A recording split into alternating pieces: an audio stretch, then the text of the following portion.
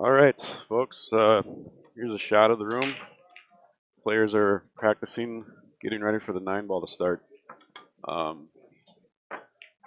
a couple new guys show up, as you can see their names on the scoreboard there.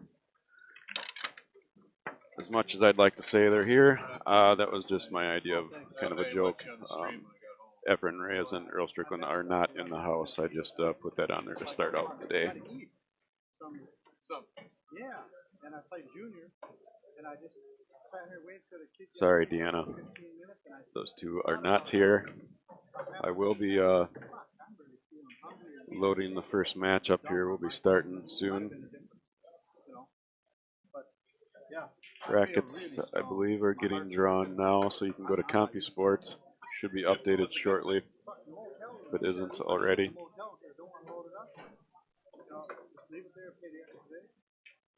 That's no problem at all. I feel my vision's all blurred, you know. I mean, people don't, you don't know. You can't even, I hope you never get a bad heart. But if you do, you just have to. No, I had a piece missing on the side of the dime on my micro valve. Oh. It's a one-way valve, so when the pumping blood into the next chamber, it just pushes it back into the bottom one, so the blood comes to your lungs before you get congestive heart failure. All my life. I was born that way, left micro valve.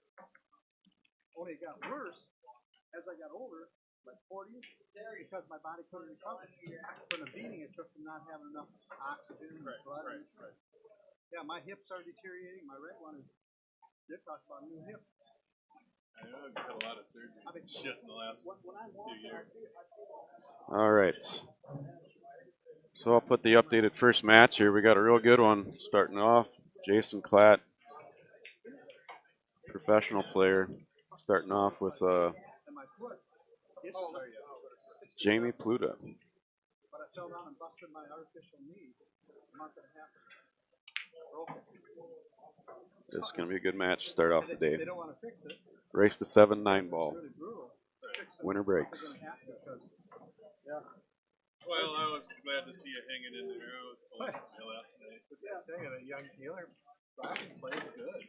No man, he kicked this one here. With a shot, I couldn't believe he missed that 8. Hey, Ryan, I'll share it to some groups here. Behind that other ball. Holy fuck. I mean, I thought he was going to shoot. Yeah, I know.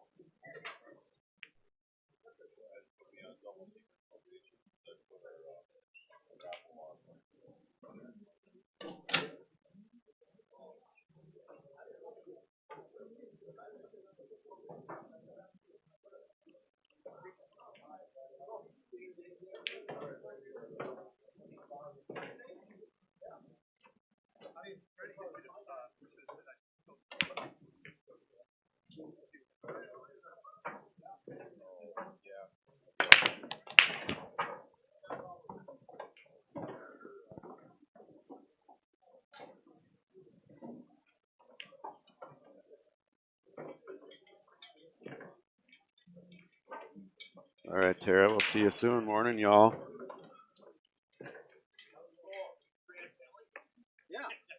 Got me and Ryan Klinger in the house right now doing commentary. I'm sure we'll have some guest commentation coming up here. I think maybe Tony Zierman will be joining us today at some point again.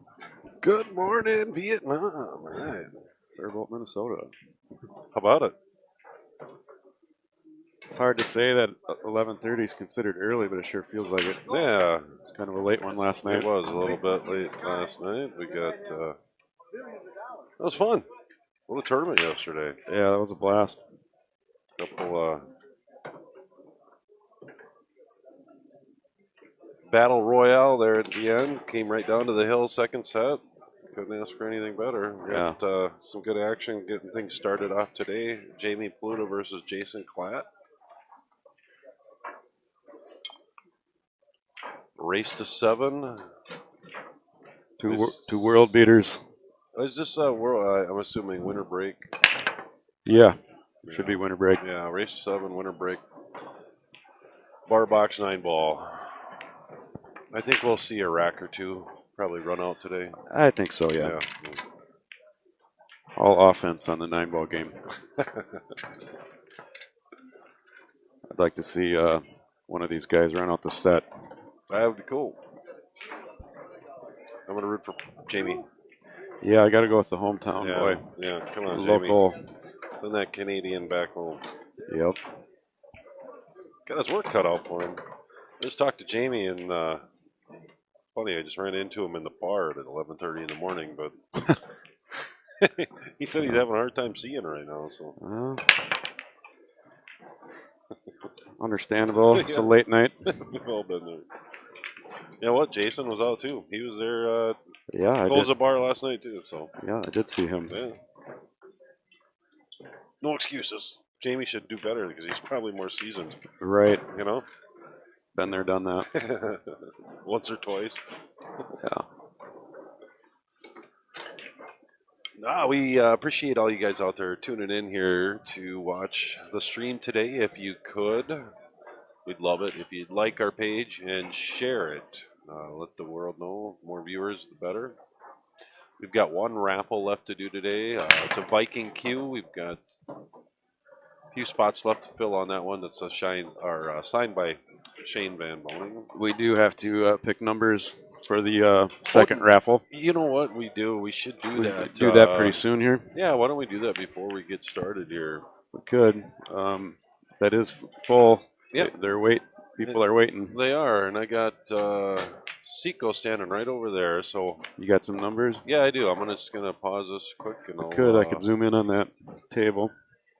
It'll be. Give me a few minutes here. Sure. And I'll get her put together. So that is for the second raffle. All right. I got the matches going. Table number 1, Jason Klatt, Jamie Pluta. We can maybe. Looks like they're calling the match up. Maybe we'll wait till after the first match. That would be the second raffle for the Odin Q's Odin Billiards carbon fiber shaft, $350 value. The word is getting out on the quality of this carbon fiber shaft that Brad Volmer is producing. Tim Tunjum has one on order that Brad is making. I'm interested in trying it out myself. Dan Ryder, this is Chris Brenke commentating right now, and also have Ryan Klinger in the booth.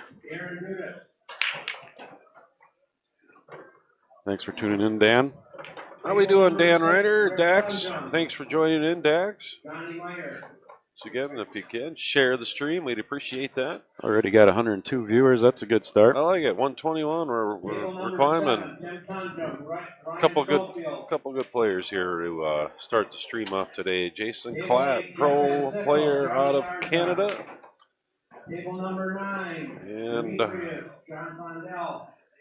table number 10. Some guy named Jamie He's a monster. Yeah. He's the only one that didn't send a player profile back, so I'm not sure. I don't know much about this Jamie Pluta guy. Maybe we'll have to have him sit down. We'll do a Maybe, live yeah, profile. Yeah, he's from Lakeville or someplace north of here. Yeah, it's nowhere near where you live.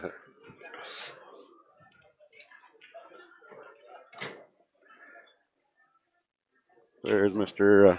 Klatz right there warming up. Yeah. That's Doing pretty a nice shot. doing a trick shot. Trick shot right away. Start up. He didn't see that, Jason. Oh, he missed that one.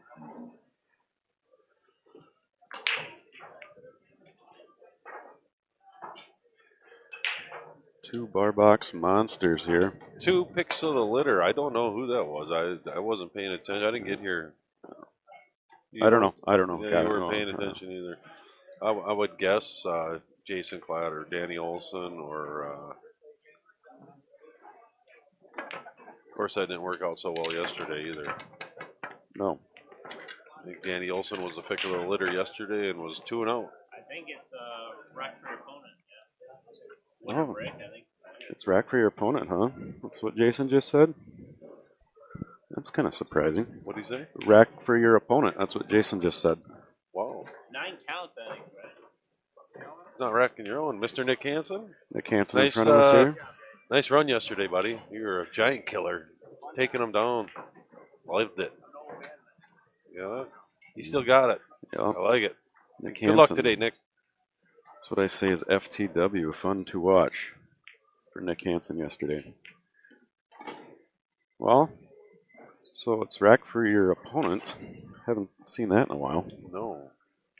At least we don't have to worry about who's second ball breaking or not. Or wiggling balls, yeah. All going to be head ball today because of the rules, obviously. Rotation. Right you are, Cotton. All right, Jamie's got a ball down. And he's sitting nice. He's got a shot on the one. I'm going to go That's ahead and say... That 4 ball's a little tricky there. It is, yeah, but it's makeable. He's got a good lead in from that 3, though. Yeah, I got to say Jamie's probably going to get this one out here.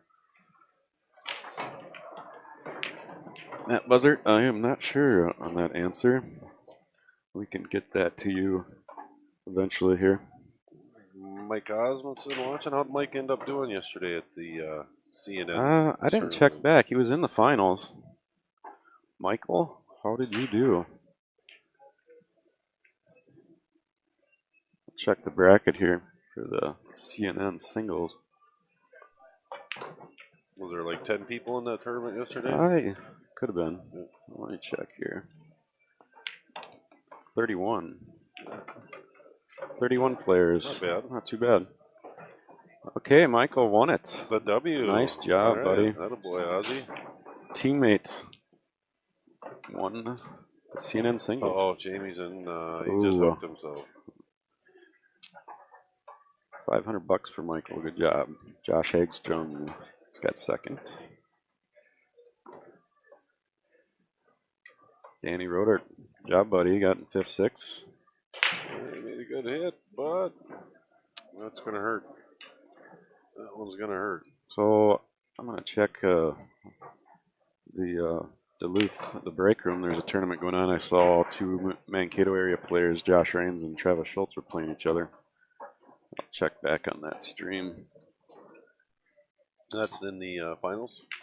That was a 4th place match. Okay. That's what I was told.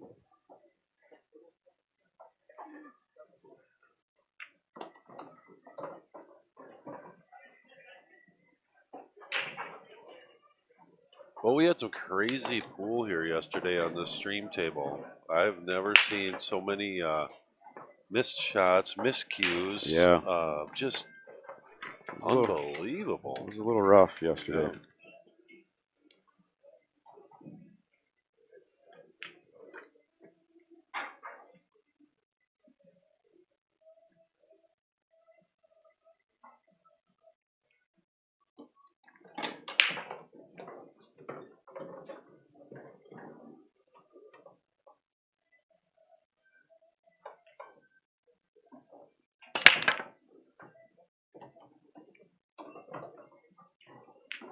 Got a decent cut on that 1 ball here.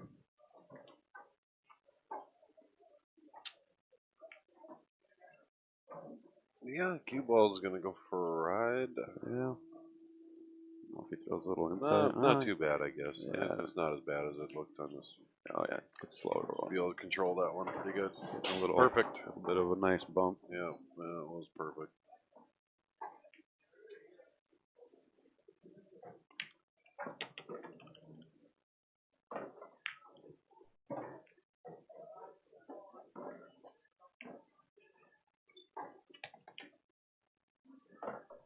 I've seen Jason shoot 9-ball on a bar table on other streams, and he shoots pretty fast. It's pretty simple game. Yeah, For him. Guy shoots good. Both of them. I don't expect this match to take much more than 20 minutes. Yeah. Neither one of them waste any time. Thanks, Chrissy. Appreciate that.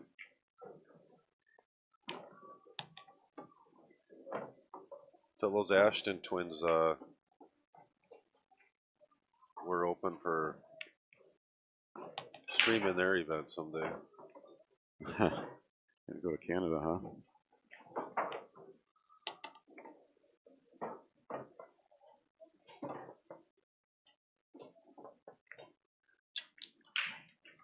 All right. Jason zip through that one. 2-zip.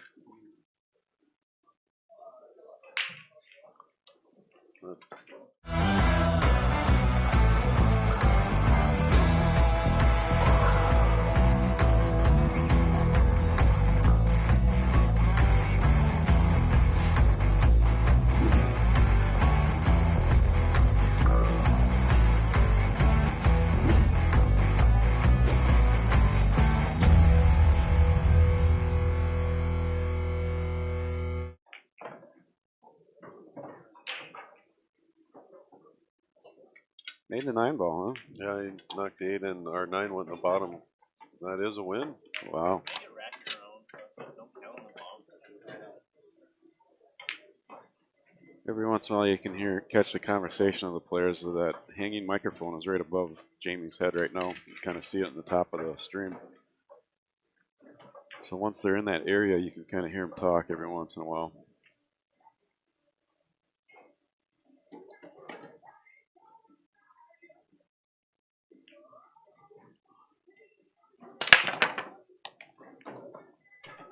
Oh, all right. Just about scratched there. Stayed alive. Don't even got an update on that Travis Schultz and Josh Raines match. Let me know in the stream. Kind of curious how that ended up at the break room. We don't believe you, Chrissy. Prove it.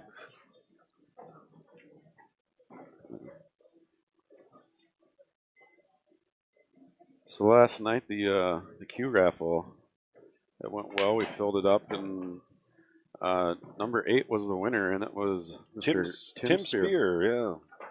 Tim Spear won the Jacoby Q package. We're going to draw for the Odin carbon fiber Q. We have not done that drawing yet. We were gonna try to do it before this match started, but they got going too quick. So we'll do that drawing after this match. Seco's here to draw a number for us, and then oh no, no, he had him buried in there good too.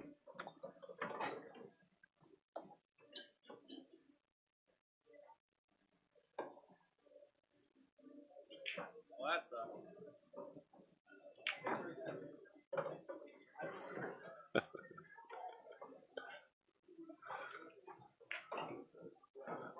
Chrissy, you're lucky. Chrissy, you get to sit in the hot tub, huh, and watch this match.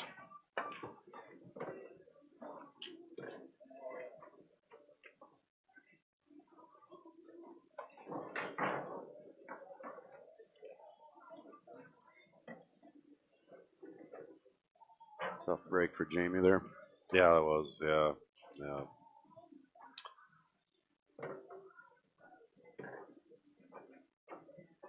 Okay, thanks, Matt Hook. It's at 6-6 between Schultz and Raines. So that is going on right now, huh? I'm going to have to try and find that here.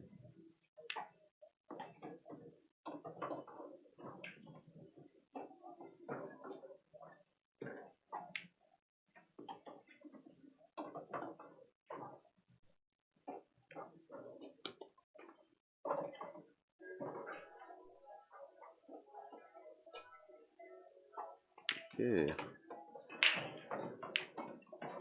Jason Klatt up 4-0.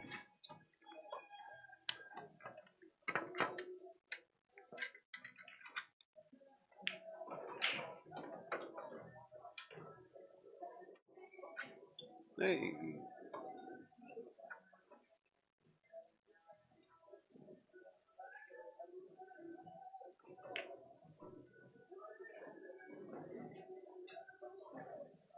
Well, that match, Travis Schultz and Josh Raines. I think Travis was up 5-0 at one point. Josh made a comeback, even it up 6-6. Okay, that's what Jamie needed here. He's got to put a string of them together here. He's got to. Yep. The race to 7. He's got to get back in this. Yep.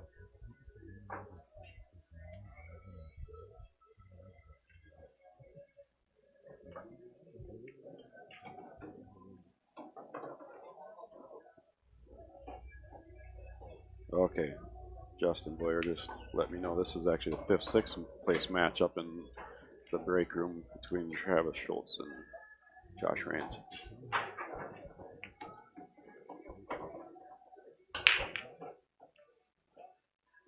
Thank you, Justin.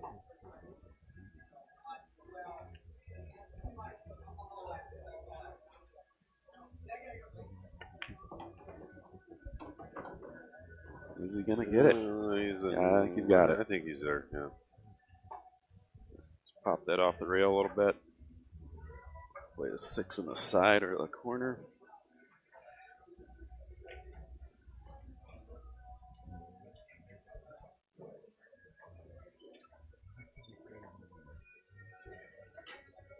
Yeah. Yes, it is winter break. So, I know Jamie's a fan of that. So we can be down 6-0 in a race to 7, and he feels he's got a good chance of winning.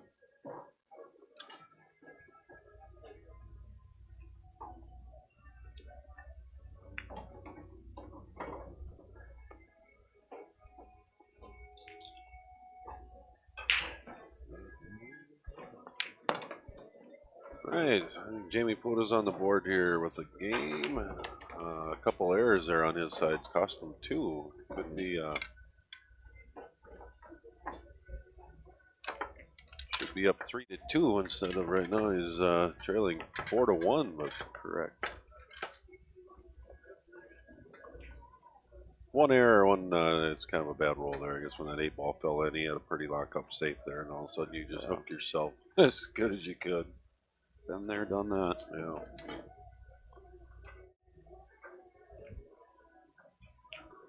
Shout out to Troy Liebel and Taylor Broughton. Yesterday's finalist. Troy Liebel come out on top. Taylor Broughton came through the backside. It needed to beat Troy. 2 sets, he got him the first set. Second set came down to the wire. Hill. It was a lot of fun. Some good matches.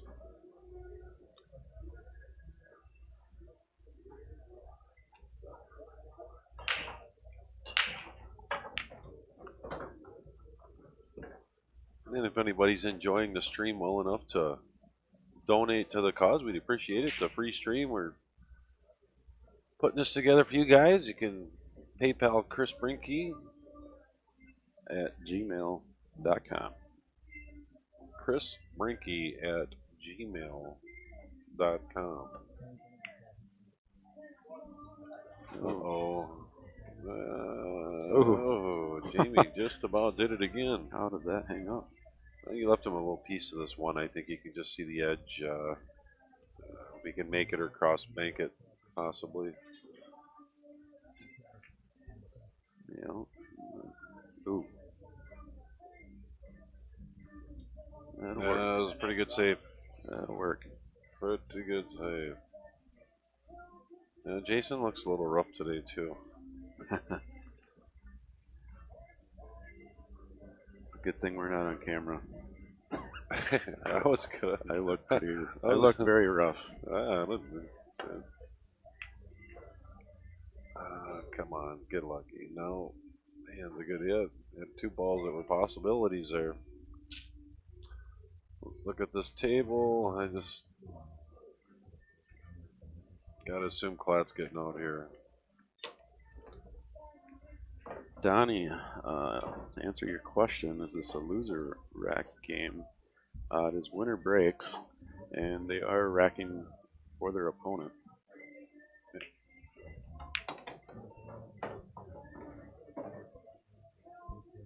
No rack your own. Yeah, that's surprising.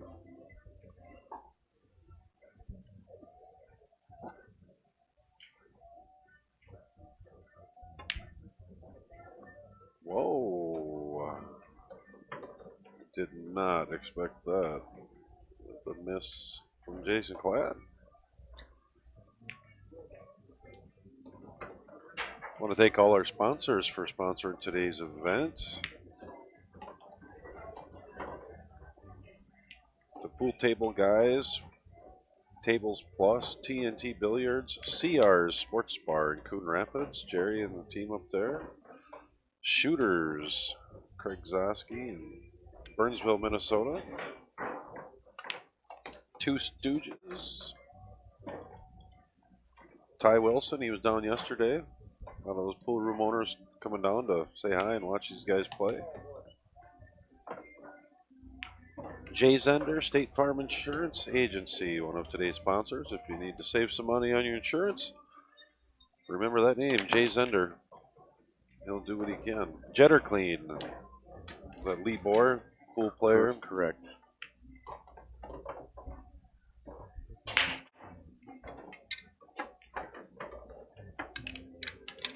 Local Mankato pool player, Lee Bohr. We thank Lee. He sponsors a lot of these events, streams. So Jamie is at 2 now. Yeah, up to 2. He's clawing.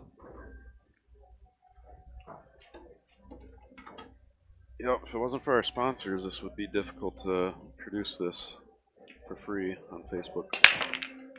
So thank you very much. Couple balls down. Got a look on the one. Bet you $5 he gets out. No, I don't know. I'm not going to take that one.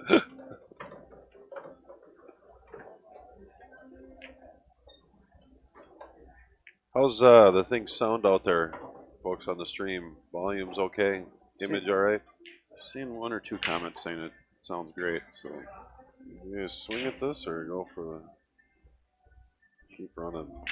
Yeah, he's gonna keep running. Uh-oh, look out. Oh, boy. Should have took my bet, Gunner. I did, didn't I? I thought I said I'm sure. pretty sure he said pass. Oh, okay. Like yesterday when I asked you if you wanted to go partners on the football deal, and you passed yeah, as and then well, you won it. and I won 100. Yeah. Trying to share the wealth, but I'm making bad decisions, I guess.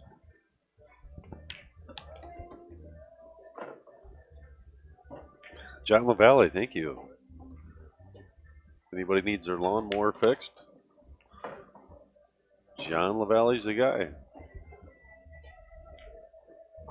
Sharpens blades really good.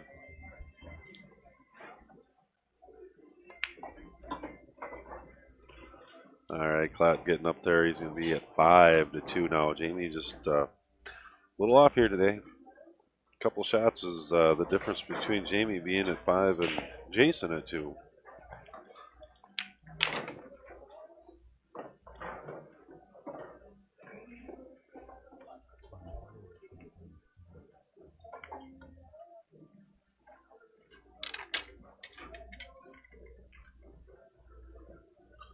We got some horses here today. Jamie Pluta, Jason Klatt, Johnny Meyer, TJ Steinhaus, Danny Olson, Demi,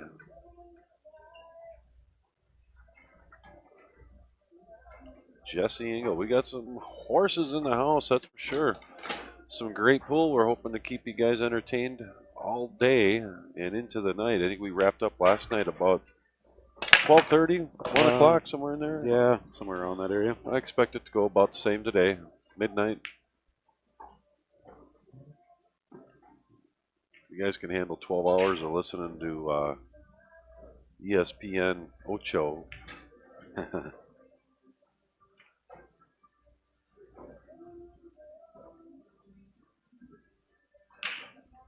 Yes, these couple of our youth league players are down here watching. That's great to see. Made the run down to watch these guys. We'll be back next weekend. There's a youth event down here. I believe it's a doubles tournament. So I get to come back next weekend. All right. Another uncharacteristic error by Jason Klatt. Missed his first shot, the one ball in the corner. Like he caught the. Yeah, he left him tough, but.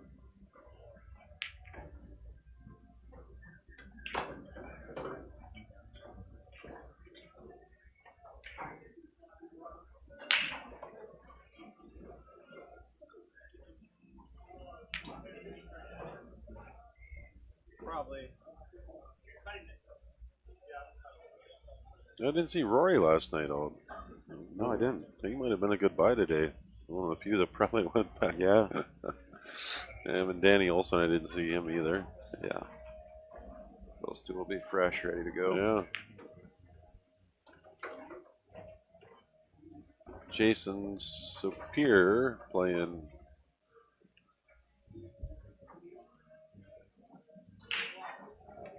Rory right now. It looks like they're tied 2 apiece, and Jason's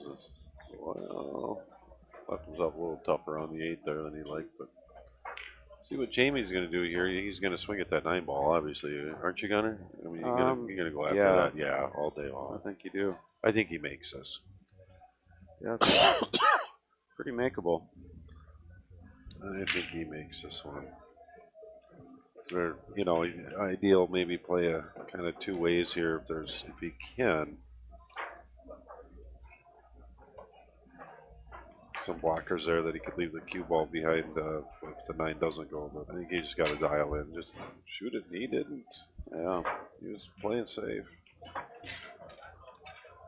Dan Ryder, that must be on your end. We are live, so you must have just lost the feed on your end. Just reboot, and go back to Midwest Q Sports.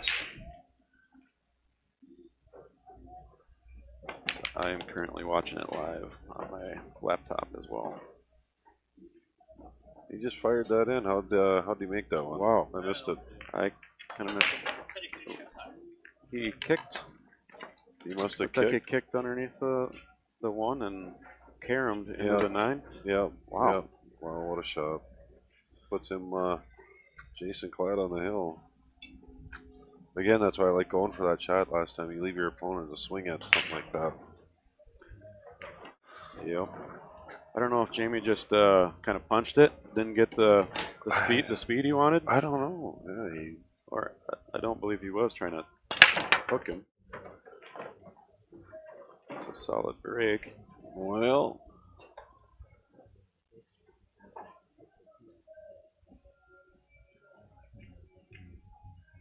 Coming to you live from Faribault, Minnesota. Big city down here. Some pretty good players. Was that Jason Klatt need to go to 6? No, I think he's at 6. Okay, yeah, we'll update that score, yeah. Jason's at 6, Jamie's at 2. And Jamie's just, is it Jason's birthday today? Because Jamie's giving him a lot of gifts.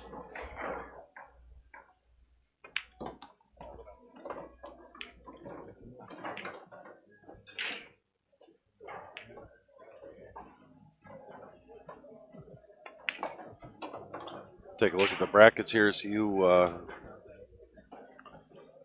we might bring back up here to the stream table for this next match. Looks like Klatt's making quick work here.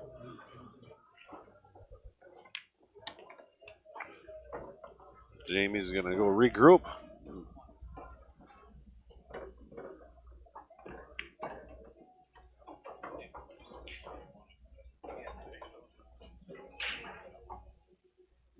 All right, next match we're going to bring to the stream here. We're going to have Troy Liebel, yesterday's winner in the 8-ball event, against Gene Albrecht.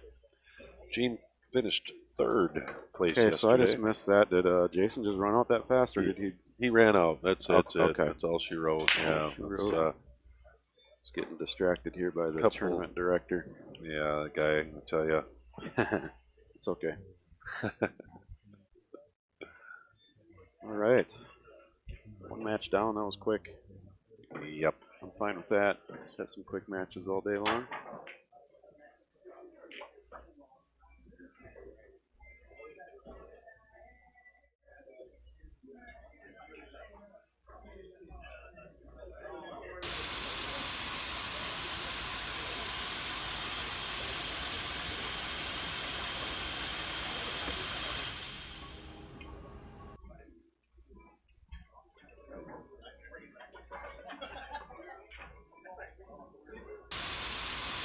There are 25 spots on those next two raffles, right? Yeah, 25. No, was it? I'll have to check that out here. I'll get back to it here. Yeah, we could probably go ahead and do that if you want to. Well, I'll run out to my. You know what I'm good? I'm gonna run out to. We got those numbers in my car. I'll run out and grab those quick, and we'll do that drawing. Okay. See if back in a flash. Get it in before the next match. So we're gonna do the raffle for the drawing for the second raffle.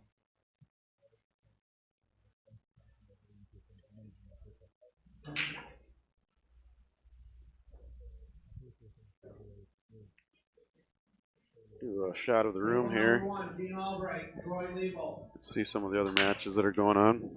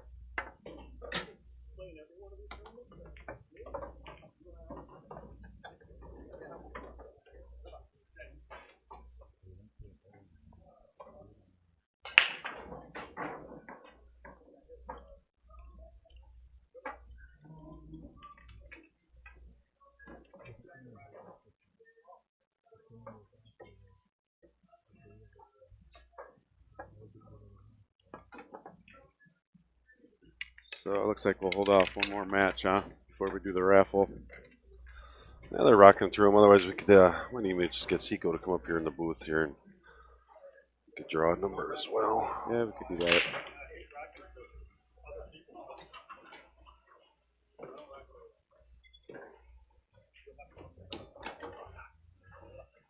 You could also just kind of walk over there a little bit, and I could turn the third camera on you. Troy wins the leg here.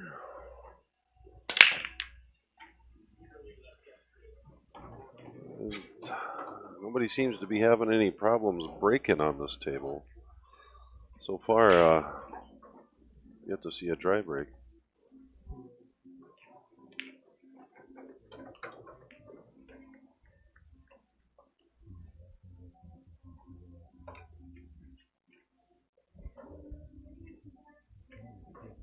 In this first raffle, we're going to be drawing this for an Odin Billiards carbon fiber shaft. Those are being made by Brad Volmers. And they are fantastic quality carbon fiber shafts that Brad's making. Yeah, I'm looking forward to trying one of those out.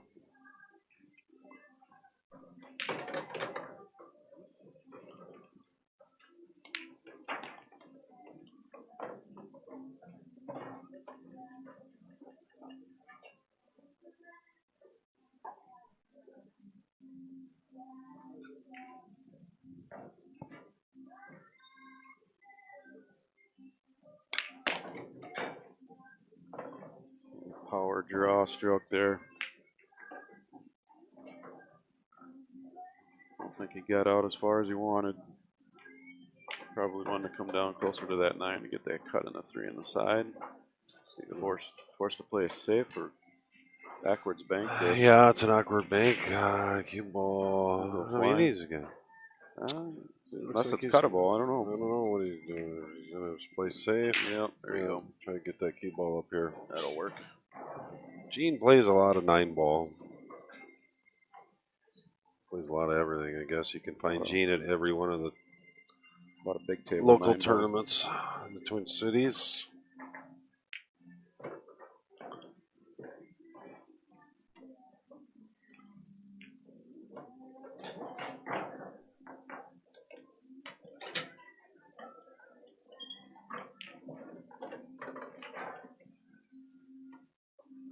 Table number 10, Taylor Broughton. Josh Jones, table number 10. Be a good match. Just called up there, Taylor Broughton and Josh Jones. It might be a good one to watch.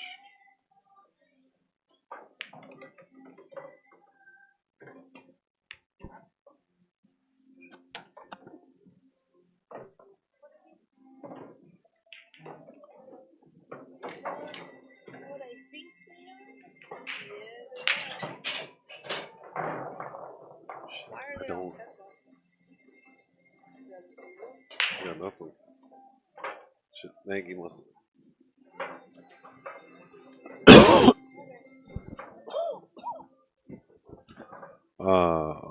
Shit. Yeah.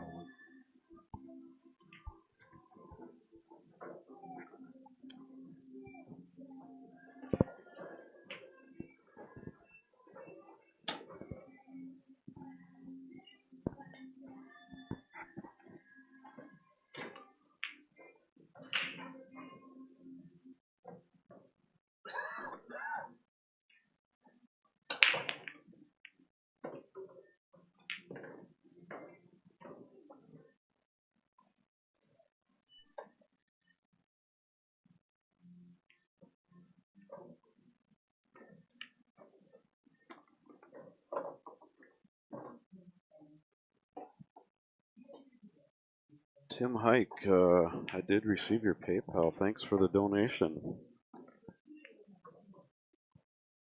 Very much appreciated.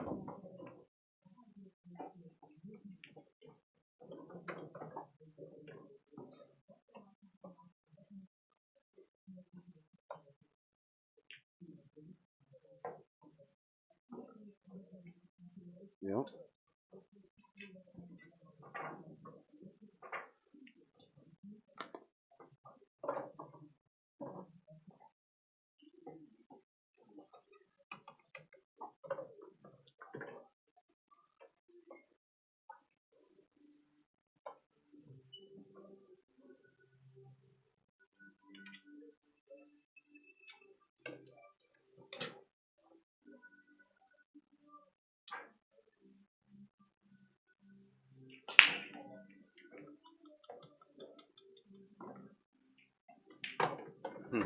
Yeah, that's pretty cool.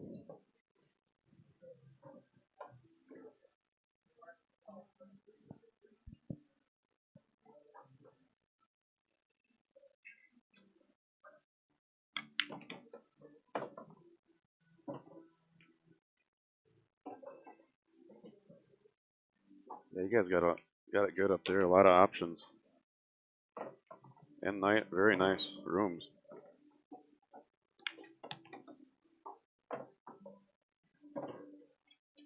So we got Gene up 1-0.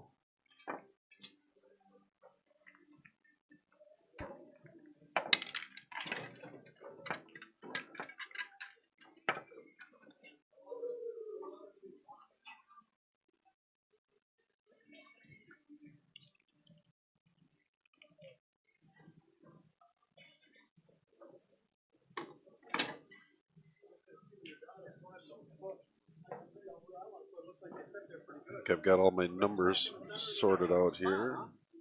All right. We'll take a look just to double check, and we'll see if we can get Seco up here to draw for the Odin. Billiards carbon fiber shaft. Maybe you can keep your headset on. It should be long enough. Just go step down there, and I'll put the camera on you. Perfect. So we can see it live. Whenever you want, I'll be ready. Yeah.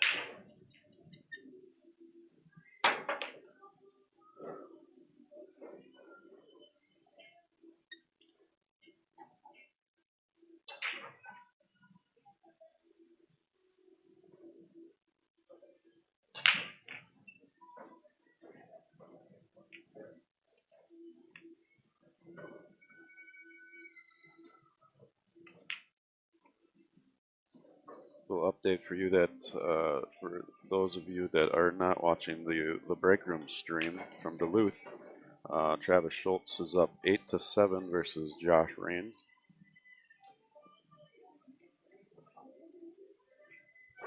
What's the carbon fiber shaft? Did they use last night? Did it? Yeah. Tim Spear. I like that. I gotta figure that out. Thanks for keeping my notes. Oh, yeah. Yep.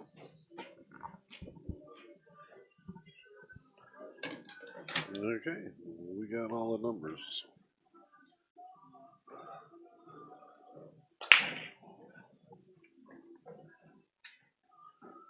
Dan Ryder, I'm glad you got back on to watch the feed. This is Chris Brenke talking, Dan. We actually kind of joined powers here and started this Facebook page called Midwest Q Sports. Basically just created this to stream this event. If other events happen, so be it. We would be willing to talk to people if they want us to stream another event. But the main purpose to create this was for this event. Yeah, we've talked about it for a long time, how big of a tournament this is and how nice it would be to bring it to the stream, which we did. And we're happy to be here. So if some of you other tournaments out there want to discuss it, give us a call. We'll talk to you. Me personally, it's not something that I'm looking at doing a lot of. I don't have a lot of time to be doing this, but we would be willing to talk to whoever, and see if it can. Probably Moscone Cup, maybe U.S. Open. Yeah. As long as the trip is paid for by somebody.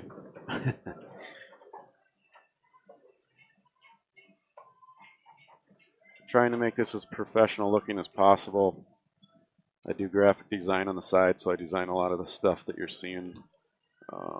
We've invested a lot of money though into the equipment here to bring a good stream, good quality. Right. Look, we've had nothing but compliments with the quality of the stream, the audio, the video, which makes me happy because we put a lot of work into it. Yeah, Gunnar, you did a fantastic job putting this. Costs a lot. It's pretty stressful to get all this working properly. You know what though? It's been flawless. Knock on wood. We've you see a lot of streams out there that don't go so well, and we wanted to make sure it went perfect, and so far, so good. Knock on wood. Yeah. Thanks, JD. Appreciate that. Compliments, Doug. Thank you.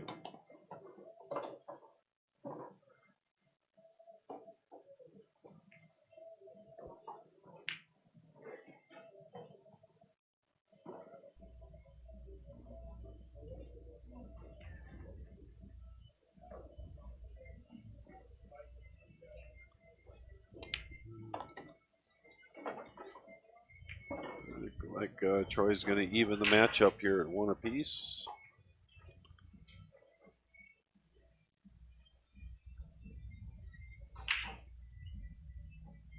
Not sure what that race is up at the break room. It's a pretty long race. It's 8 to 7 right now. I don't know. Are they going to 9 possibly? I don't know. I'm not sure. Somebody that's on the chat room could maybe say what that race What is. was this, like a certain number under in Fargo rate, I believe? Yeah, it was either like 600 and under or 599 or something like that. I think it was 600 and under. Fargo rate. Josh Raines is under 600, huh? Yeah, I guess so.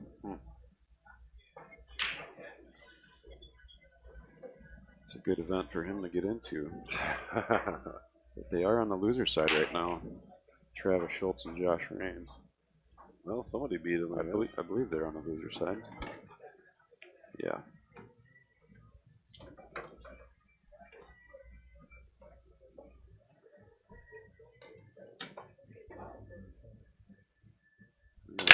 Looks like Josh just tied it up 8 to 8. Anyways, I gotta update the score here. Troy has got a 1. Yeah, 1 apiece here. Table number 4, Brandon Guzzi, Danny Olson. Table number 4.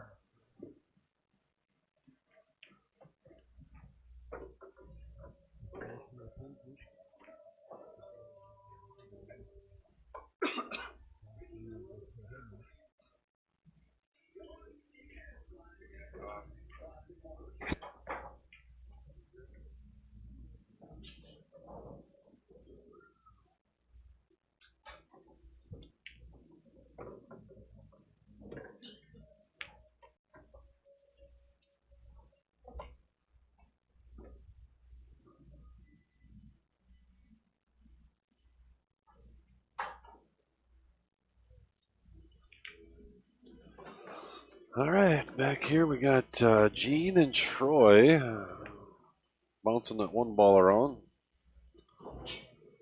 Gene Albrecht with a 3rd place finish yesterday. He got a roll or 2. Tristan Hanson had him. Tristan had him beat. One little mistake let Gene back in that match, and he got out. Some of the other players yesterday, notables, Nick Hanson just played phenomenal yesterday. He was in, I think, 3 times I saw Nick in a big hole. I mean, deep. And once was against Rory, and Rory was up, I believe, 4-2, and scratched on a break, and that was all she wrote. Nick ran the set out. Nick found himself in a similar situation against Jesse Engel. Jesse scratched on a break, and that was all she wrote. Nick came back, got the set out. He was knocking monsters out left and right yesterday.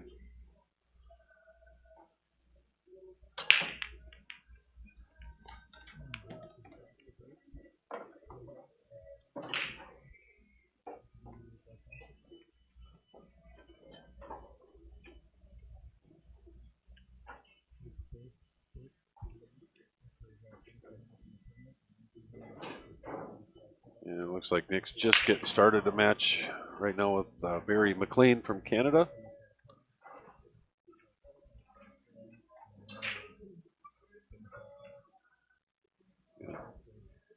Some of the other matches going on, I see Tim Tunjum and Ryan Soveld tied at 4 apiece. Got Danny Olson and Brandon Guzzi just getting started.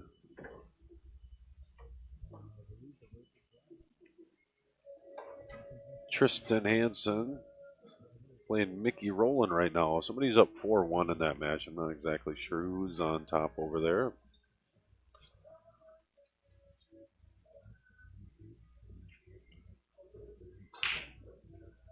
Jason Sapir currently playing Rory.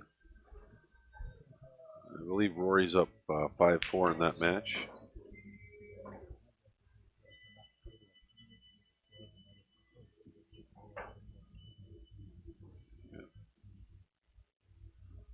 Junior and Demi Key are tied 4 apiece. I see that down there.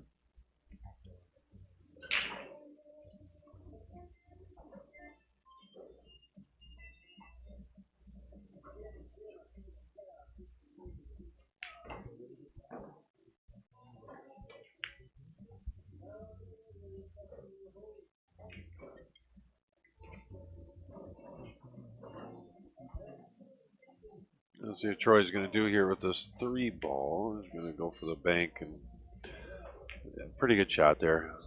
2-way shot. Make it. You're great. You miss it. Gene's got work here.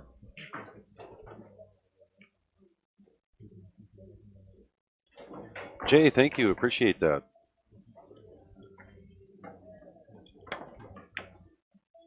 Mike, appreciate the compliments.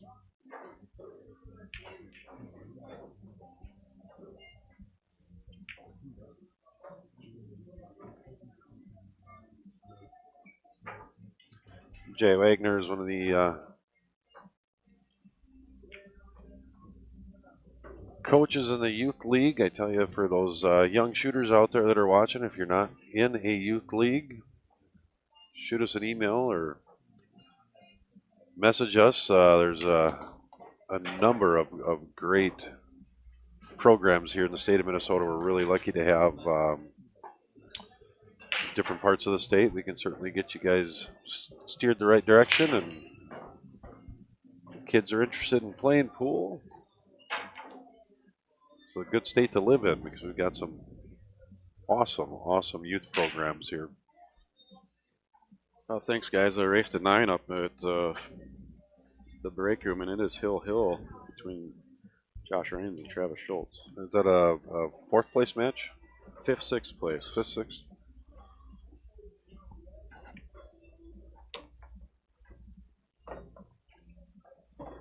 Ryan Lebo, thank you. $5.99 Fargo rate and below for that tournament.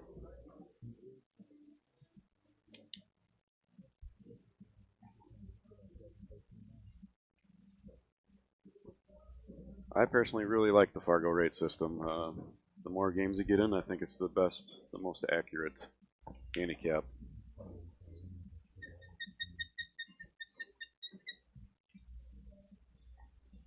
Of course. Yeah, maybe he doesn't have a lot of games in yet. I think you need a 250 or something like that to be established. Which, if you think about it, that's not that many games. Once you get a lot of players with, like, say, 1,000 games in, it's going to be really accurate. Starting out, it's going to take a while to get there, but I like the system.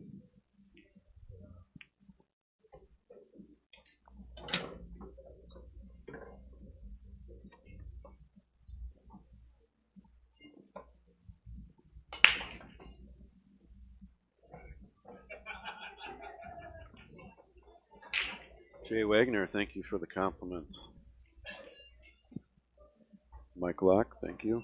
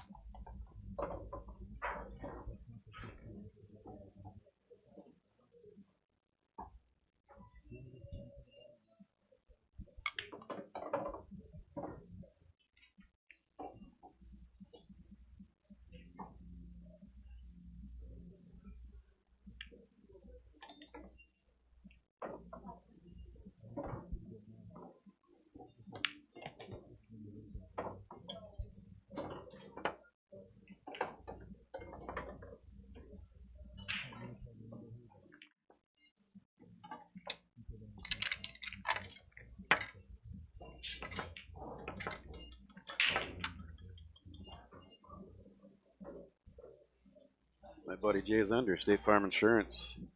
I'd like to get a vehicle quote. It only takes a minute. Hit up that website there, /quote.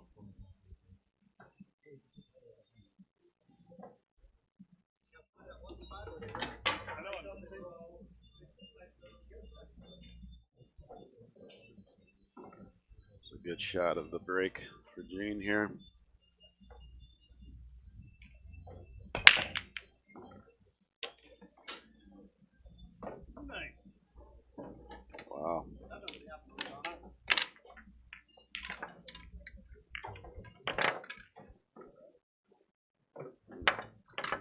Troy's gonna do something a little different with that rack this time.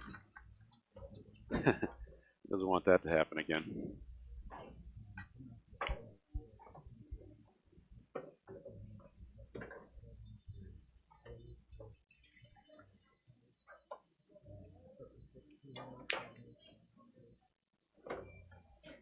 And an update on the break room. Travis Schultz, my little buddy, pulls it off. Hill. I don't know.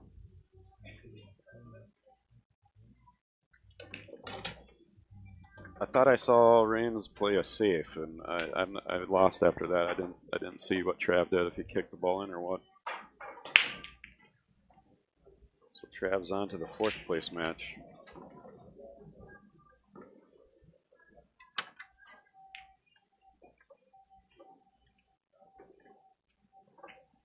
I did.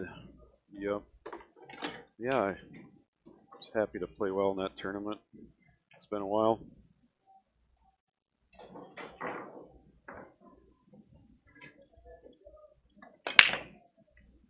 Ooh, 9-ball and the cue ball.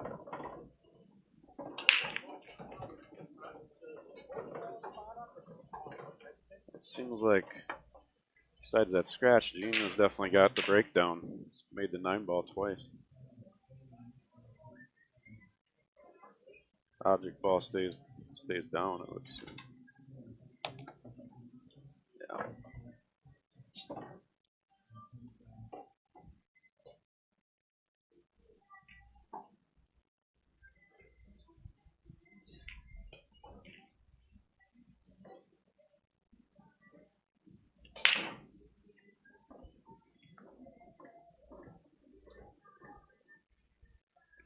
Again, thank our sponsors out there. Star Cycle, Mankato, Jay Zender, State Farm Insurance Agency, Phillies Billiards. That's a new pool room opening up in Owatonna. It's coming to us this spring. I believe they got, I think I heard 14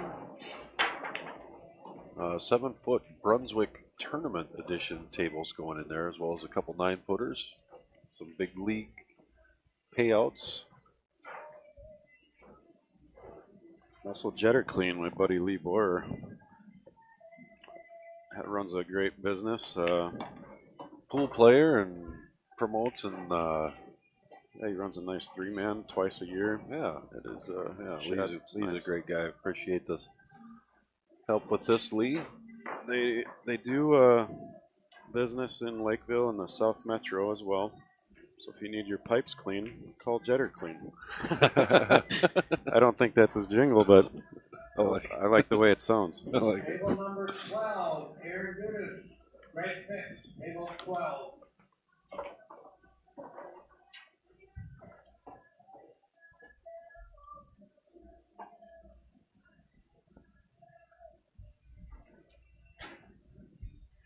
Thanks, Steve.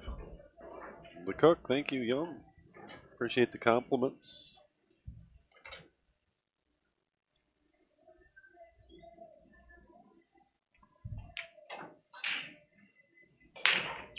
Table number 8, Tony Hilla, Jeff Van Sickle, table 8.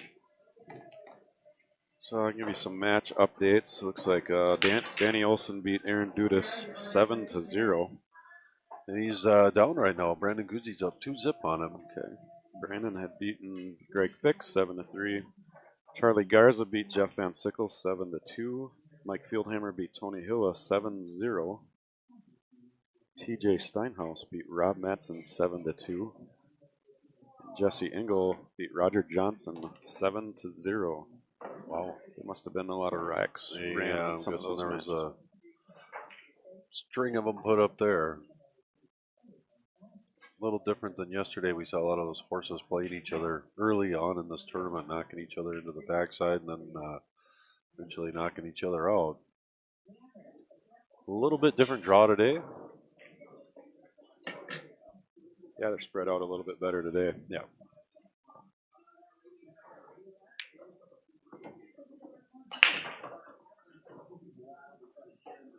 We got Seco walking up here. I'm gonna have Seco draw another number. How about it? Lucky hand. You gonna let him eat first or no? No, I think he needs to set that Okay. down. He needs to come over here and draw this number. He needs to let it cool down before. Yeah. Why don't you step? I'll go walk down there by Seco and have him draw this number. This is going to be for the. He's just gonna sit and eat. Might as well wait. Well, I'll let him eat. Yeah. Let the guy have his lunch. Looked like a pretty good cheeseburger. If you're in the area, you want to watch this live, come on down. We're in Faribault, Minnesota, just about 30 minutes south of the Twin Cities. We're at the American Legion. Plenty of spectating room here today. A little different camera angle here. Show you guys what. Wait till he makes Let's see this. if Troy's going to knock this 9-ball down, get a little closer. And that's center cup for Troy, 2-3. Here's a shot of the room for you. Yeah. A lot of monsters out there playing right now. John Stitch and the MPA brought the tables in for this event. Thank John for that. Yeah, John does a great job, the NPA. Yeah.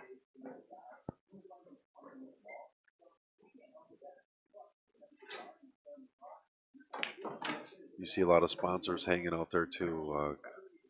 A lot of work goes into these tournaments and setting these things up. Let's see what Troy can do. Maybe snap a 9 in, get one back on Gene here. It's moving. It's moving. Oh, jeez. Look at that.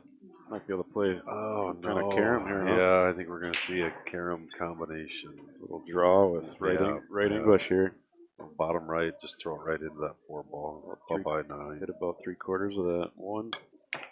And that was too easy. Yeah. Don't have that one hidden.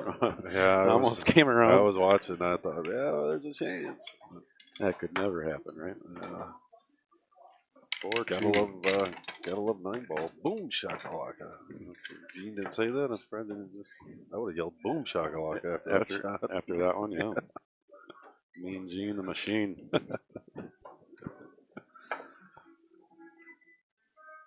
I can't imagine how many tournaments this guy plays. Oh, he's everywhere. How many miles he puts on too. Mean Gene. I wouldn't say he's mean. I actually like the guy. He's a nice guy. Yeah, I just like the name. Right. Mean Gene. He's mean on the pool table, I guess. On the pool table, yeah. He's a heck of a player, you know. He gets in high gear. Look out. He can run and about anybody over here, but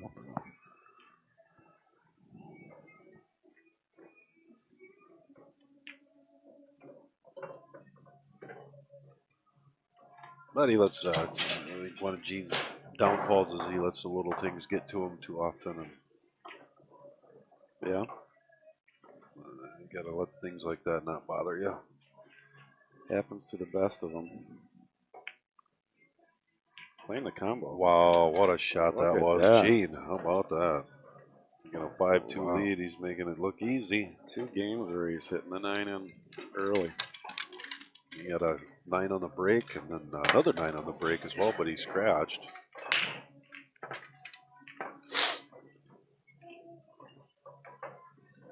I think Soup's on the hill over there. Soup's on the hill there. It'd be a big win. It's Rory. 9-ball bar box. That's kind of Rory's game. Yeah, you see Rory racking there, and that's Jason Sapir about ready to break. I believe it's Jason that's on the hill. I could be wrong, but.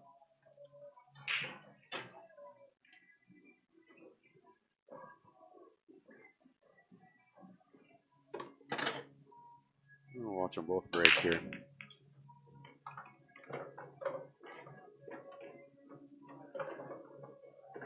He's had a lot of action on the 9. Not this time. He's not doing much there, but he's got a ball down and he's got a shot on the 1.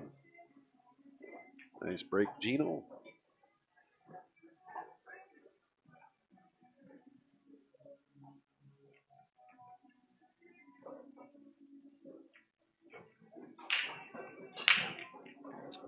get a score update over there on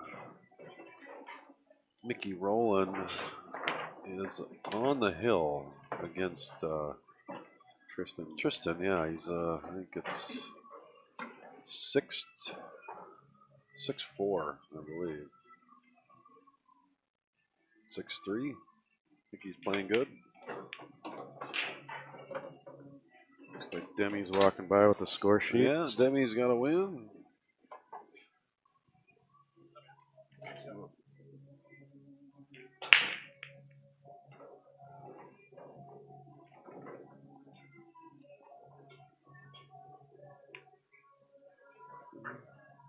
Good save there for Gene.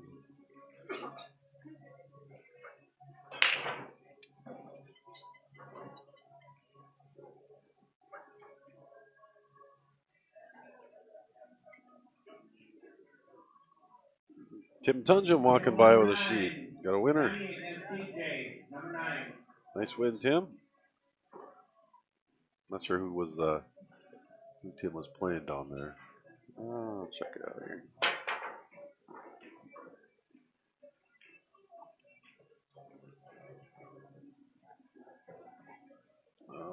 Ryan Sobel. Ryan Soledad. A couple of guys I was bidding on in the auction, so didn't get them. Got him 7-5. Bid them up. Table number 7, Mike Fieldhammer, Charlie Garza, 7. Yeah, that's gonna hurt. It's gonna probably put Gene on the hill. Demi beat John Fondell 7-2. He is now going to be playing Tyler TJ Steinhaus. Ooh, that would be a great match to have on this table. Yes, here. it would. Boy, I wonder if we could talk. Have them hold off on that one. Yeah, I think I might go talk to the tournament director here. I'll be right back. Yeah, Demi Gelatis and TJ Steinhaus would be a fun match to watch for everybody. TJ is playing a big match next Saturday, Friday and Saturday at CR Billiards in Coon Rapids, Minnesota. $20,000 winner take all. TJ versus Shane Winters. Race to 25, best of 3 sets. Take what you make, 8-ball. And there also is an 8-ball tournament that day. $100 entry fee, 16 players, limited to 16. $500 added 8-ball tournament. So it sounds like we are getting the match changed. We have some pull with the tournament director apparently. So we got her changed here. We're gonna put that'll be a great match. I'd like to watch this one. TJ and Demi coming up next here. Gene's on the hill. Yeah, I'm looking forward to that next one. So we got 6-2. Gino. Talk about that match coming up next weekend. Did you? Just plugged it. Wow. You don't need to I'm run excited. I'm excited to watch that one. Yeah. I'll go up Friday and play the Friday night tournament. Friday night 8-ball tournament. And why not do the $100? $100 entry 8-ball. And I should actually. I'd probably play better. I think you could roll right through that one. Yeah, buzz right through them. John Fondell, Rob Matson, table 8. It'd be easily equally as difficult as this tournament is here today. I'm having a feeling. Minus TJ. It could be, He won't be in the field, but right. Here's the poster for that match. Shane Winters is also a monster on the bar table. Well, let's hope he shows up. Yeah. Step 1 is showing up.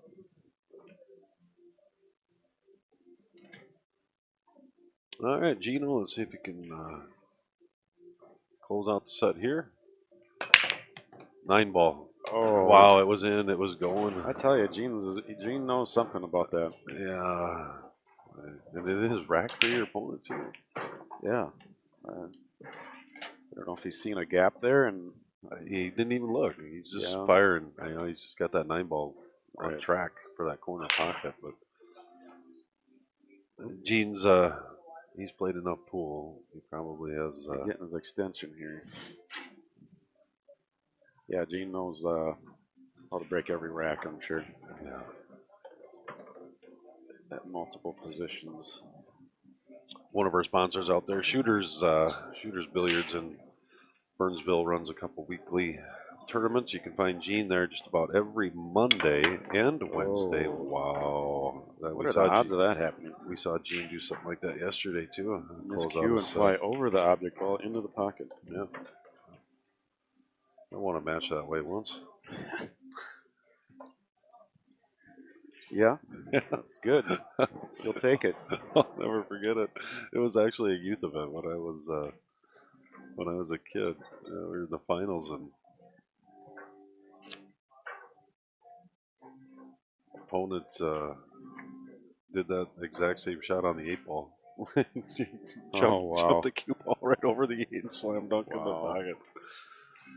I won a Hubler jump break pool cue. I still have it to this day. Wow. The old one. Pool's a funny game sometimes. You think you're out, something like that can happen. Yeah.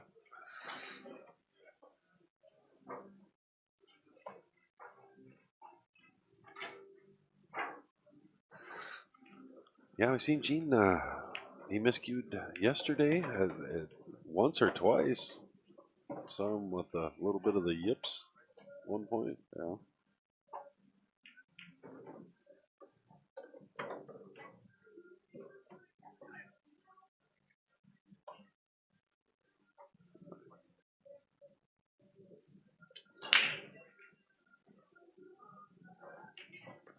Well, that money won is twice as sweet as money earned. Where's that from? Somebody comment? Anybody out there know? Money won is twice as sweet as money earned.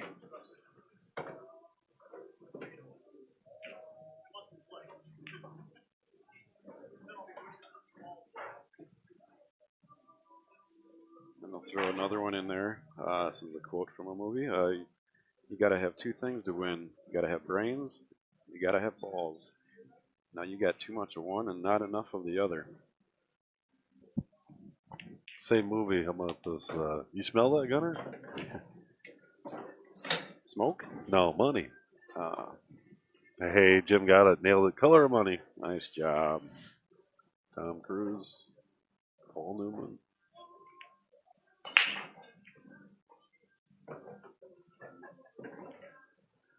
Well, Troy, you run this 5-ball up table. And good shot. Got it. Valley gobbled that up. Yeah. Well, Gene was working on his tip here for the last 4 minutes. Isn't that what you always do after a miscue? Hey, you know what I tell you, whether it needed it or not, obviously you can do that by just putting a bad stroke on it. You can't, but it's more a mental thing. Yeah. I know Gene was using that Kamui chalk for a while, but he lost it at Shooters. But obviously, when you miscue, sometimes you do a little damage to the tip. You got to fix it. Kamui chalk, stuff works well. I remember he lost his chalk at Shooters. He went as far as coming back the next day to have Craig look at the camera footage to see if he could find out who took it.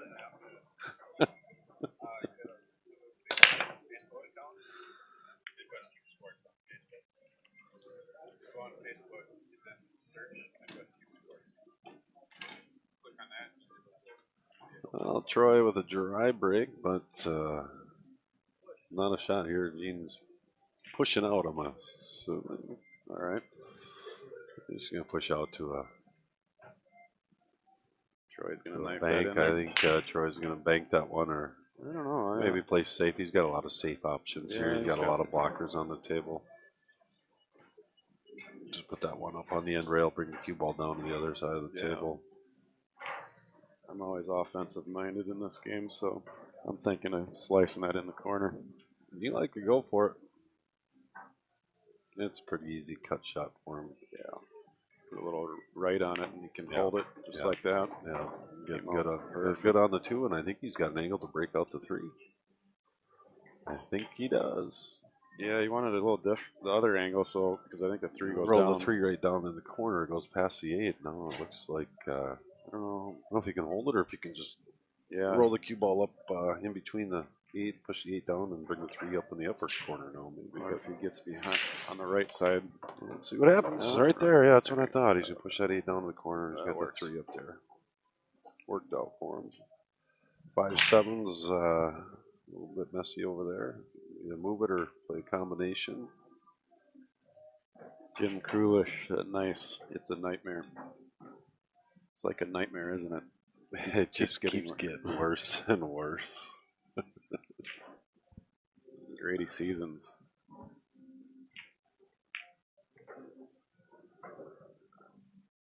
Ooh, the impossible dream. Yeah, Troy. Wow. Poor Sarah there. Took it for granted. Yeah. Didn't get down on it, kind of stood up. It's that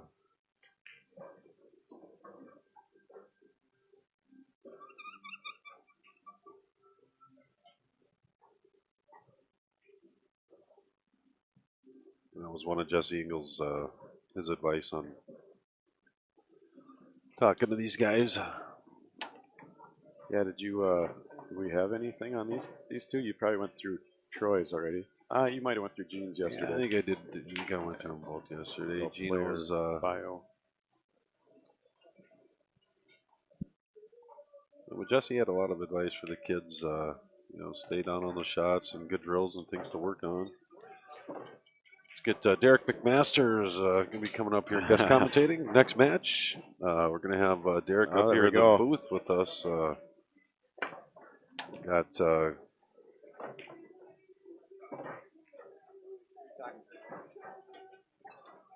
right, can you hear us, Derek? You are now live, Derek. Live. Wait a minute. Not on yet? Now you're okay, live. Now you should be live. You can talk into that mic. Nice shot, Gene. There you go. All right, thanks, Derek. We got a good match coming up next here on the stream table. Derek, Demi versus TJ. That'd be a good one to see what happens. Yeah, that's going to be a good one. You drinking orange juice? Yeah, vitamin C for the morning matches. So, Derek, I got to ask, can you kind of tell us what happened at your poker tournament not too long ago? Oh. Give us a little rundown how it went. Well, it was a long tournament. Before you get into that, I'm going to go draw this. Okay. Owen Q, I'm going to go bug Seco right now. He's eating, but I don't care. I'm going to interrupt him. You stay right there, Derek. Right. All right, Derek, hold that thought. What is this for? We'll be back. We're going to do this raffle here for the Odin Billiards carbon fiber shaft.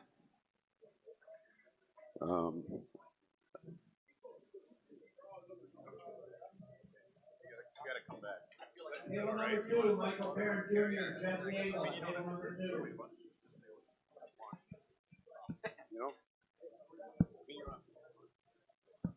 Table number 11, Roger Johnson, Dan B. Table 11. Hold on. All right. So we are going to do the live raffle right now. Here's a zoomed in. Hold on a second. I'm going to change the cameras. There's Ryan with Seco Varani himself, digging in to the raffle, picking out a number for us.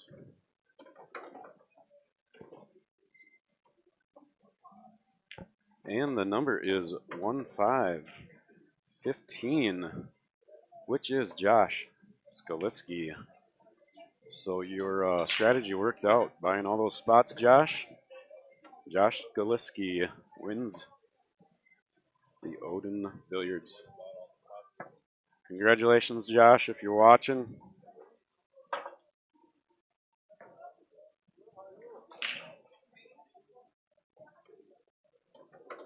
And here is the leg for break. I'll change the names up here. This is a high-powered match. I'll get it set up here for you guys.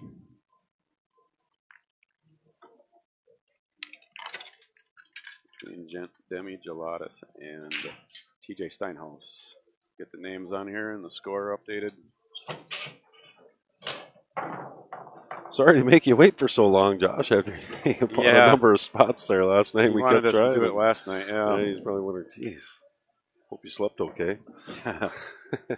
Well, congratulations. We'll, Josh, you'll want to reach out to us, and we'll get you in contact with Brad Vollmers. He's the owner of Odin Billiards, and it's my understanding that Brad will then put the joint on that you need for this Odin carbon fiber shaft and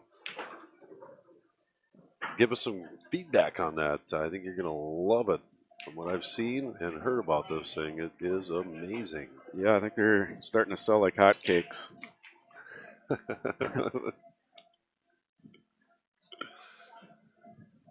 Well, what's going on here? Demi versus TJ. This should be a great match. Yep. Looks like did TJ break scratch? I believe so. Or I believe he did. Was busy. We get busy with the comments and the technical side of things. Not always watching what's going on over here, but Demi with ball in hand on the first rack. Looks like he's gonna play for that combo. 6 to 8. Yeah, he doesn't have it. It's not very makeable on a bar table. Junior walking by with a slip in his hands. Michael Perrin Jr. with a win down there over Danny Key. That was close. It was looked like Hill for those two.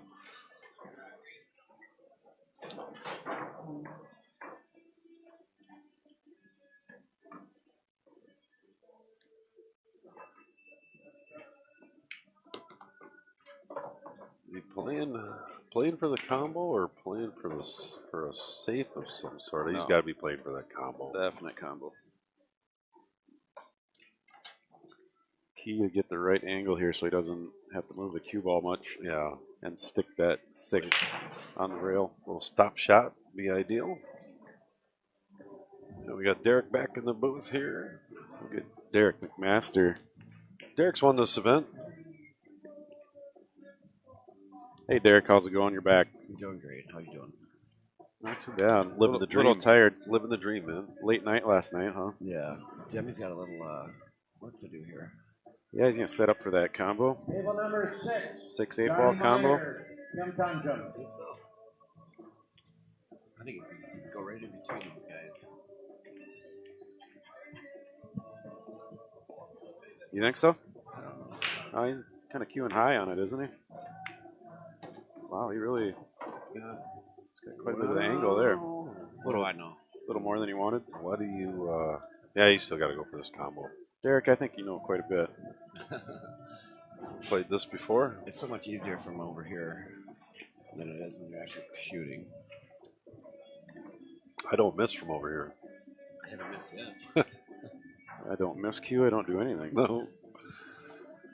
We've seen a lot of that on the stream table, though. A lot of miscues, just yips, yanks, whatever you want to call it. I mean, we've seen it all. I haven't heard that. I haven't heard that on a dips, the pool match before. Yeah, shanks, yanks. That's unbelievable. How was the final match last night? It was excellent. Yeah. Went Hill in the second set. Yep. Wow. Right down to it.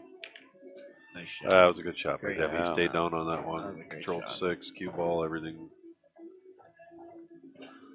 This Demi sure can play. Yeah. He's a monster. He is. He is. Very methodical, precise player.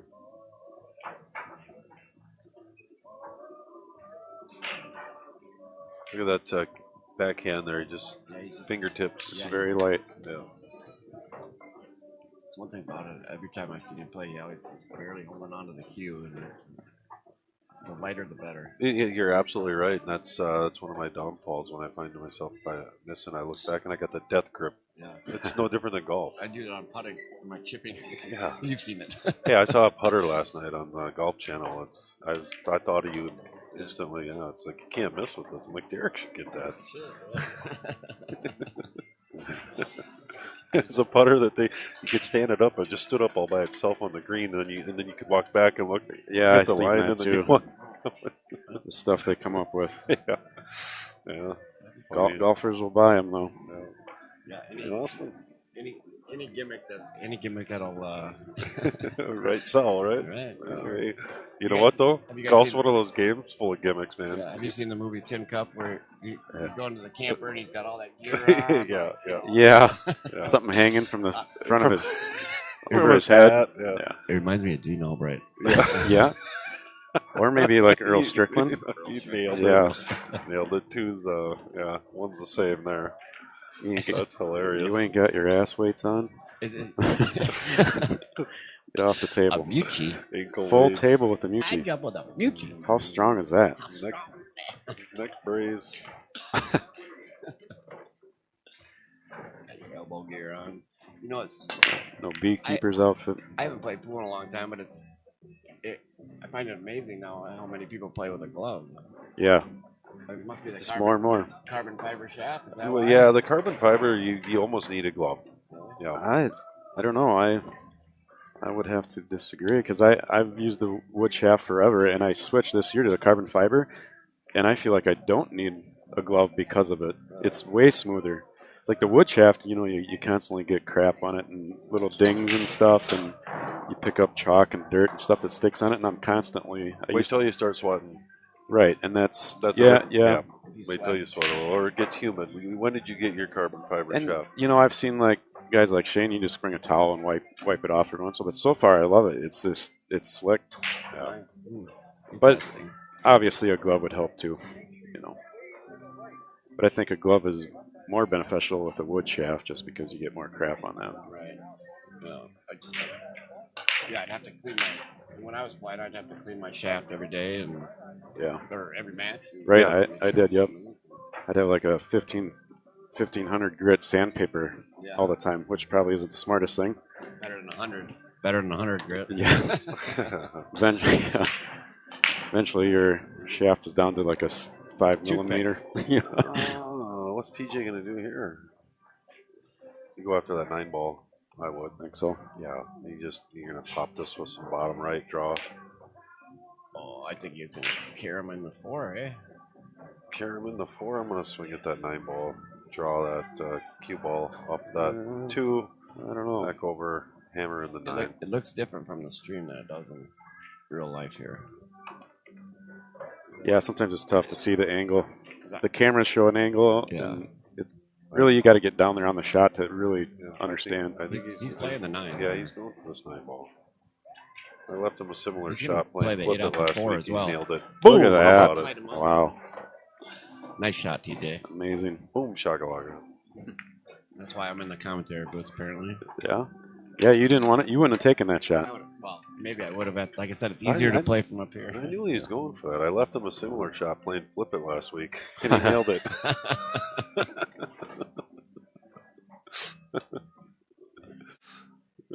These guys sure can play. Yeah. There's a list of the sponsors for today's event. Where's he at? Jay Zender, Where's he at? State Farm agent down in St. Peter, Minnesota. Where is he at? Yeah, he's at home. He's not here playing pool. He's selling insurance. Yeah, Busy. he's robbing my mom. And he's my mom's agent.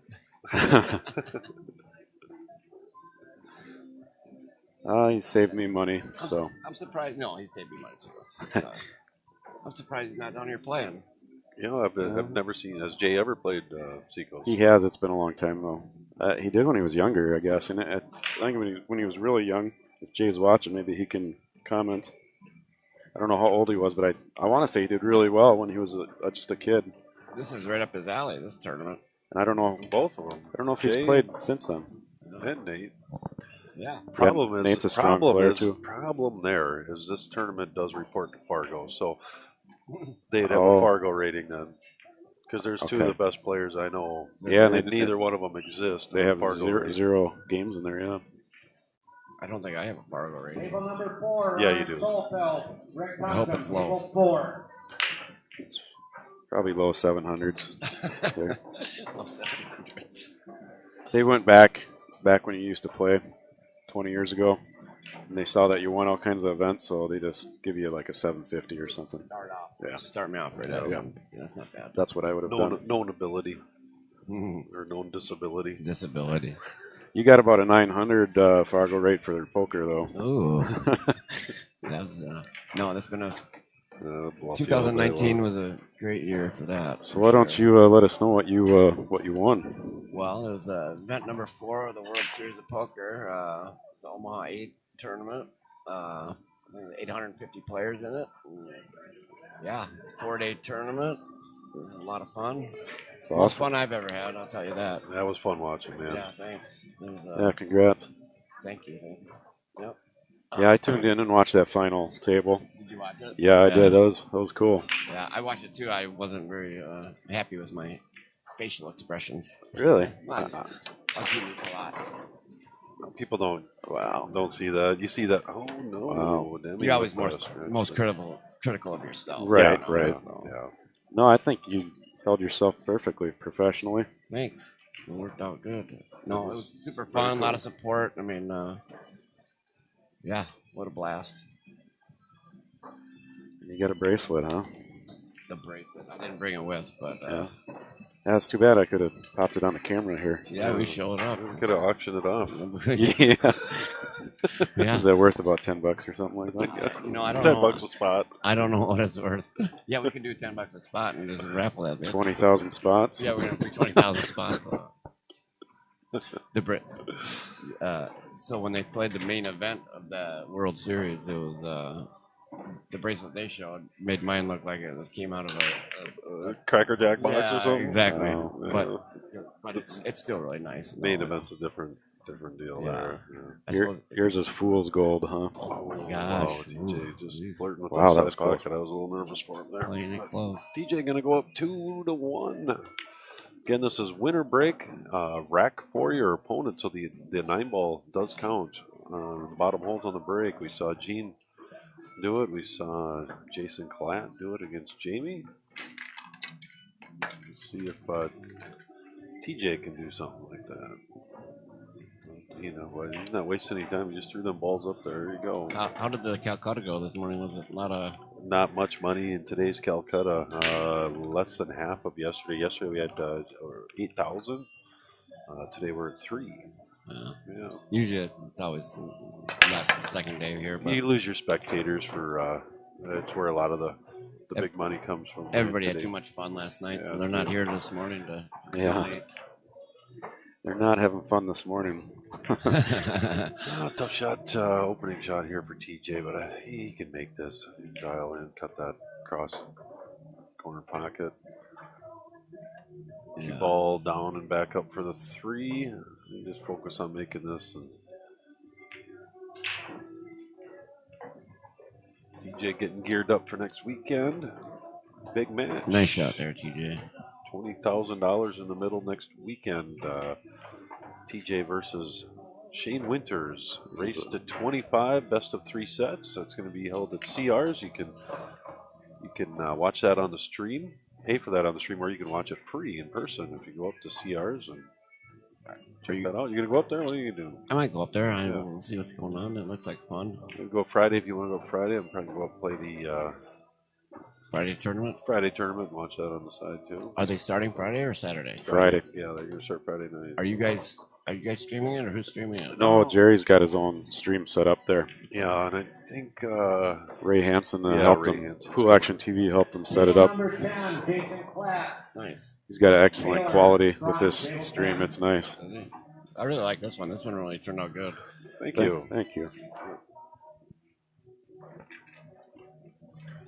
I think you guys need better guest commentary, but Yeah. I think Well, we did okay. we were trying. That's why we got you here. Yeah, you know, we're gonna get I somebody. think you do Who can we? better. You know, we looked around the room. Who in here is famous? Oh, hey, Derek Yeah. Mcmasters. Derek's probably the most Everybody famous knows one in Derek. here. Yeah. Guy sitting next to me, world's #1 10-ball in the world's got nicknames for you. Chump or Easy Money? Which one is it? Chump. Chump. Chump. He likes to call me Chump. He always asks.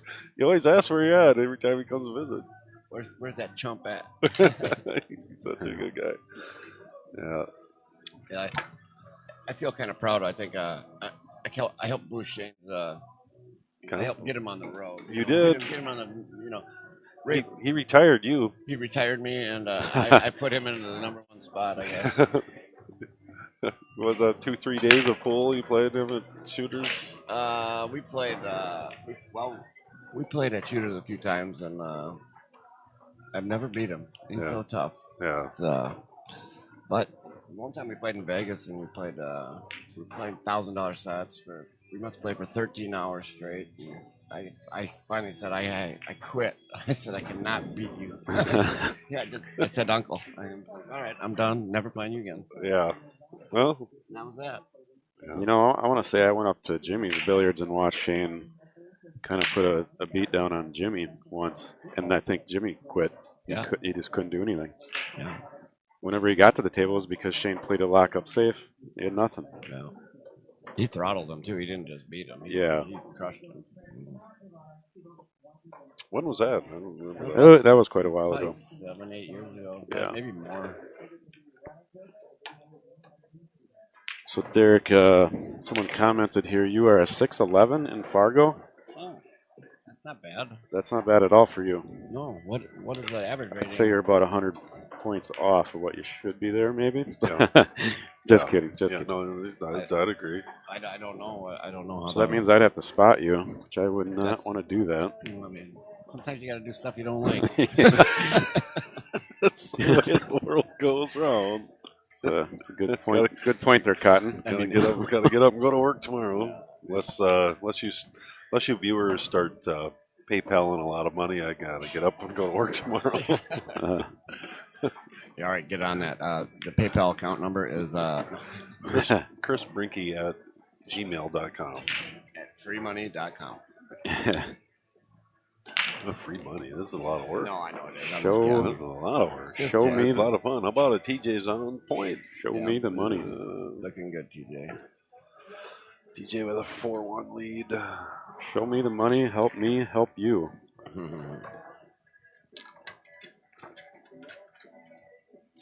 Yeah, this is the first time I've been back to Seco since they moved it over here to the Legion. Yeah. This is, I think, the second year they've been here. Right. Yeah.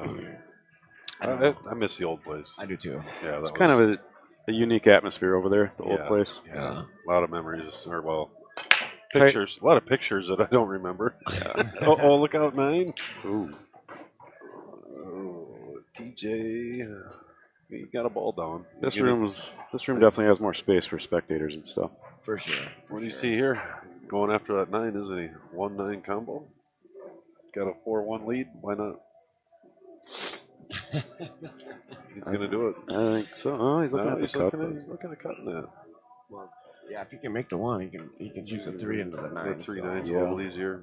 Yeah. Yeah, just make the shot. Yeah. Hopefully the cue ball comes around 2 rails. Yeah, you can go in between the 6 and the 4 there. Gotta hit this fairly soft, I think. I think he's got to pop it too. Yeah. Oh, he's Get that doing the cue draw. ball over. Yeah. I thought he'd put a little top left on that. I just thought he'd roll it in and go between Yeah. it and come up here like this. Right. What do I know? I got headphones on. Yeah, you're only 6'11" on the Fargo, right? What do you know? Yeah, I know stuff. You know some stuff. Shot, TJ. Thanks, Jerry. Appreciate the compliment. I'm sure Tony wouldn't appreciate that compliment, though. He Says keep Tony off of there. I haven't seen Tony today. Jerry- I thought he'd be Oh, I here. did. He we was missed you on sitting. the He was stream. sitting right here, looking at us for a while. Oh, okay. Jerry, you did a great job in the booth here yesterday. It was a pleasure having you up here, and little Joe as well. Yeah, Jerry, I posted a picture of us 3 on Midwest Q Sports. You want to check it out? You're in the middle. The Three Stooges. Yeah, look at the 3 Stooges. Well, from it's first yesterday. dry break we've seen here in this match. And What does he got I here? don't think TJ is too disappointed about that dry break. Pushing out here, you think? Yeah. I don't think that 9's wired. Yeah, he was just confirming it wasn't wired. Tough to push out here. What do you do? Tie something up maybe? Roll the 2 over. I don't know. Well, I think he's trying to make sure that 9 doesn't go anywhere before he pushes out. Yeah, that's what he was checking out earlier. It looks like it's going to go off that 4 ball. It's probably got a possibility.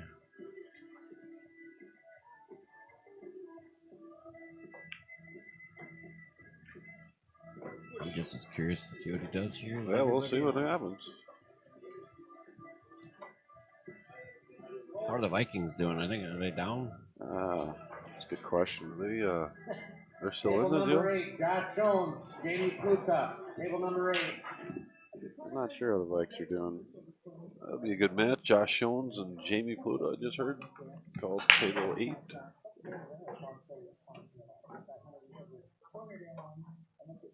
Weston Broad, thank you very much for the donation. Hey, thanks, Weston.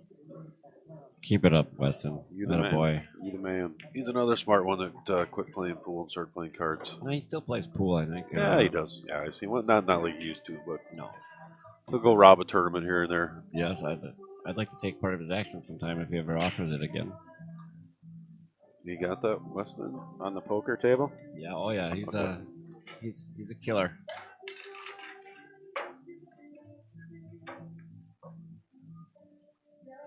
Off to 4. Let's see if we got it. Oh. Yeah. Look at Oh, the he 4 got ball. four. Yeah, it worked. Oh, yeah, he's all right. He's got a shot on the 1 ball. Yeah, he's got it. I played a poker tournament once. I like that view right there. Yeah, that shows you a good view of what he's got. Mm-hmm. Yeah, I went down, played some poker. Brought my 6 stacks of high society. Where'd you? It was gone in 2 seconds. Yeah, I'm just kidding. I played From that movie Rounders. Yeah. I played the tournament out in Arizona at a casino. It was right after Chris Moneymaker had won the World Series back in the day, so it was just blowing up. So I stopped at a gas station and bought some dark sunglasses, and I sit down at the table and I put these glasses on, and this guy sitting next to me looks at me and he says, "First time, huh?" How'd you know? You gotta laugh at him when he says that. Oh, it was a lot of fun. And I actually ended up doing okay in that, but mostly because that guy that was sitting next to me, every time he'd fold, he'd say what he got, and I'd show him my hand, and he knew what everybody on the whole table had to have, and he'd tell me what to do, and I'd go, okay. Well, that's not fair. I don't know. Is that cheating? I don't know. Pretty much. It is? You can't, Your opponent, you can't show your opponent if he folds? One player, well, he can't tell you what to do while you're in the hand. No, I don't know. Yeah, he was like, he knew what everybody had. I'm like, oh, this guy's good. Well, that's He read me right. First time, huh? Hanging around. Well, Weston, Kid's got alligator blood. you got action, Derek. Weston just said he'll sell a World Series of Poker package this year. He'll message you. Sounds good, Weston. Let me know what it is. I like your chances, bud.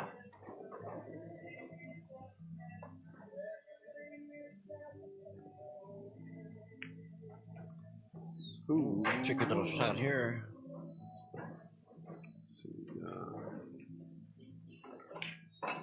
Yeah. It's a little too straight. Yeah, he is. I think A little too straight to follow it off that end rail. I think he can go 2 rails up.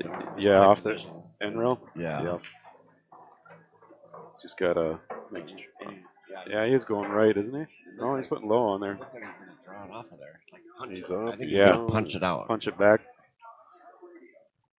He's got an angle though. He can just follow this. Yeah, he's drawing out. No, I know he is. But Oh, he was.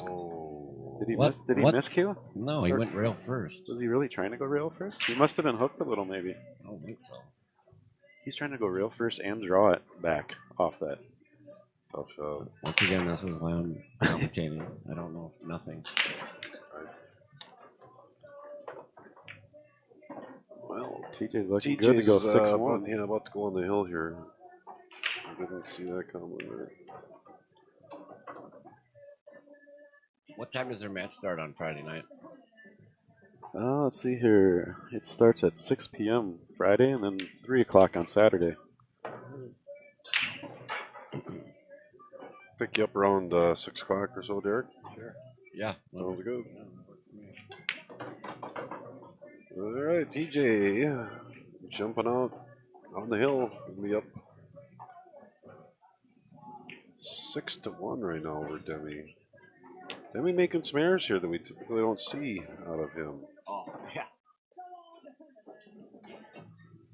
the stream table's been the curse here. Some shots. I'm gonna throw up our little logo sting.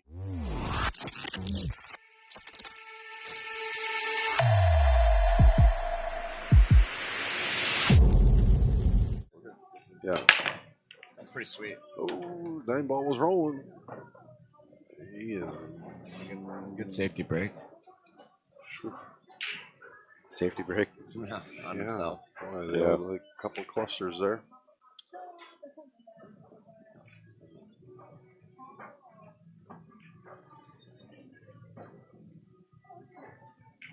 Chris, have you been playing any pool? Yeah, I've been playing quite a bit. One. Well, I guess I don't know what he won you the consider Wildy Cup. quite a bit. I don't know. I have been hitting balls pretty often since I got that carbon fiber shaft. It's actually made me want to play more. More excited? Yeah. Try it out? I just like it. Good. Yeah, it's weird, like something like just trigger to make you want to play more. Yeah. You know, just Usually a new cue or something, it does. You're interested to play more. right. Or like golf, you buy a new putter. Right. Yeah, but this hasn't worn off yet. But The carbon fiber, you're still No, wanting to play. Yeah, I still want to play. I've had it for a while now, and I get down to my home table, 9-foot diamond I have in the basement. I get down there more often now, just because I enjoy hitting the ball. Any competitions you've been in, or any tournaments? Playing? Well, recently we had the Wildy Cup downtown Mankato. It's a memorial tournament for someone that's passed away in the pool world in our area. And that was Ed Haig this year, right? Ed Haig, yep. I played with Ed. He won the tournament? No, Gunner won. Gunner. Oh, I won the tournament. Yep. But it was a memorial for Ed Haig. Oh, Ed okay. was a player. I played a couple years of league with Ed, same team in tournaments, and came down with cancer and passed away. And Gunner won that tournament just 2 weeks ago, wasn't it? Yep. 8-ball. It was a race to 4. You spot the lower players one game in a race to 4. I ended up playing Josh Raines in the championship. Josh won it last year, and then he ended up getting second this year. So that was fun. Well, congrats. Played pretty well. Thank you. Did you get a good turnout? Did they get a good turnout? It was a record turnout this year. There was I think 111 men, and then there's a women's tournament. I want to say there was like 20 women or something like that, or maybe just a little less than that. Wow, That's a fun tournament. They play it. It's at all the bars downtown Mankato. They play different bars. Yeah. And then So you travel around to the different bars. I like those kind of tournaments. Everybody gets a little piece of the action. Everybody gets to support their businesses. And Yep. That's a good time. I play in it every year. nice. Maybe I'll Next year, there's dust off always my queue and come down and there's see if I always can dethrone the champ. Good luck. Wow. I'm gonna need some luck. bar table. I'm not spotting you one in that one. Sorry. Wait, I'm a 6'11", buddy. Yeah. Yes. So that puts you, What is your rating? that puts you even. Puts you even with me. He's 6'98" or something. Ooh, that sounds like a spot to me. I'm unestablished though, so it's just that's just a guess. Preliminary rating, they say. Look at that.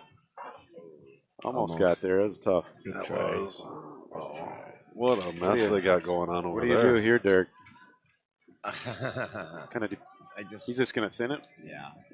and try and get down. Nick walking by with a slip. I like it. Is it a winner slip?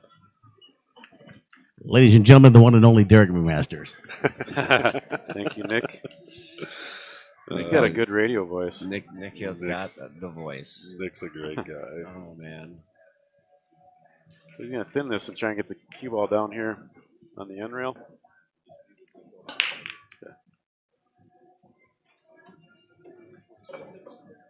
It's a good shot, Well, but he could drink. This isn't a pool hall, but he's not drinking anyway. Table number 5, Nick Hanson, Gene Albright, table 5. He's got a match coming up. Nick Hanson and Gene Albrecht. Gene was the one that knocked Nick out of the tournament yesterday after Nick put a lot of horses on the rail.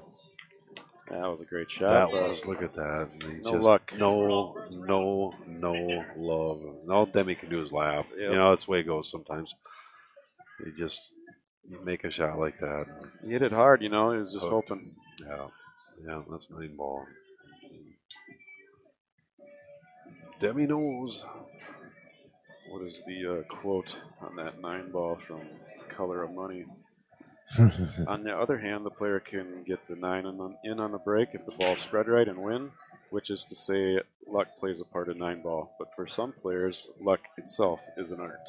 That's true. That's Well, a good quote in the beginning of that movie. I'll tell you what, the more you practice, the luckier you get. Right? Like this. That's Not like going to enough be here a to get a ball, rail. nothing at a rail now. That'll probably do it for Demi. Yeah, I expect TJ to get out here. The 2 on the side, draw back for the 3.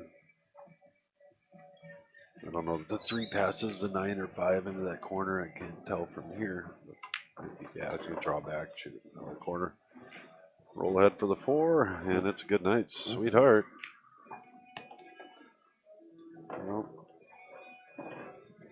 money in the bank. I have not heard who we're getting here on this next stream. We'll change the camera angle here so you guys can see what's going on with some of these other tables out there. And we'll talk to the tournament director, Mr. Rich Arts, and find out. I played Derek for $100 on that stream table right now. Yeah. Yeah. It'll be a tough one. I don't have a cue. Excellent. Excellent. They probably got a bar queue over in the bar over there, you know, you just pick up on the rack. I wouldn't play Derek if he had a barbecue in his hand. No way. About a broom. All right, TJ. Good Making shooting. that one Good shooting, TJ. Good job, 7-1 over Demi.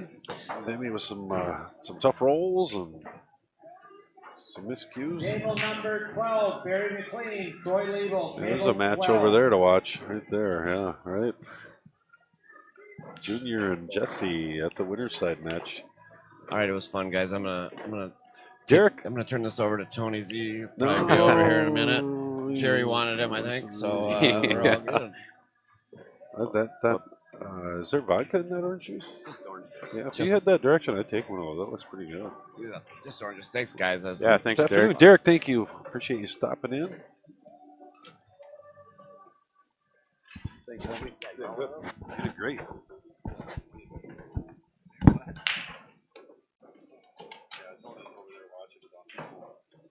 Yeah, we got a good match here. Got the camera on Jesse Engel versus Michael Perrin Jr. Looks like somebody's up 3-1. I didn't catch who moved the balls there.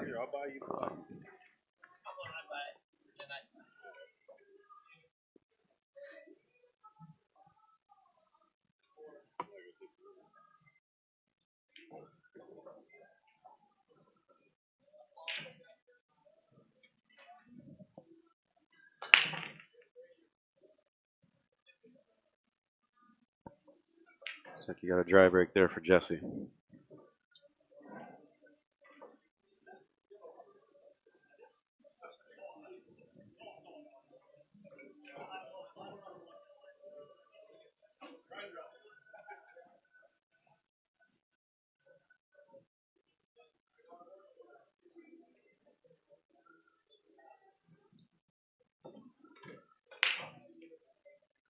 You can see on the next table over, Rick Tunjum is playing Ryan Soleveld. Ryan is from Canada, somewhere in Canada. I don't know if it's Winnipeg or Calgary or something. Excellent player, though. I recently caught Ryan on a stream. He was playing Eric Horlison. Ended up beating Eric. And then I think he lost his next match. I talked to him last night about it briefly. Got second place on a pretty big event.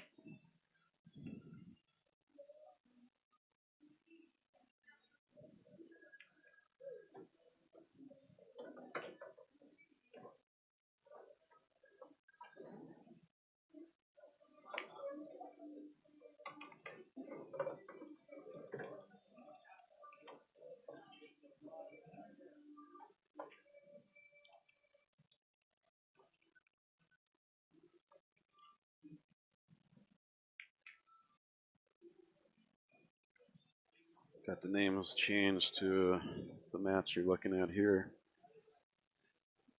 Score is 3-1. Somebody.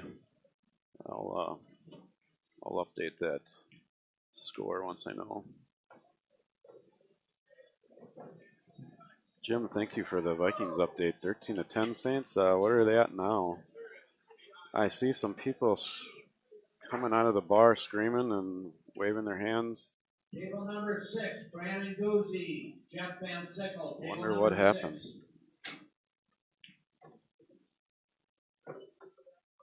6. Vikings might have won or something, or just scored.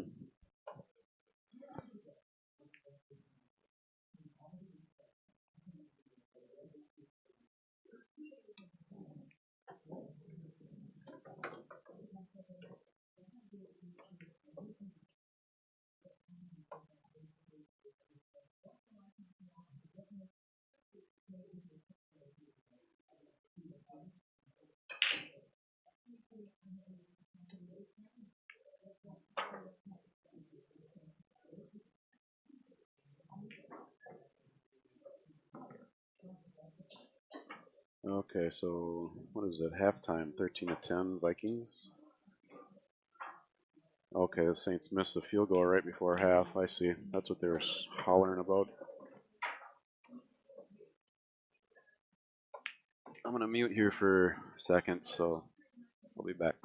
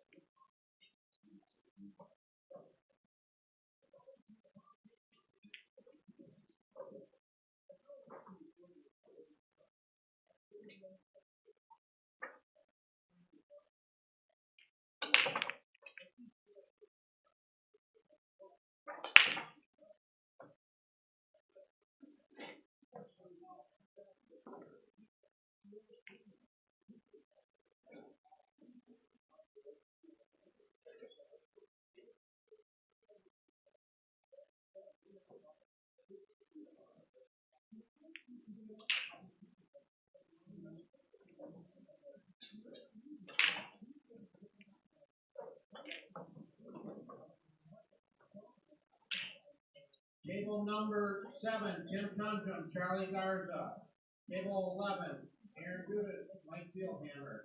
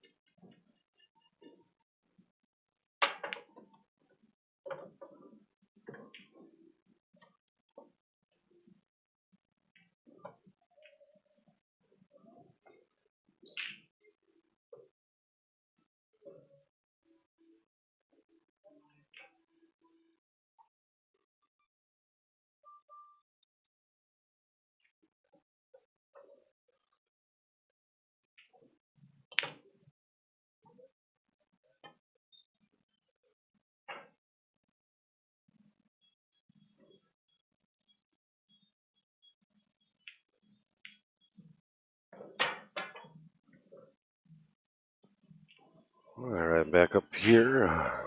Waiting on another match to get back on the Petrie table. Meantime, we're watching Jesse Engel and Michael Perrin Jr. playing on table 2 over there. Jesse looking to tie that match up at 3 apiece.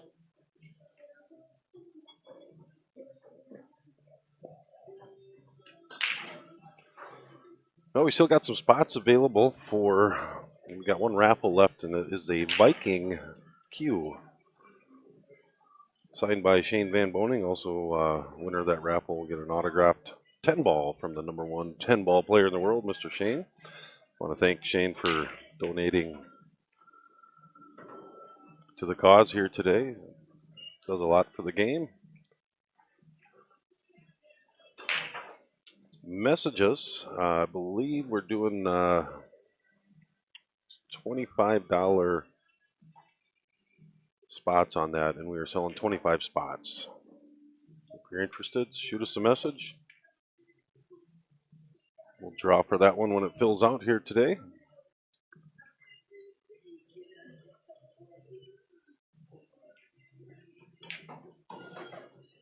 And Jesse putting a nice stroke on that one. Tie things up 3 apiece over there. Jesse and Michael Perrin Jr. Winner side match.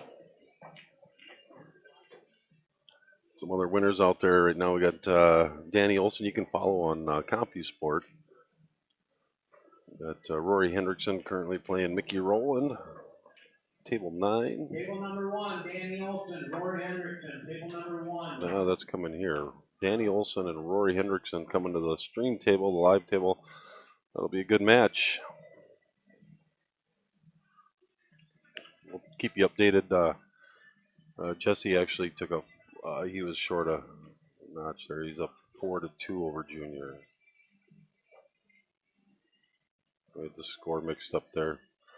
So Jesse is up 4-2 over Junior. Race to 7 over there.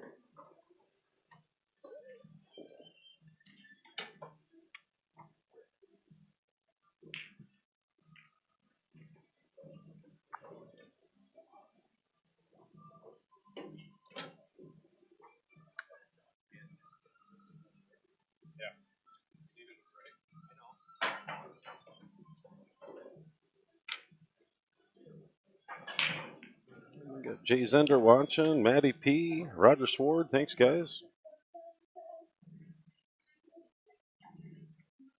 Bringing you another 12 or 13 hours of pool here today. We're watching Bar Box 9 Ball, the 39th annual Seco's Invitational. And we got a great match coming up here. Danny Olson and Roy Hendrickson. How important is the lag on this? I tell you, it's get that first game. Either one of these guys capable of stringing up a 5 or 6 pack, maybe even running the set out. We'll see what happens. The table's been breaking well here. We've seen some 9 balls go down on the break. The 9 does count in the bottom holes. Danny wins the leg. Rory. Yeah, Rory's going to rack. They are racking for each other, so the 9 does count in the bottom holes on the break.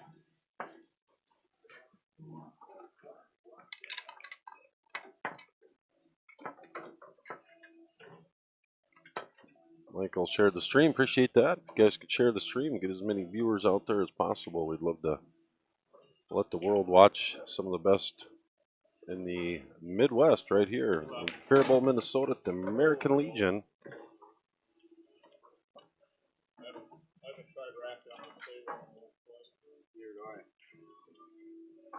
And the Viking Q that we're going to be raffling off here today, we're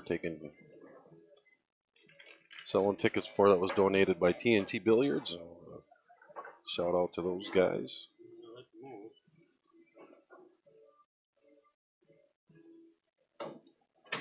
They also donated all the 10 balls that Shane signed for the event.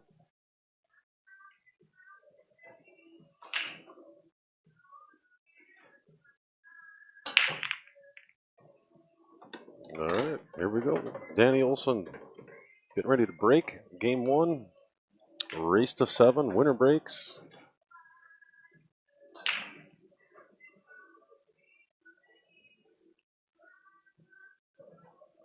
Like this viewpoint here for the break. See Danny's hammer time. Does not look to have a shot on the one. He can see it. It looks like he can see it. He might be able to cut that in the side pocket. I don't know what he'd have for 2. I think you might see him try to hide something here.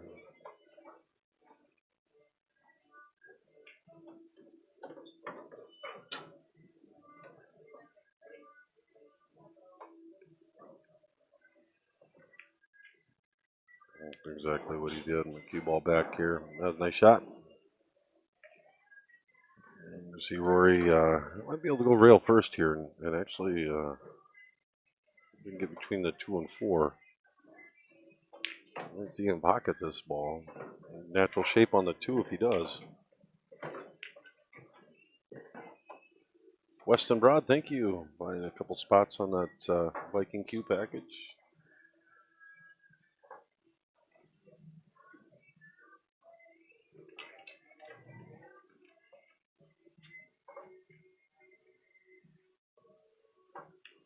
And just like, oh no. Rory coming out with that kick. I saw that rail first, and cue ball went right in the other hole. I don't see any problems here for Danny. He's going to take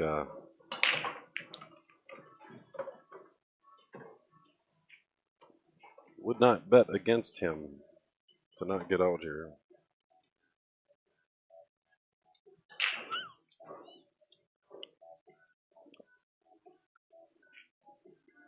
Danny had a tough one yesterday. He was 2-0. He went. He was the pick of the litter for the Calcutta. And Mark Weaver put him on the B side. First match, and Tristan Hanson sent him home. Second match. Back today. I expect to see good pool between these two guys because there were only 2 guys in the room that I didn't see at the bar last night at 2 in the morning when it was closing. So a couple of well-rested players here.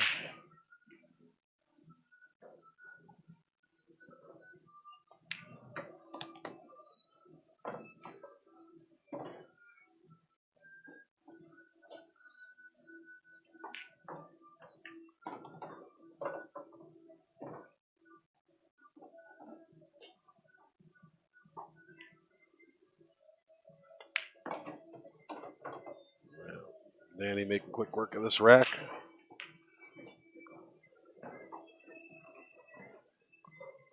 Danny is up. That'll be a 2-0 lead for Danny Olson.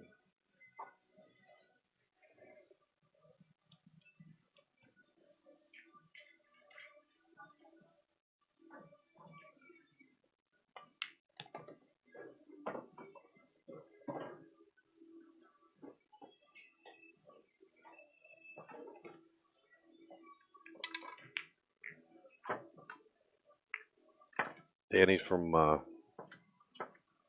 South Dakota, Sioux Falls area, I believe. Rory coming from North Dakota. Well, that was 1-0 first back there.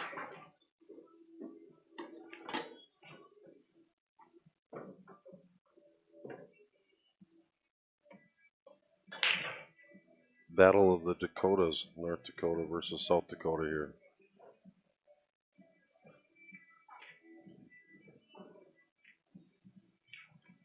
Bison versus the Sioux. Ooh, 9-ball rattled in the side there. That just about went in. Good looking table here for Danny. If he can get, I think one goes by the 5. He's got to get down the right side of the 2-ball.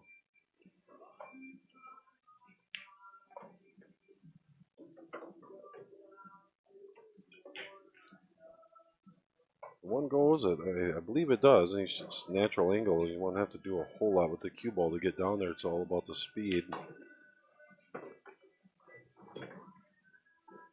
Sure, you'd love to get that cue ball down on that center diamond on that rail right about where his elbow is. That would be ideal.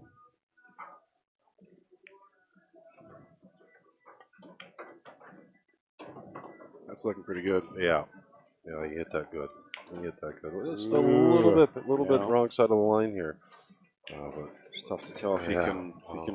I think he follow can this through there. I think he can. I think he can pop that and nudge the 9 and still roll forward. Yeah. Just be careful on your speed that you don't wind up. Sometimes you end up overhit this and.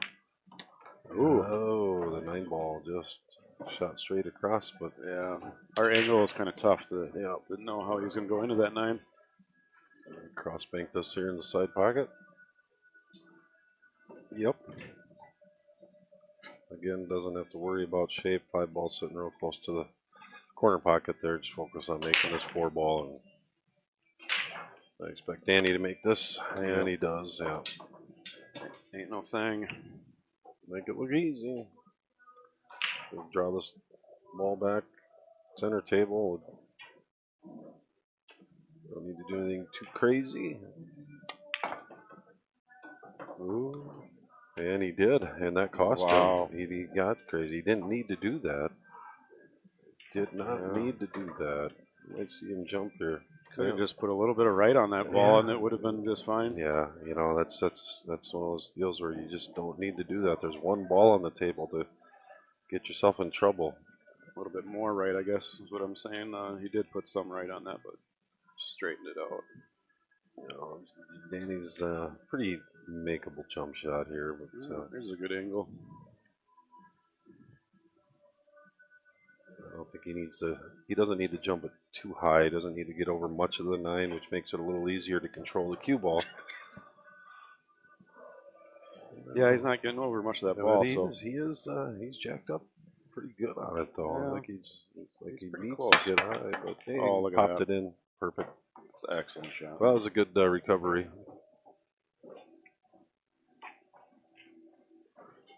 Forced error there, but wiggled out of that one. He stayed on and get this 9-ball, take a 2-0 lead. That's what champions do. Yeah. You think they're hooked, and nope. They're hitting a 9-ball in for the win. Good shot. Good out, Danny Olson, taking a 2-0 lead.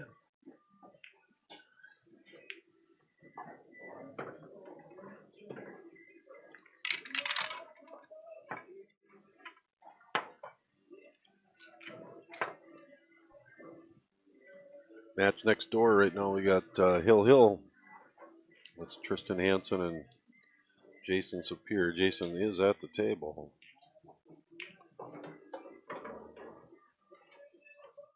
I think that there's a loser side match over there. And update over there, it looks like Jesse Engel's up 4-2 yet on Michael Perrin Jr. And Jesse is at the table looking to go up 5-2.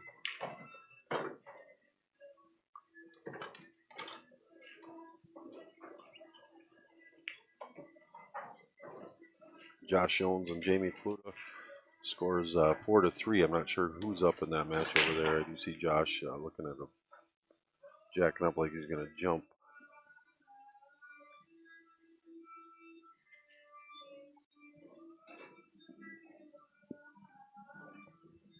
Gene Albrecht and Nick Hanson match fairly close, 5-4 right now.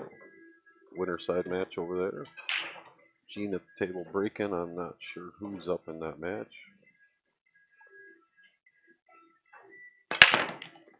Try to keep you guys updated. If any viewers have any fans or fans of any players here that you'd like an update, shoot us a message. We'll try to find out for you.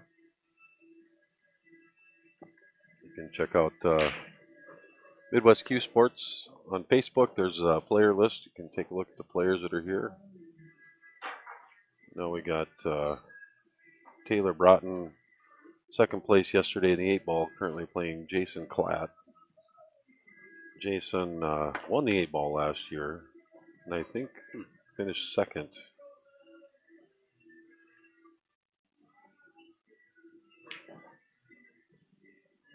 Not sure what happened there with Danny. I don't know. I missed that. Unlike him.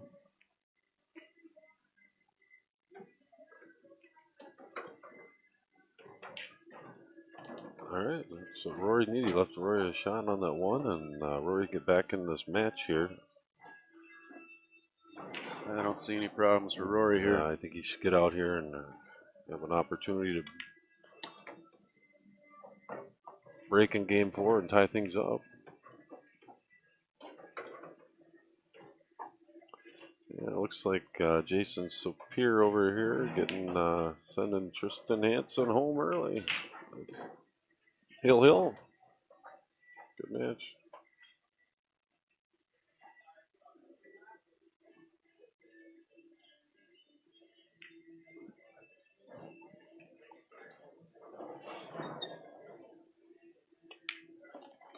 Had a lot of you guys drive down yesterday to watch this. Appreciate that.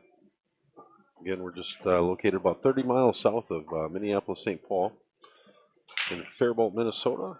American Legion. Plenty of spectator room here. Jason, I'll give you a thumbs up as you walk by. Nice win, Soup.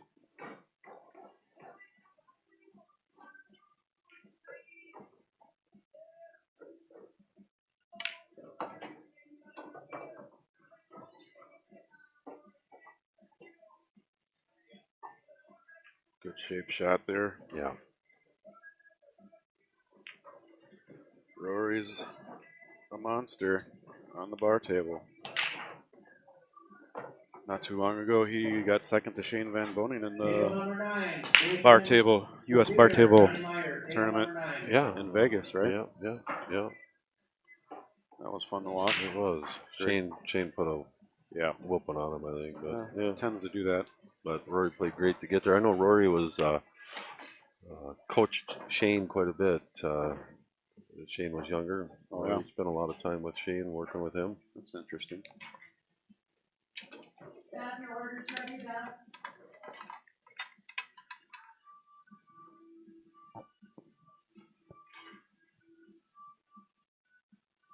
I don't know Danny too well. I've met him a few times, but kind of a quiet guy.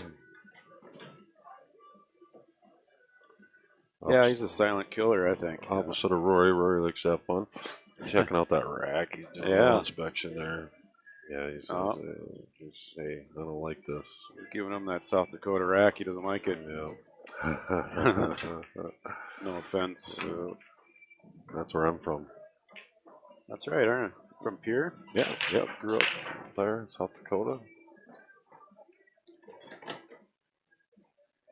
But Shane, he was real young.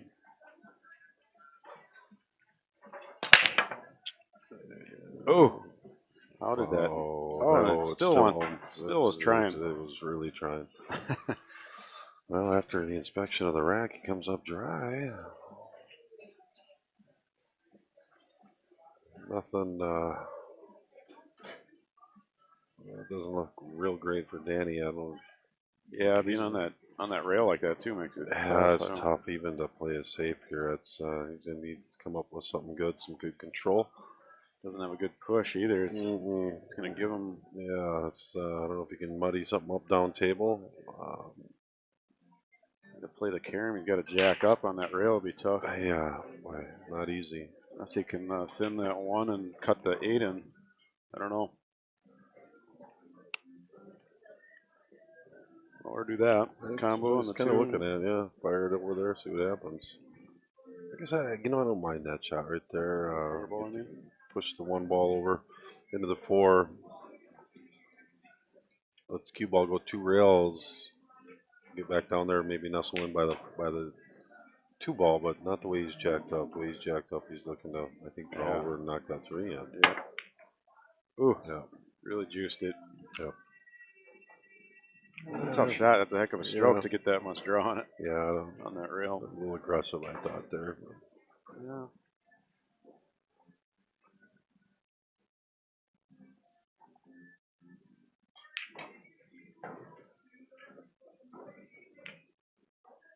Good angle for Rory to get down there behind that 6 and go around.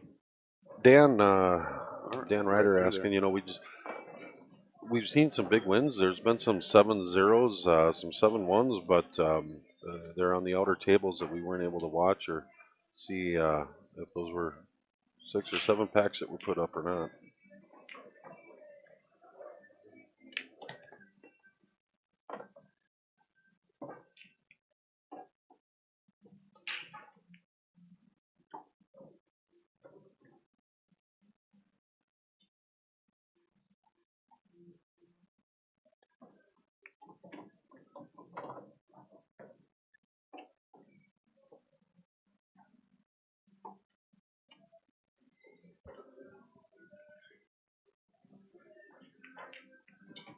All right, outer table here, update. Junior, Michael Perrin Jr. and Jesse Engel. Jesse's up 5-3. The winner of that match will be moving over here to the stream table to play TJ Steinhaus. We're gonna have another horse match coming up here. Uh-oh, look out, right in the side pocket. Wow. Yeah, Rory's just... It's going to be a tough one to win, Rory. Can't be doing that. A little frustrated there. Yeah. Understandably. Yeah. Yeah. Can't give Danny Olson ball in hand with 4 balls on the table here. It's going to give Danny a 3-1 lead. If Danny breaks and runs, it's going to put Rory in a hole here. So Rory dry break here last time. And he's giving it to him. He's just going to get her going. He doesn't like how that rail came off or something. I don't know. Rory knows he's table. He knows he's. He knows if a ball acts a little funny. Yeah. Could have been a rail there. I don't know. Yeah. I was looking at that corner pocket too earlier. A little odd in the cut, I guess, but I don't think that affected that shot too much. Rory just needs to, forget about it. Yeah, I like to blame the equipment too when I Shots mess over. up, but could have been an issue.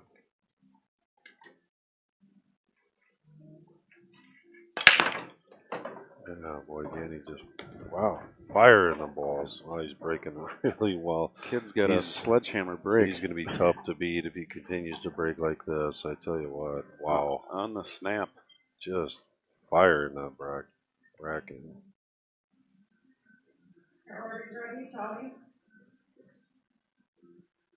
Do you see that break that Jeffrey DeLuna did? They did a replay of it. Oh, look at that. How about that? Jeffrey DeLuna, I think he broke and only had like 3 balls left. Did he get I out? think it was a nine ball. Might have been 10 ball. Yeah, he got out. So often you see those guys when that happens. Right. They don't have a shot. Yeah. I think that happened to Alex Pagulayan once I saw him.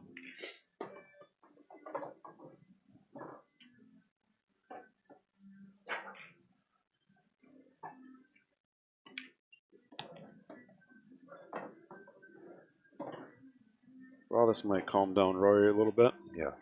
After that. Yeah, you needed that. Yep. You hammer the balls. That Billy Thorpe recently with his new Q-Tech breach cue, and I think he made 8 or 9 balls on the on the break, playing 8 ball. Wow.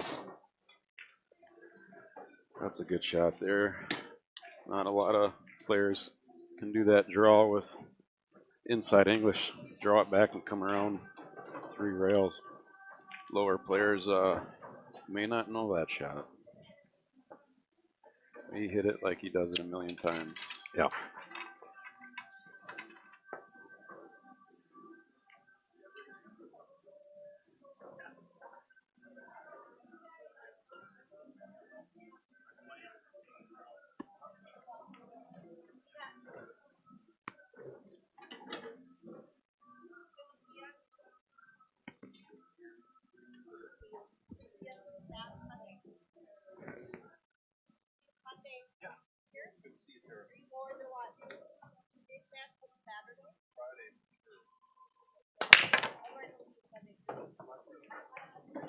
Oh, I kicked in. It's a bummer.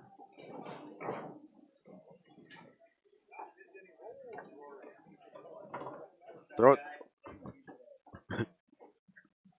Rory not getting the rolls. Yeah. Throw the cue that way. Yeah, don't throw it at the table. We got some old raffle, though, we can give you a deal on. Yeah, we can swap it out with the Viking. Hang in there, buddy.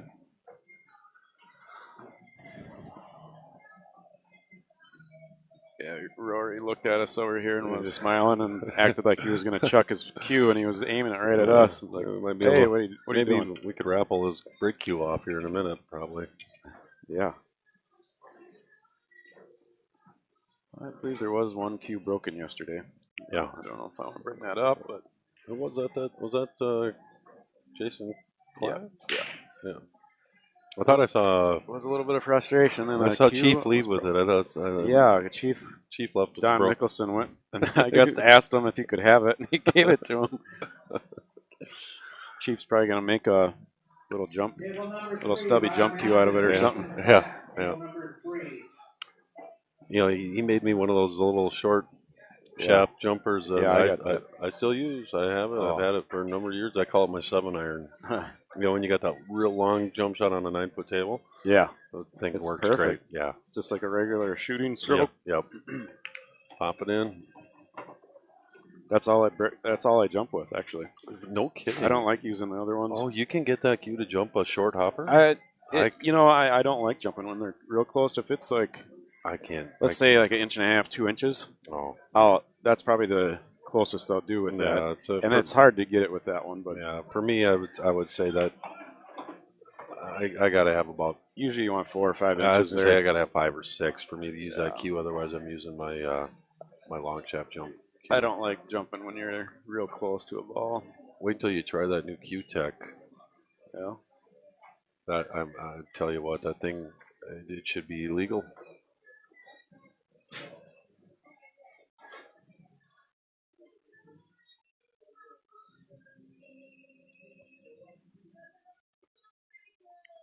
Kid should be getting his here in the next week or so. So if you're up in the cities area at all, swing by the house and check it out. I just hit one. Mo was here, won one in a raffle, and I tried it out here. Oh, there's a miss by Danny. Oh, wow. Yeah. Table number 10, Ryan Schofield. Mickey Rowland. No gimme there for Danny, and he had to kind of hold it tighter on go 2 rails around that corner. Yeah. Didn't miss it by much. No, he didn't. But side pockets are tough on these valleys sometimes. Look out. Oh. We might might have seen it. We might have seen a Q get. I might have been ducking here. Yeah. He's a little hot right now. He's dial in, just shoot this in, get out. Yeah. Even the score should be natural here. Perfect. There it is. Good stroke on that one, Roy.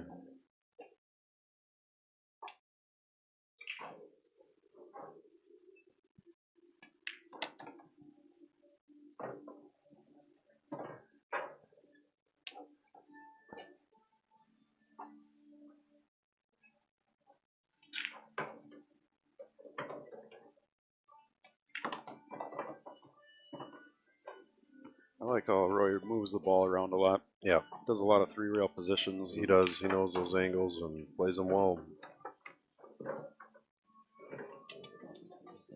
We've seen it. We've seen the cue ball not do what he thought it would do here a couple times as well. Right. It's the pressure of the stream table, maybe. Anita, thanks for joining. Share the stream. Probably miss your husband.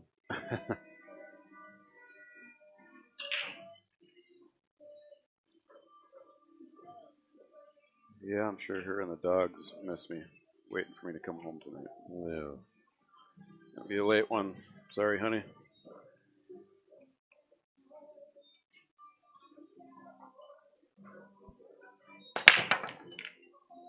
All right. Ball's down. He's got a shot, a good-looking shot, and a good-looking table here. I think Rory's about to take lead here in this match for the first time. Junior making a kick over there and giving Jesse Engel ball in hand on the hill. Jesse's got 3 balls to close the set. And it'll be over. And we'll have Jesse and Jesse. That's going to be a match. We've got some horsepower matches here on the stream table today. I'm pretty excited about that. That's 2 of the top players from Minnesota. Yeah, 2 of the top players in the upper Midwest, I guess, as far as I'm concerned. And they're buddies, a couple friends, going to battle it out. Yep. Not going to be buddies on the table. I don't think it'll be close. I think one of them is going to run the other one over. We'll see. Curious who's had the upper hand when they've matched up, because I'm sure they've played multiple times. Oh. I know, what was it, 2-3 years ago, Jesse lost to TJ in this event, the 8-ball in the championship. I was there and watched TJ beat him. That was the 8-ball. Table number 6, Dan Key, Nick Hanson, table 6. Oh, I wonder what happened there. Taylor Broughton just walked by and gave me a little smile. Take a look at that bracket. What happened over there? Did Taylor get that one? He had a... Is he on the winner's side? He was. He was playing. He did. He beat Jason Klatt. How about that, Taylor? Wow. 7-4. He walked by with a smile and gave me a little wink. I'm like, oh, he's happy about something. Man, that kid can play. I tell you, and I didn't know Taylor until about a month ago. I had to play him in league, and I thought, who the heck is this guy? Rated just real equal to my rating, and he ran me over. I think he had 6 games on me before I got out of the chair. And my kid looked at me and said, "Don't worry, Dad, I got you." And he went and Taylor's teammate just walked by, and the kid did. He held his old man up. He put a beat down on Craig. But Taylor's, man, he's playing well. Yep, I talked to him yesterday a little, and I said, "What's driving you?" He says, I don't like to lose." Yeah, it's easy for everybody to say that. He's made that clear. He's probably been putting quite a bit of time in on the table. What a win there, though, to send pro pool player Jason Klatt to the B side, and that's probably pretty dominant too. Yesterday, the confidence biggest events of his life, his pool career.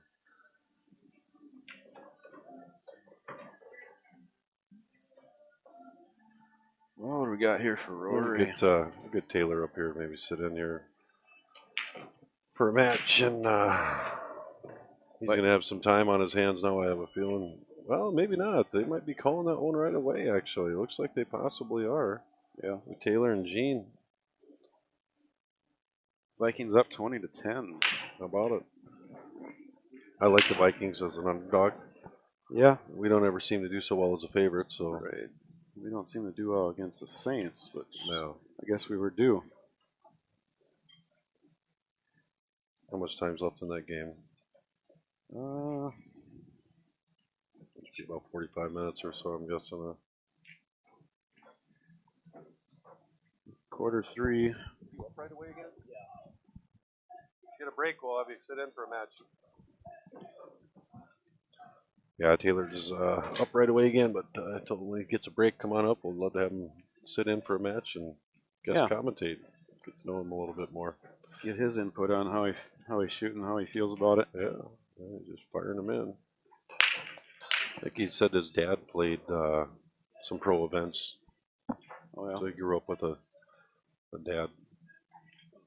As a mentor. Pushing him in pool and showing him the ropes, and Dad obviously did a good job. He's knocking the horses out left and right. So yeah.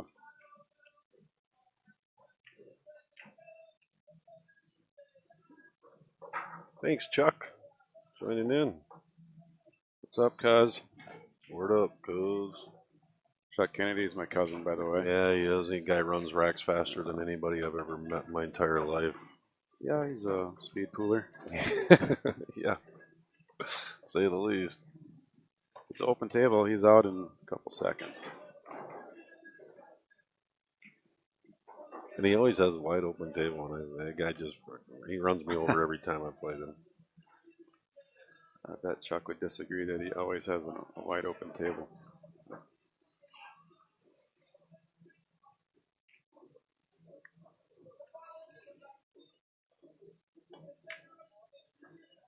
Uh-oh. Wow. Oh, we better watch out here.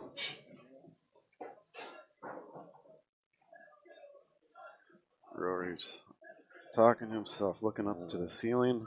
Yeah. Asking the pool gods to help him out. Yeah, he does a little prayer to the gods there. Winter side match here, isn't it? Yeah, winter side match. Yeah, it's a big match here, isn't it? Oh yeah. Winner this go to well, they got a couple to get to the hot seat match yet, but winner this slow bracket up there on the top. Who are we waiting on up there? Top there. It's on CompuSport if you guys want to follow along. Jesse Engel and Jr. Well, we can refresh that. Jesse did win, so that's we're going to delay that a little bit too because they're coming on the stream here next. But Charlie Garza and Tim Tunjum are still playing. Yeah. And that's one thing we're doing here today versus yesterday. We're bringing you more of the feature matchups, which it could cause a little delay in some of those brackets. Nothing too they're bad. on the winner's side now, so it's not like it's going to delay it much. Right. Yeah. Yeah, we've already got delay some of those loser side matches to get started. Side, yeah. Well, Danny looking to run this rack out. I don't see much of a problem here. No. Rory's got to hope for an opportunity to get back in this, and he's just he's lost the cue ball a few times here, and that's really what's cost Rory thus far from really dominating, right, owning this match. But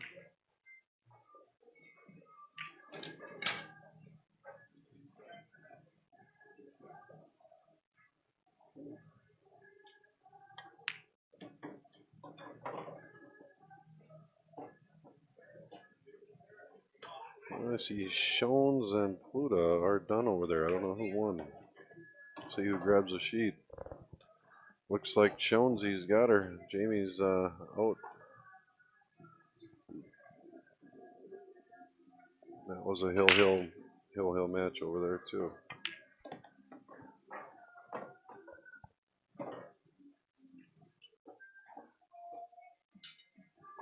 Jamie's playing good too. He won. He played Ryan Sobel last night for 500. And got him. The rails playing short? Yeah. Just look like it. You hear Rory talking right underneath the microphone. I heard him say rails play short, which might have been why he went 2-3 rails and scratching that side earlier game. It was playing. You know, I remember guy you played with for years, Todd Katzenberg. He would always every Test. table he Yeah. would test it up Before every match. Every He match, would go check the tables. Yeah, he would check, see if they're playing long or short. Yeah. Or He'd do his 3-rail he's kick and find out if it was playing long or short. He's one of the more He's a smart player. yeah. He showed me a lot of things in pool that I still use. Kick systems, bank systems. He gave some lessons. He's wealth of knowledge. One of the best team tournament players I probably know. Yeah, he's fun to play.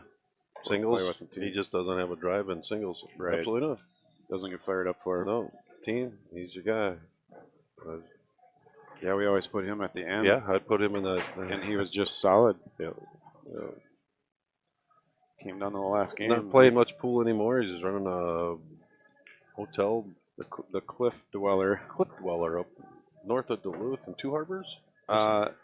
It's actually Tofty. Yeah, Tofty. Which is just right next to Lutzen. Yeah, Lutzen Resort. I've stayed there. My wife and I go there every summer. Yeah, I was up. I think last year I was up that direction for a work trip, so I stopped by and stayed the night, went out. Yeah, so a little plug for him. Check out online the Cliff Dweller. It's a beautiful place. It's got great views. Every room has a balcony overlooking the lake. Leave the patio door open all night long and listen to the waves. Not when I was there. I was there in January. Well, you get the lake effect. You still had the waves, but 30 below zero, frozen wind chill coming in the room. Yeah. That's a great shot there. Yeah. He seemed like he was a little questionable on that, but I think he likes it. He's got a shot. Well, that's what he needed to get back to the table here. Back in action for Rory, but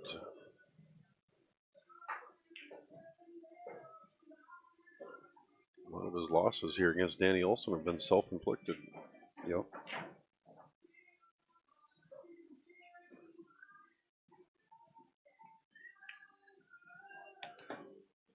Valley gobbled that up. Yep. Good shape. Should have a couple options on where he wants to leave this for the 6.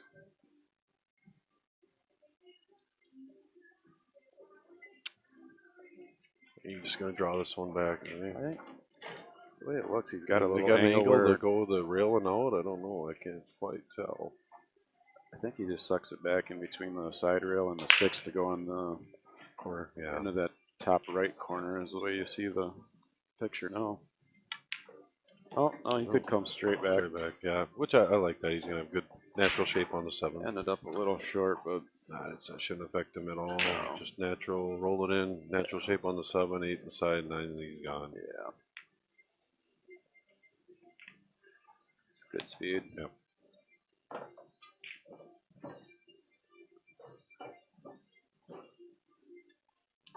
Little angle on the 7, but shouldn't be a problem. We can just roll this in. You got options, 8 in the side or down in the corner. Or come on out, play it in the corner. Yeah. Come across for the 9.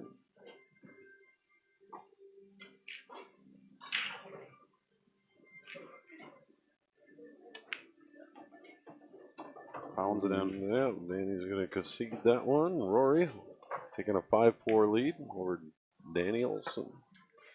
South Dakota's on top. No, North Dakota. Rory. Yeah, North Dakota. North Dakota. Yeah, they are north. They are on top.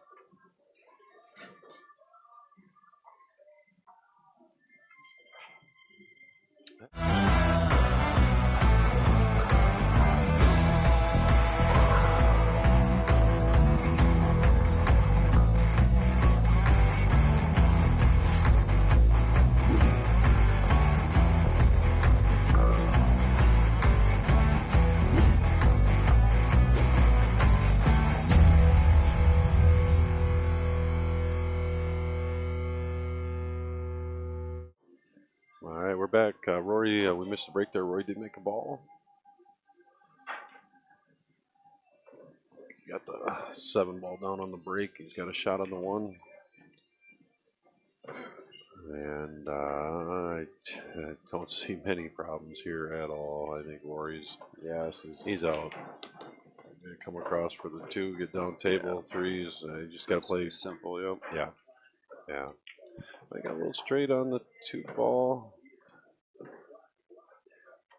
Got a little angle to use that end rail on the top there.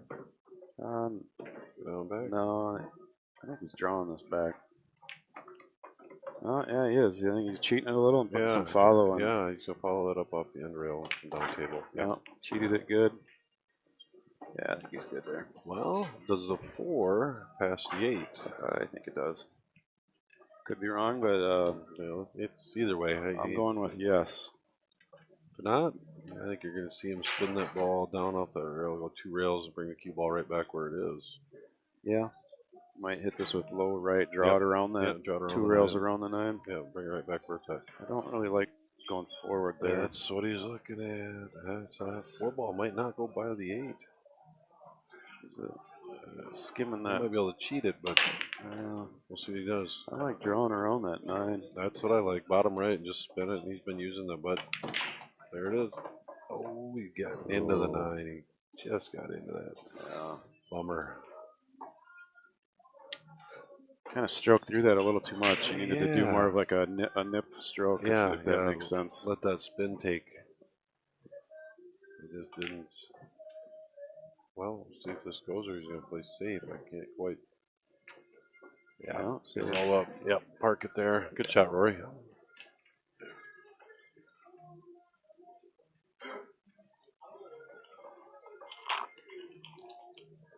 Yeah, the 4 must not have went past the 8 in the corner. Otherwise, you would have just came down to the end rail, back up or something.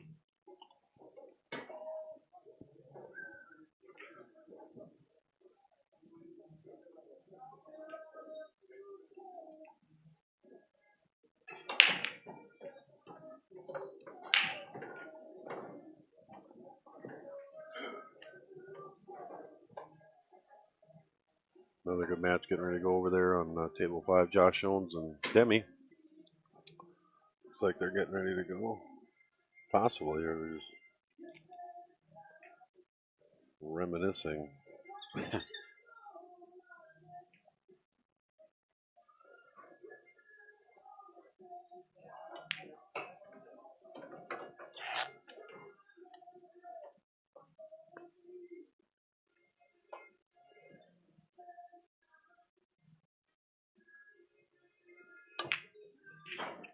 That was close. It's good effort. Yeah.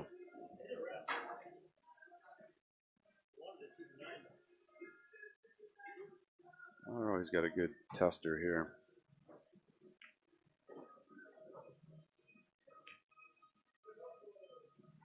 I think you just hit this, go straight down the table off the end rail, and come straight up and try and stop even with the 8 in the center of the table. Yeah. You should be golden from there.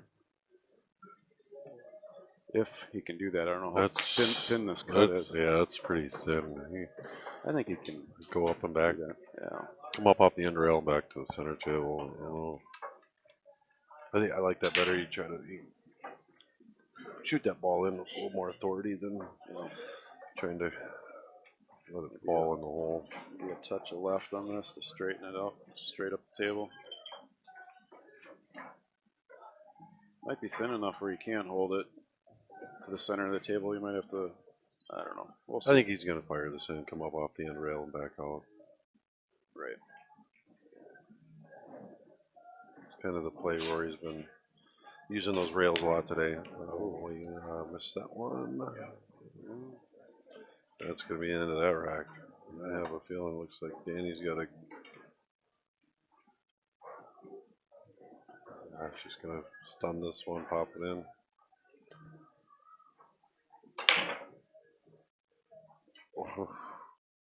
I would say Rob Madsen was. Well, it was a bad rack over there? Yeah. Yeah, Jason Klatt just instantly went back to re-rack. He shit-racked him. Smush. Yeah, he hammered that. The balls just went. So Jason is trying something, but he made it a little too obvious there. Wow. Since the opponent is wrecking. Yeah, wrecking for each other. Rob didn't know. Wow. Yeah, he got a better Rack rack there. comes back and gets the ball on the break. So good shot by Danny.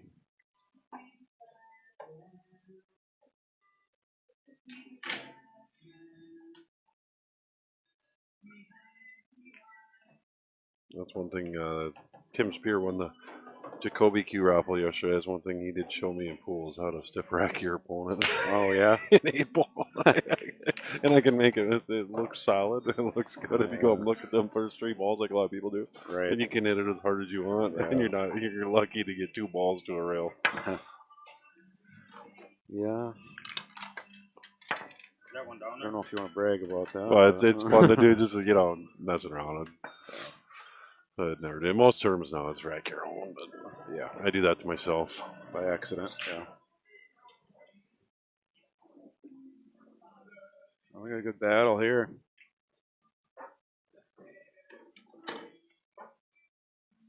I'd like to thank Tony Z for bringing the seat cushion out yesterday. It's been pretty comfy here today. Oh, really? I wouldn't know. I'm sitting on this steel chair I got. We still got some spots open on that Viking Q Raffle. That's the last raffle on the queue that we have here. It's an autographed, signed by Shane Van Boning. I'll see if I can get a little better video of that queue, and we'll upload it for you guys to take a look at. Also comes with a signed 10 ball from Shane.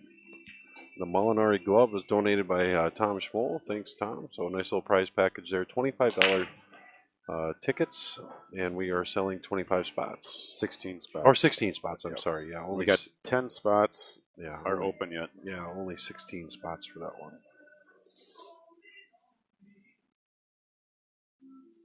So pretty cheap cost for that prize package. And yeah. The Q is, what is it, a 300 and... Yeah, it's like $385 Q is a price tag on that one. That was donated. It's a nice looking Q.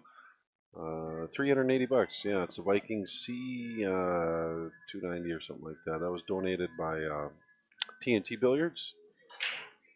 So you can go on the Midwest Q Sports Facebook page and scroll down until you find that raffle, and you'll see pictures. I don't know if you can click on this one or that one maybe, or one of these. If you can put that picture and bring it over and put it in the middle of a pool table on a time or two. Yeah, house. Is that asking a lot from you? No, graphic design I can master? get it. Come on, get in the game here.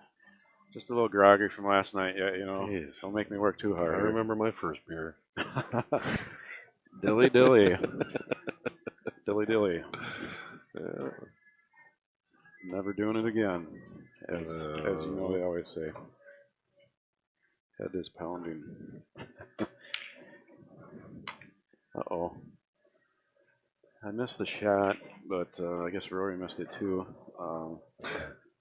Shot in the corner, I think, and he, I don't know how easy it was, though. It looked like he had some distance there, but he is frustrated again. Slammed his cue down. He's definitely, frustrated this match. He's made some mistakes that you don't normally see him. What's the score here? It's actually, it is 5-5. It's 5-5. Yeah.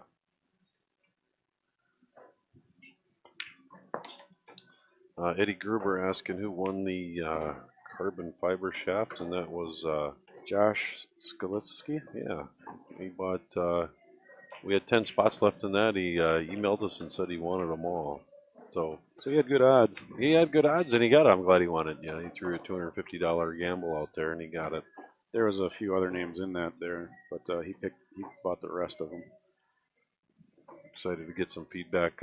Everything I've heard thus far about one of our sponsors, Odin Billiards. It's Brad Palmer's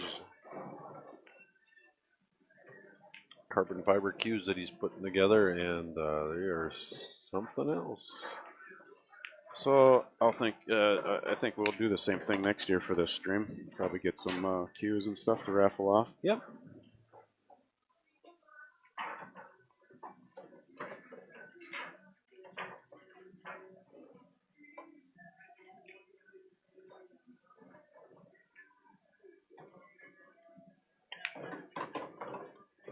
Vikings are up in their football game, so a good time to buy a raffle ticket for a Viking Q. Yeah. Well, he might be frozen right on that 7. You shoot away from it, throw it in there. He shoots at the 8 that direction. I jack up on this and just pop it, draw the cue ball straight back. I don't think you want to draw back. I think you hit cue like he is, but I would jack up. I would. Unless he knows exactly where that 8's going to end up. Yeah, I jack up and pop that in, draw it straight back all day long. Set it up after this, I'll do it. Rich would call a foul on you on that one. I'll get a better ref. I'll call it, and I'll call a foul. I like how he hit that. He hit it good.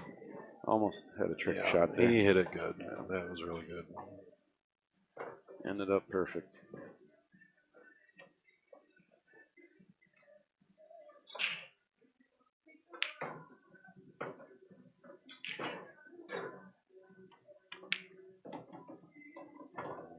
It's going to put Danny Olson on the hill. 6-5. We've got another great match coming at us here. And just as soon as this one wraps up, we're going to have a couple of the favorites here.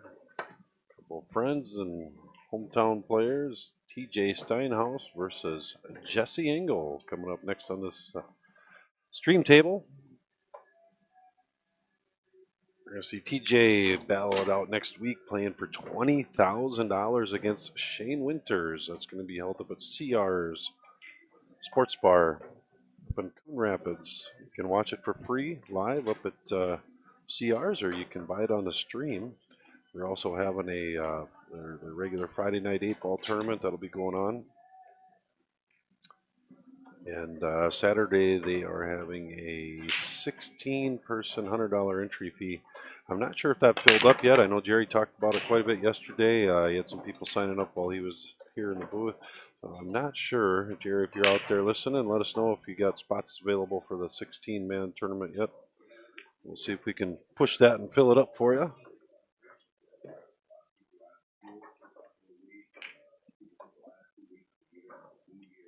Saints scored 20-17. Yeah, 2017. Yeah, we couldn't. We got to make it a little nerve-wracking. I'm glad I can't see it. Glad I'm not watching. Hopefully it doesn't come down to a field goal. We haven't had good luck with their field goals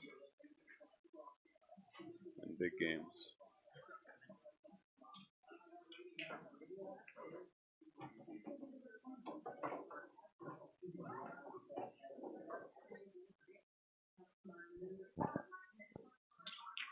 Right up there, pushing the 200 players, our 200 viewers. Appreciate it if you guys could share the stream on your Facebook page, like us, Midwest Q Sports. We're going to be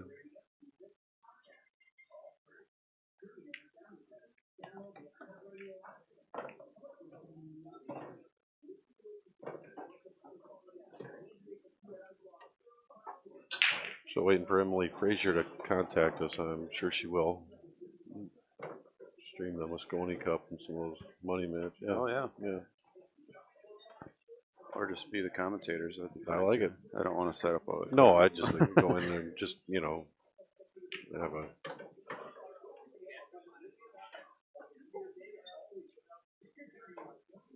Would be nice to see that one get back on ESPN and some of the... You're right. Yeah.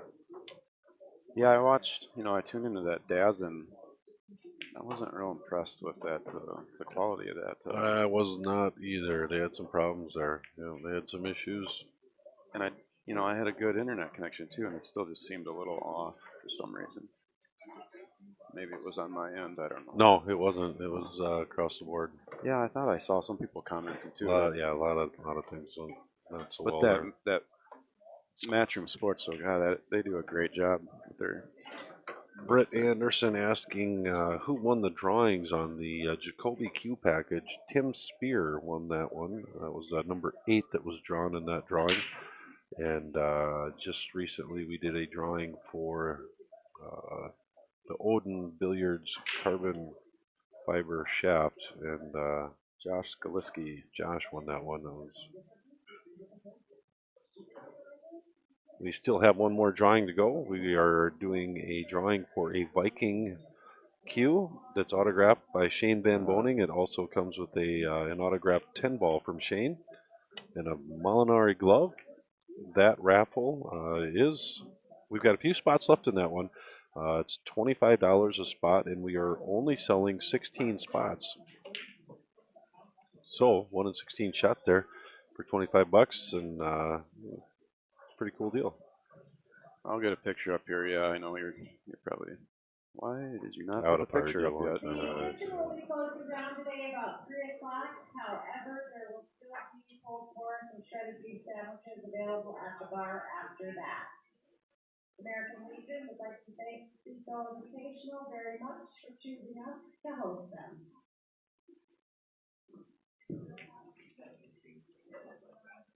Well, what Danny got here? Rory's making him work for it. All right, we got some new blood showing up. We got Tony. Tony, the Z-Man, hopping in the booth here. Gonna hop in. Here, sit up a second. You gotta try that out. Oh. Gunner hasn't got to try that out yet. I felt like a hog. I'm gonna let him use it. Oh my! Yeah, is that nice or what? Yeah. I got that. Seriously, I got a very similar thing on my motorcycle. The long rides, it works awesome. There you go, Tony. You're live. Tony Z in the house here. He's taking a year off from Seco. He's gonna. Oh, we got a good match coming up next year, Tony. Who was that going to be? We got TJ versus Jesse Engel. TJ Steinhaus, Jesse Engel. All right. Sorry, guys. The picture I'm putting up here, the Viking Q. Get that on here for you to look at. That we're raffling off. So you want one of those 10 balls, the Viking Q? I got an update for you guys. The Vikings are up 20-17 against the New Orleans Saints. Tony should buy one of these tickets. What's that for? It's a $25 raffle. We're doing 16 spots. It's a Viking Q. Shane signed for us along with a 10 ball. Yeah, we'll show her up here a little bit. Maybe pop it up there in between matches. A few spots left, and I think Danny's final probably score on that second table over there. See what happened? I didn't see what happened. It was a 7-0 victory. Rob Matson over. Wow. I believe, was that Jesse Engel? No. Who was he playing? He was playing Jason Klatt. He beat Jason Klatt 7-0. Jason's gone. He's out. Which was funny because wow. Yeah. He got the professional out in both events. He got lead racked one game. He got lead racked pretty bad, and Jason just jumped up out of his seat and went and re-racked and gave him another crack at it. Well, Rory gave him a seat. Yeah, Rory's seen that one. That was on Rory. Rory had some errors there. It was the difference between Rory winning this set 7-4 or losing 7-5. I just heard a bunch of people yell in the bar. Yeah, I saw Rob Matson running to see what's going on. It didn't sound like a good yell either. You know, I see Jamie Pluta and Jason Klatt talking back there. They're both out of the tournament. Maybe get a good money match going between those two. Yeah, that's not going to happen. Yeah. Those guys are buddies. Jason has been stirring the pot for a rematch between Ryan Solefeld and Jamie Pluta tonight. Yeah. And Jamie is all for it, and Ryan says he's maybe for it, and Dustin Burke is no comment. Dustin, if you're out there and you're listening, it's all just waiting on you, brother. All right. We can throw that. Let me get another. I got another picture that I'm going to add too. Yeah, another picture of that Q we'll throw up there. You guys take a look, and then we'll have one last raffle. A year later today, we're just going to raffle off one of the autographed 10 balls from Shane. He so kindly donated here to the event. So here's a little, a full shot of the Q. Get it. Apologize, not the best picture there. Table number 1, Jesse Engel, DJ Steinhaus. Table number 1. Well, you took that picture, didn't you? Yeah, I did. Yeah. You made me email it to you or something, but you know. I think it looks fine.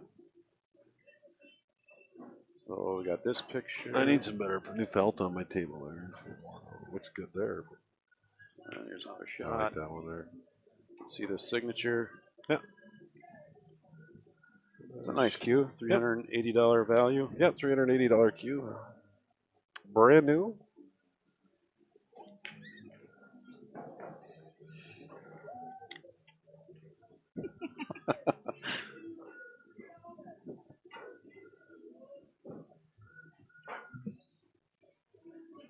All right.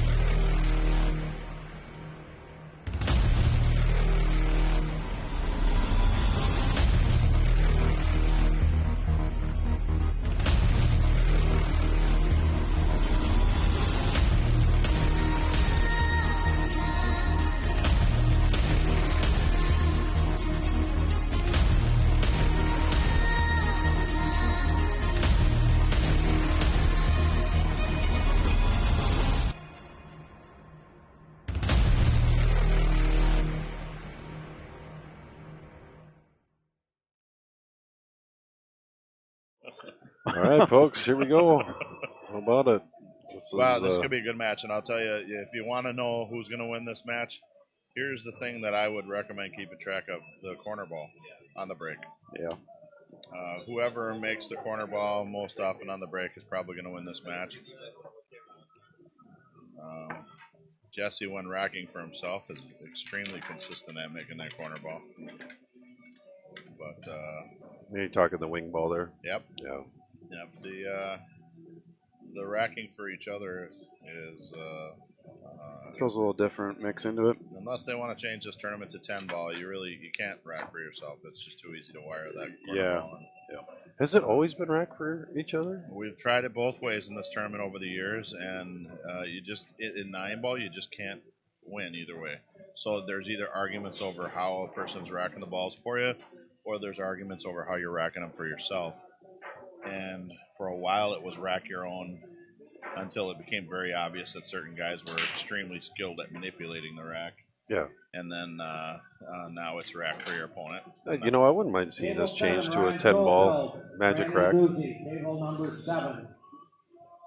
Now, I know that on paper, people will say that Jesse Engel is the favorite in this match. He's got more professional. Johnny Meyer walking by with a slip in his hand. But I'm going to go out on a limb here and say TJ is going to do well here. Yeah, I think he's prepared for next weekend, his big match. Yeah. I think we're going to see one or the other run away with this one. One of them gets hot and starts rolling. It's a train, and you're not going to stop it. So 4 ball fired in, 1 ball on the side.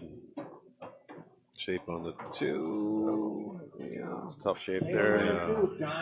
Just thin it and come around a couple, 3 rails behind that 7 or something. And that's the break I break right there. That's my 9-ball break. I do that on bar box, big table. Always try to get the 1 on the side and the wing ball in the corner. And Jesse hit that perfect.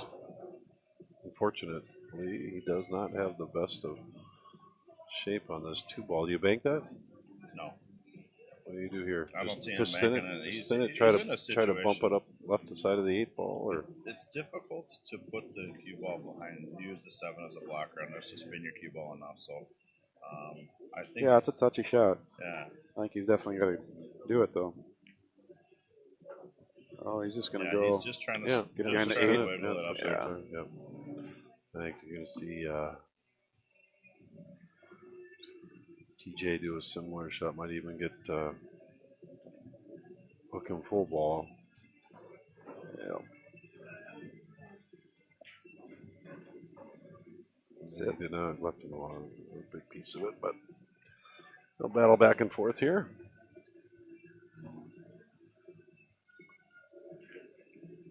Personally, I would say these two are pretty even. I know Yeah. Jesse's got a little more of a track record, I guess, on some big events, but Dan Ryder, you are correct. I believe that was the first time I was ever in Farmington Billiards, 2013 MPA. Played with Jamie and Chrissy, and we watched the sun come up. I think we got out of there about 7 o'clock in the morning. We chopped the pot with Arturo. looks like he might have came out and gave him a hit on it, huh? Well, I can't tell exactly how much of the 2-ball TJ can see. Right. I mean, he obviously what he was looking to do is put the 2-ball underneath the 7 and cue ball behind the 5. He didn't get quite tight enough. Right. Oh, he's jumping, so he was hooked a little. Yeah.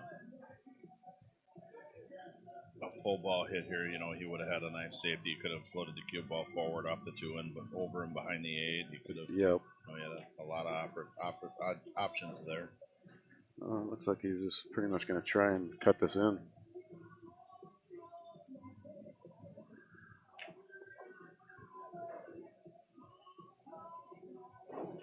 Carl, thank you for the compliment there. Oh. Missed it twice, back and forth. Wow.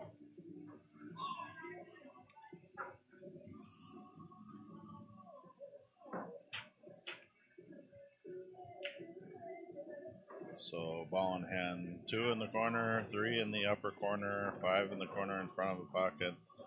I like Jesse to take his time, get out on this rack, and go up 1-0 without really seeing any major complication here.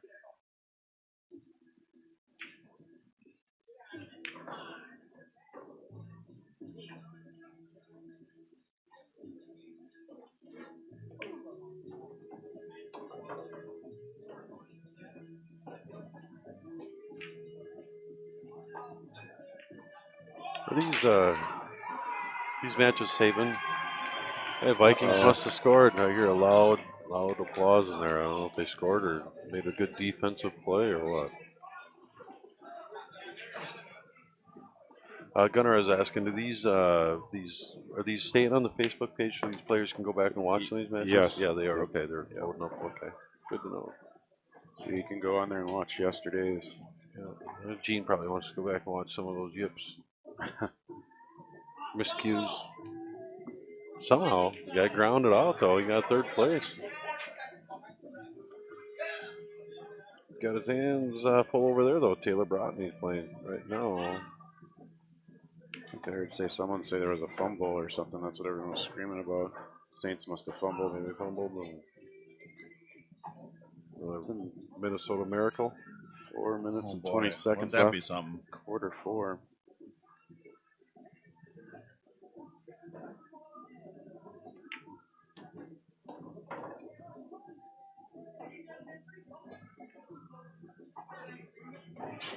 Demi Gelatis and Josh Owens in a loser side match. Demi's up 3-2. Made a very long, tough shot to go up 3-2 after Josh thought he played a successful safety. Nice shot there by Jesse. Watch how Jesse stays down. I mean, he doesn't move until fundamentally sound. He is just solid now. Stay down on your shot. He really pushes on.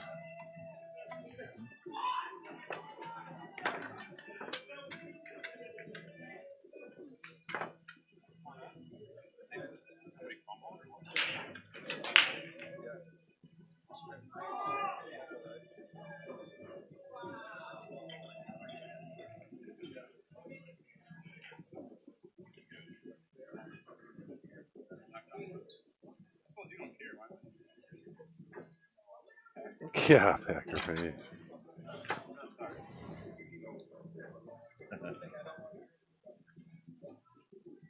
Mike's just recovered the fumble. Thanks for that update, Mike. We got so much going on here. If I had a Vikings game on, we'd be missing all kinds of stuff in the pool match. So.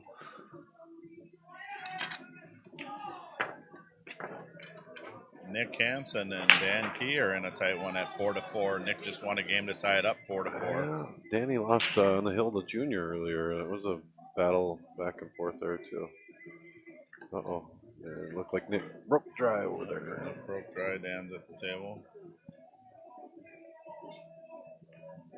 Mike Fieldhammer and Johnny Myers are just starting a match at 0-0. That's likely to be an interesting match itself.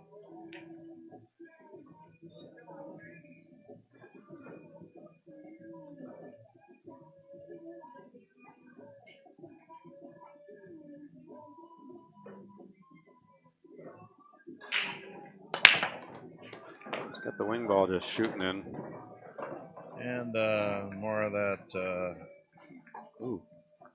Lucky. The 2-ball squeaks underneath the 9-ball there. And yeah. TJ gets ball in hand.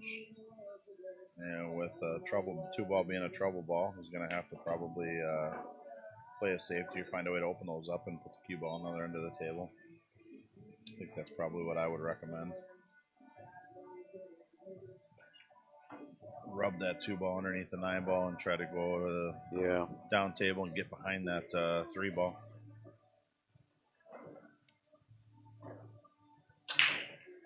Easy to get frustrated when that happens. A guy breaks, makes a couple balls, gives you ball in hand, and you don't have a shot. Nothing. You have to try to remember that having ball in hand is, it's a step in a great direction. Right.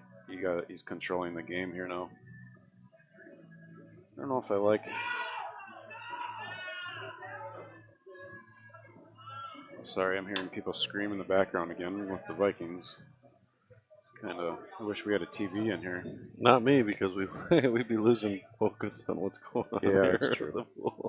It's hard enough with keeping up with the messages. So TJ had a great idea, poor execution. I think he did. You know what? If you take a look at this shot again, that 2-ball, when you set up to play that safety and you're going to go 2 rails out of there, it's easy to load up on English thinking you have to spin out of that pocket. But people forget to account for the fact that the angle changes.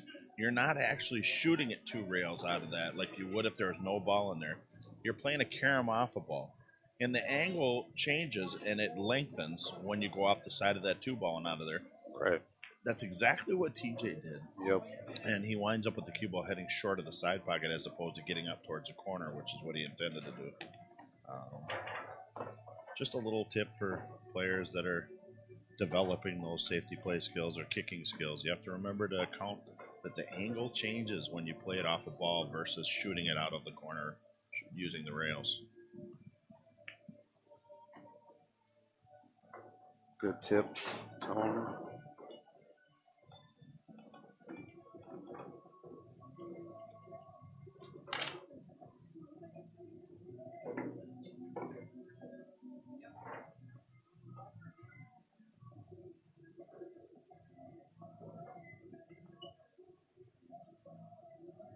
Looks like Travis Schultz is still going in the break room tournament up in Duluth. Nice. $5.99 Fargo rate and under tournament.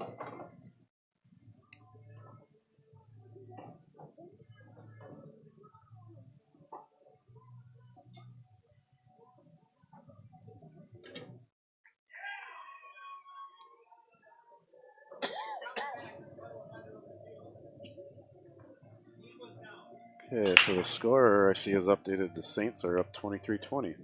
Uh-oh. What the? Well, I just heard something about under review. Okay.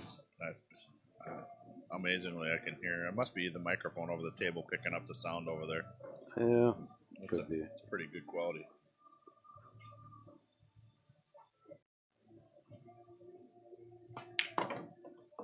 Oh. That's, wow. He doesn't have do it. not believe he has it. Nope. You can't throw that in. I'm going to go ahead and guess that Jesse's going to play a 2-way shot here. He's going to play the bank on the 5, but he's also going to put the cue ball up railed where he just had his fingers just pointed to. Yep. Exactly. If you make the bank, that's fantastic, and then you have you can take that longer shot on the 7. And if you don't make it, you're leaving your opponent very difficult. See there, he just pointed where the 5 ball, if he misses it, where it could hit. And then where he wanted it to come back out on that end rail. Now, here's a good example. Yesterday I talked about pro side and amateur side shots. Right. A pro will make sure that if they miss this, they underbank it, meaning they're Right. going to hit high of the pocket, so that the 5-ball will go to the Bounce side back rail out and to back out and then sit in Yeah. the middle of the end rail. Exactly. An amateur would hit that end rail first, going towards the pocket, and then will hit the side rail and wind up out in the middle of the table and leave you a shot. So if you're going to miss, you want to miss on the pro side in this shot. It's a good tip. People that don't know what the pro side means. It's basically just saying it's the correct side. Yeah, there you go.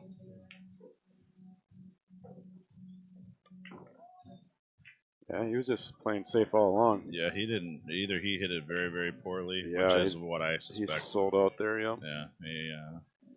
Tough. Yeah, I don't know if he didn't even have the crossbank on. I don't know the way he hit it. Well, he hit it so poorly, it's hard to tell. Yeah. It wasn't a gimme. It was a tough save. Yeah. I would say that I think that he just was so focused on his cue ball, yeah. Lost touch with the shot itself. Good touch shot by TJ. Some people, I know I'm guilty of it. Sometimes the last thing you think about is how you execute the shot. So if the last thing you think about is, hey, make sure that I get the cue ball on the end rail or close to the 9-ball, you completely lose track of everything but that one thing. Yeah. Maybe that's what he did there, possibly. So thanks for the update, guys. It looks like there was a fumble call that got reversed, and right now the score is back to 20 to 17 Vikings. All right. 2:54 left in the fourth. Go Vikes. I'll update the score. Got 1-1.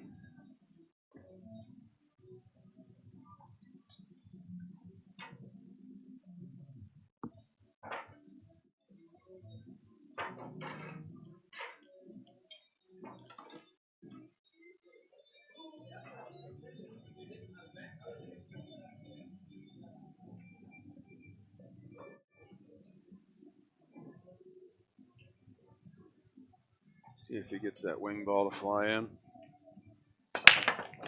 Yeah, a lot of balls to fly in.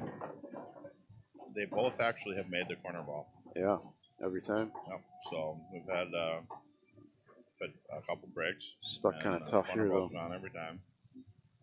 It's tough to tell if he's got an edge of that 4 or not.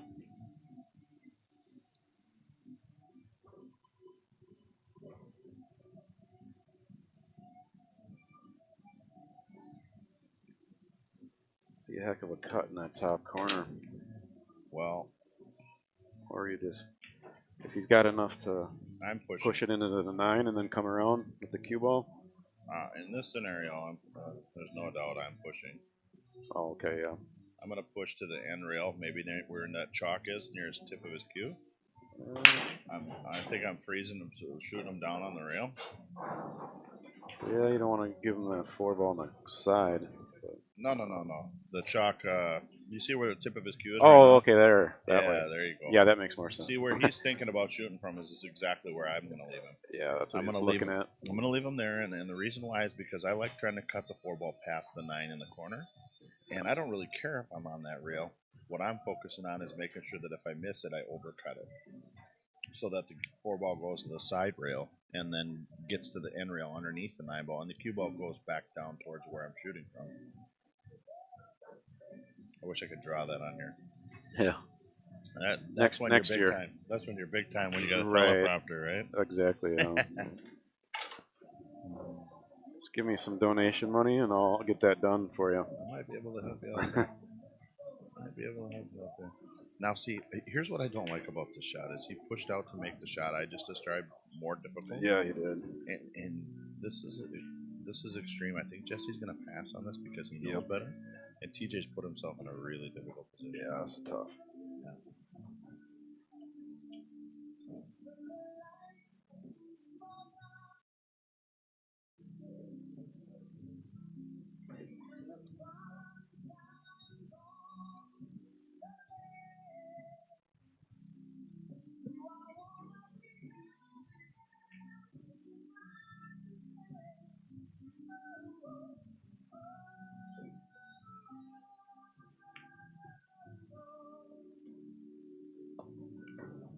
Wow. overcut that. And he did overcut it, which was that was amazing.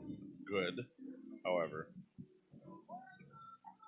hard to get enough energy on the ball to get it over and underneath that 9 ball in that spot.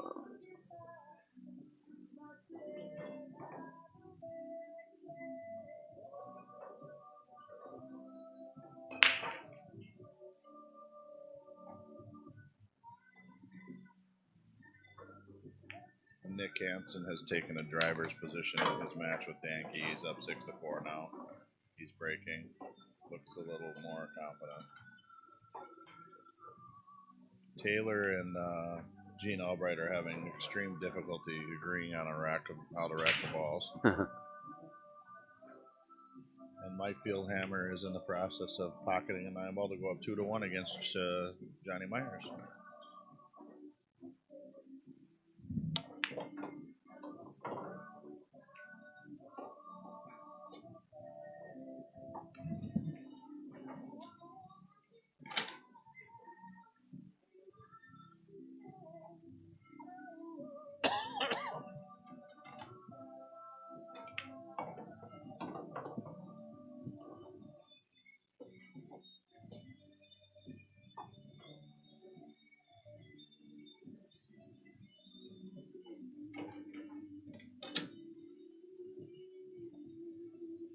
Big shout out to my little buddy Dan. He should be here. Little Dan Nierenhausen from Shooters Billiards. Kind of expected by this time he'd be competing in these events, but he's can't put down his fishing rod and snowmobile, so he was coming along, becoming quite a competitive pool player. Definitely a tough one pocket player. And then went out of town. Was working in the south for work, doing excavation, and when he came back, he became an outdoorsman. So he was a lot of fun to see. It's fun to watch younger players while they work their way through the ranks and catch people off guard. You know, people make the mistake of thinking they got a sure thing because they've never seen the guy before or something, and next thing you know, they've lost. Right. It's fun to watch. Dan is starting to do that stuff. So. Got a message from him.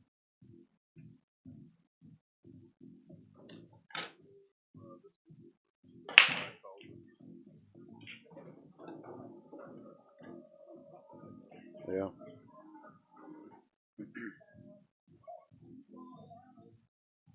So we're taking a short break here. Oh, Jesse's back now. These guys are good buddies. They actually practice together sometimes at CRs, and I don't expect we're going to see any fireworks of any kind or anything between them. Just one's going to win, one's going to lose. No, they've already kind of chatted and smiled and talked a little bit between racks. Nick Hanson broke and made the 3 balls on the break and is in the process of running out to win against Danke 7-4. And I gave him the commentator gooch, the jinx, and he hung the 8 ball. Oh. Whoops. Sorry, Nick. We're friends. Forgive me.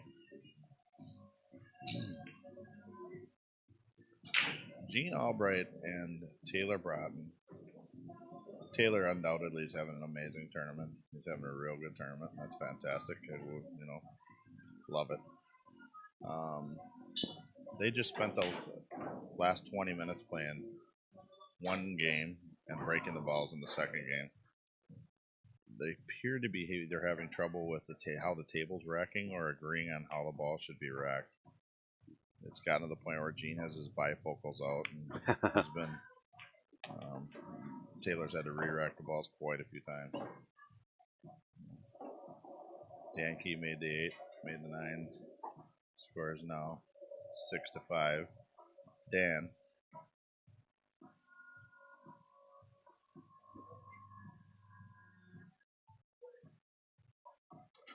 Jesse's gotten himself another opportunity here.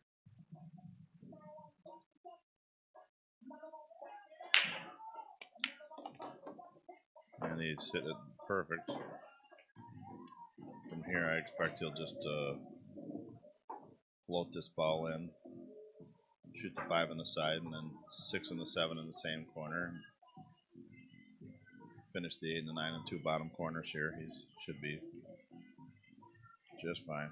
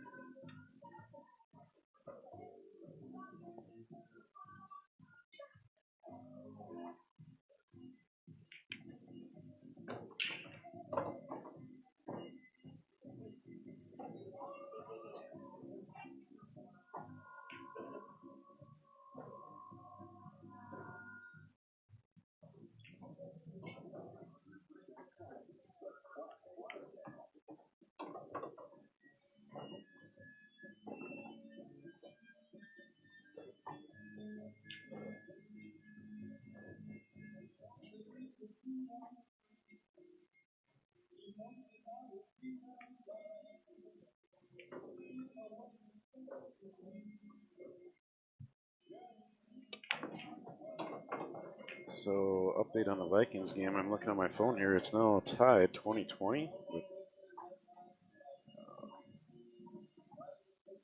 Bummer.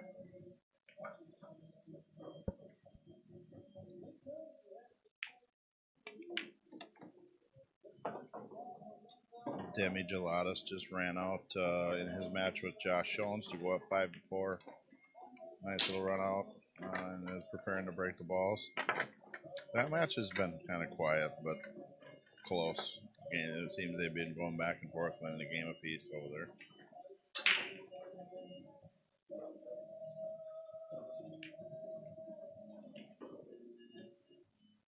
Demi made a ball. He has a shot on the 1, and he's looking at the rest of the rack.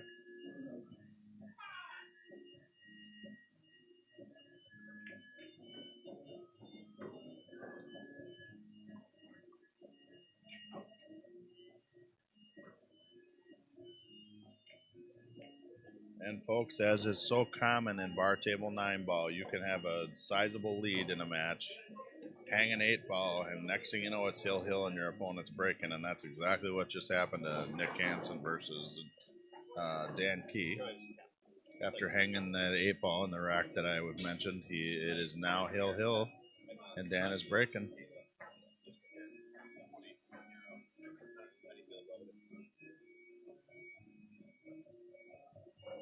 A cordial conversation about getting that 1 ball tight.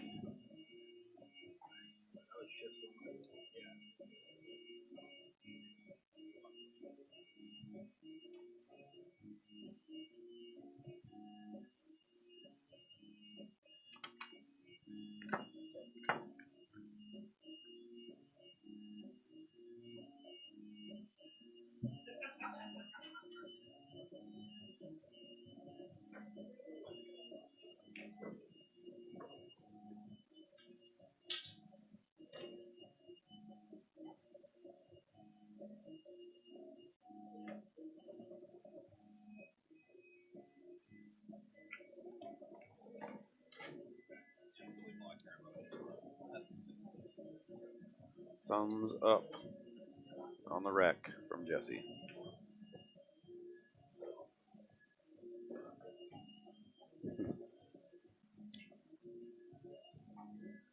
I don't think we've seen. At this point, I'm waiting for someone to not make the corner ball on the break. Right.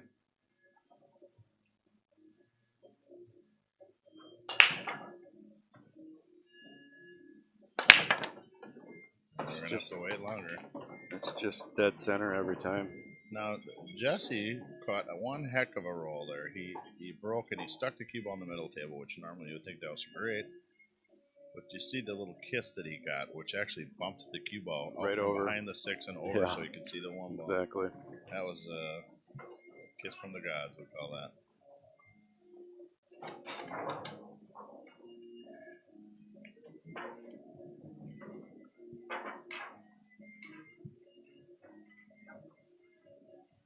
Looks like he's got a nice angle here to get about where his cue is there. Yeah, I suspect that Jesse's going to once again run out. And Yeah. Gets on this too well, he's pretty much done. Pretty easy from there.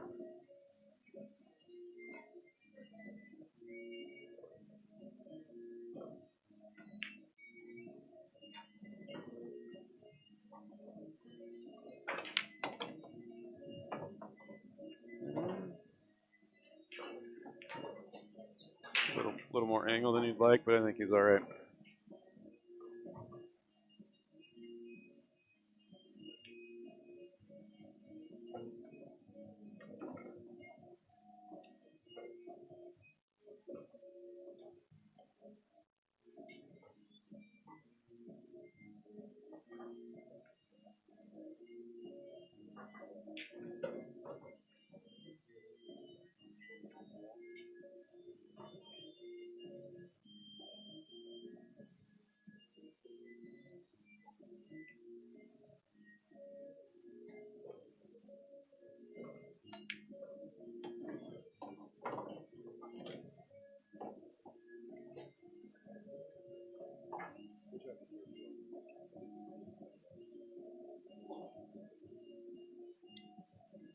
so Nick Hanson wins the safety battle against Dan, gets ball in hand, wide open table. He'll looks like he can definitely control the table, if not run out. Demi Gelatis wins another game, going up 6-4 and breaking Josh's against Josh Jones. Josh is racking the balls right now. Jesse appears to be in driving position here with TJ. Nick managed to combo the 9-ball in for a quick win. Hill. That ends that match.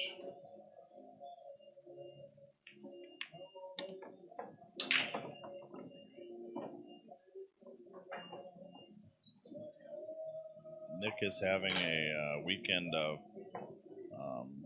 a lot of close matches, finding ways to win in games. He's got the worst end of it. Good for him.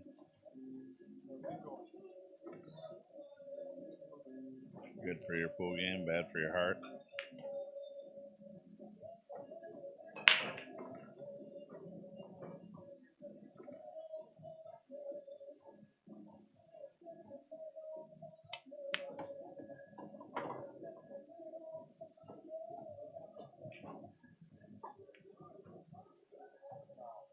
Table number 10, Nick Hanson, Rob Matson.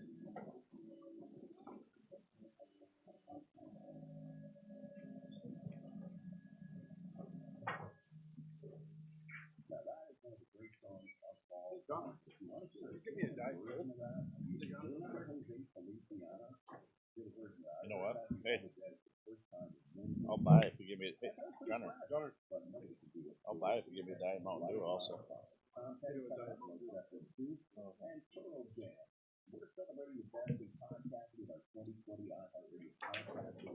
Hey, everybody, hurry, run to the bar. Gunner's buying drinks.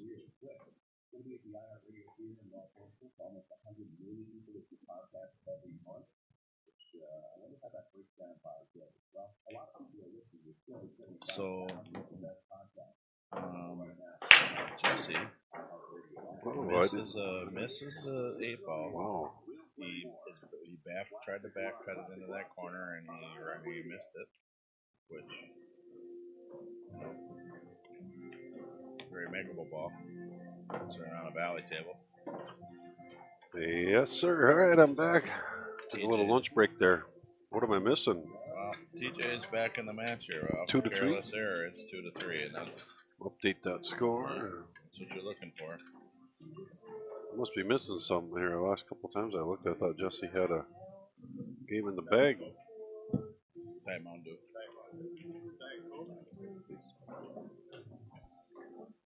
You know, sometimes some players play so slow that you start counting that one in the bag, so to speak. It just seems like it's a sure thing. Yeah, flips around. That's kind of that's happened a lot on this stream table here. Yeah, we've seen some stuff, haven't we? I just don't get it. It's been happening a lot.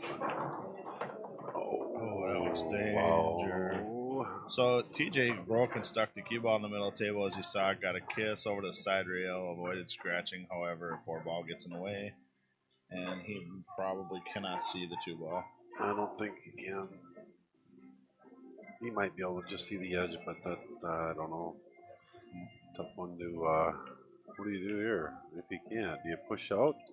Well, you definitely push out. Push out. Yeah, you know what? You're not going to take a jump shot here, and I think you push out down to that corner pocket that he was just standing over. Force him to do something. Josh Jones wins a game and broke dry. Score in that match is now 6-5. Taylor Bratton, what's going on over there? He's breaking against Gene. One of them's on the hill. I believe that's Gene is up 6-4.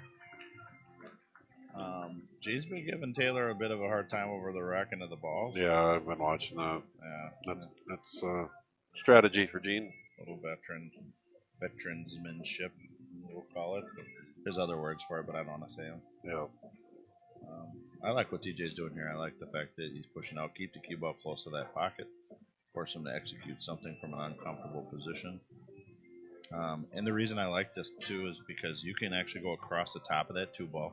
You can float the cue ball over to the side rail and underneath the 8, and you can rub the 2-ball off the 9. I think the Vikings just scored. Yeah, what's going on, viewers? Either that or Trump just got reelected, one or the other. I'm not sure which one. Give us an update. I just heard a loud. Vikings won the coin toss in overtime. That was an older one.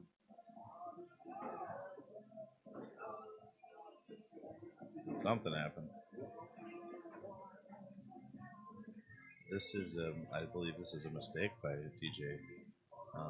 Giving the shot up there. Let's see how Jesse uses it. I don't know. I like what you were just talking about. Similar idea.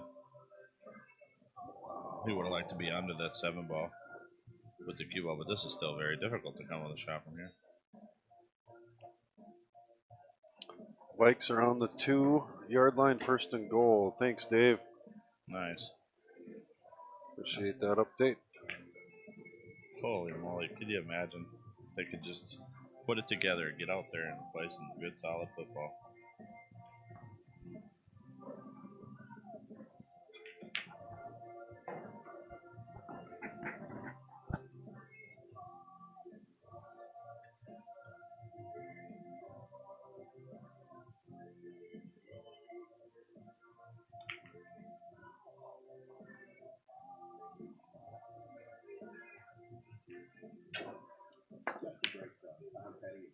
TJ swinging at that.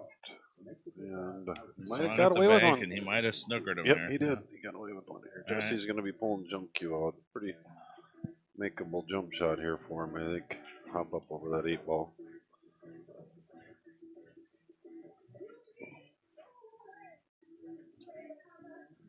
He's not going for the jump cue, though. Is he going to kick 2 rails at this? I thought he had a jump cue in his hand by now.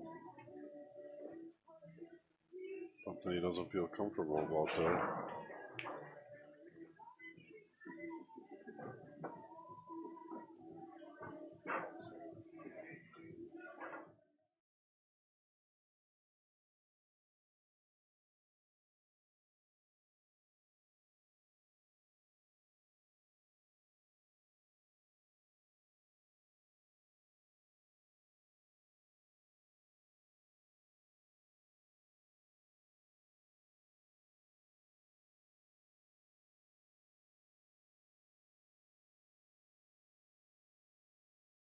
Kick safe, if you will. From a bank shot. Yeah, I'm still. Didn't sell anything out. I'm not sure that would have been my route, but he knows his game. I'm guessing the Vikings just scored. Hey, Taylor, what's going on over there? Gino's up 6-4, and just shot a bank shot. I believe it's Taylor's shot, and they took a timeout. Yeah, I just saw Gene put his coat on and walk outside. Yeah, so. He's going to talk to the spirits. Oh no. Well,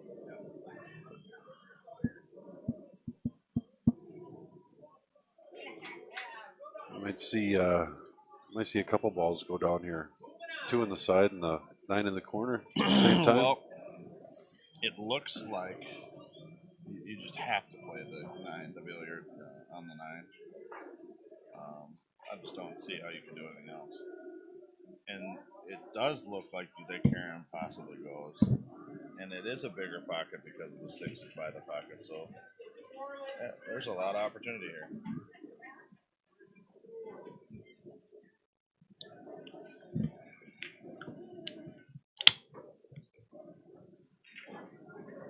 Vikings won. All right. Outstanding.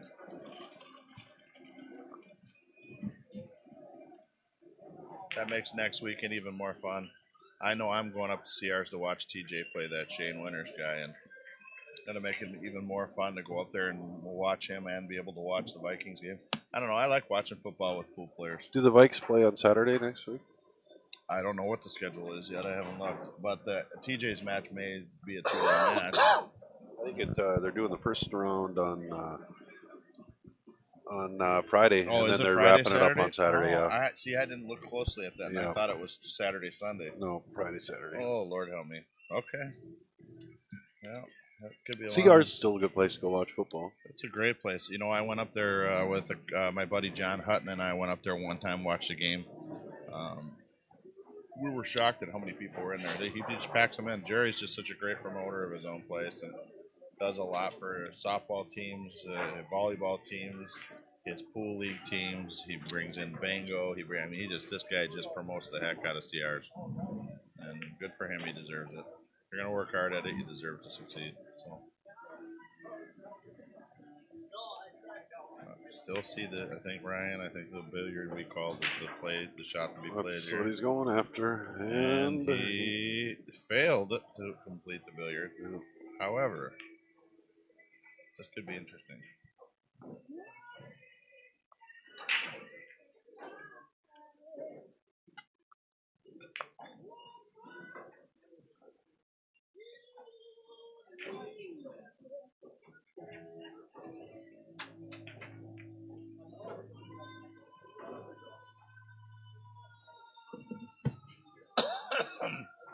I got a message from my buddy Bobby Starks in Chicago, who was listening to the stream for a little bit, and he saw the football game, and I guess it must have been Kyle Rudolph or Harrison Smith that made a play, because he says, Notre Dame, man. That's what he says on the message. So, Kyle Rudolph caught the touchdown. Okay, well, that makes sense. We have had good luck with Notre Dame players in Minnesota, that is for sure. Oh. I saw that. That was wired. All right, listen. So easy to look at that shot and say, hey, he got really lucky there. No, he got unlucky. He had a good shot. He nearly kicked it in the one side. It just barely He played it at a very good speed for things to go his way, and they did. Luck is a dividend of skill. Being skillful at pool does afford you more opportunities to be lucky. He had a good shot there. He Yes, just about fired that in dead. Just caught the side of the pocket.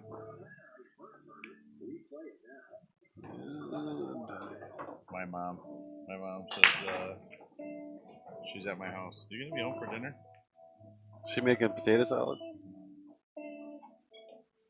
Oh yeah, that's right. You like potato salad. Yeah, I do. She's a great cook. Yeah. So the other night, she's been staying at my house quite a bit, helping me with my son, and she made smoked pork chops, and she made 2 for her and 2 for me, and oh man, I felt like I hit the lotto when she looked at me and said, I don't think I'm gonna have both of mine. I'd feel like I hit the lotto if she made potato salad. That stuff's amazing. Yeah, she's and she likes to cook. That's what's the best about it is. Another win here for TJ. Even things up 3 apiece. All right, so here's the deal, and this is something that I pay attention to as a player and when I'm just watching. You got 2 players. You got one player that's on paper supposed to be the favorite, right? And he's played professional pool. He's played in a lot of pro tournaments. He's had success at that level. TJ is a very successful amateur, but he has played almost no professional pool. He hasn't had success at the pro level yet. So when you kind of know that there is a favorite here, but you don't really think about that when you're coming into the tournament. You just focus on your own pool game. When you're playing a race to 7 and the guy's had a chance to pull away and he doesn't, and now it's 3-3, and I'm in TJ's shoes, I feel like, oh, I'm not playing the guy that has these advantages.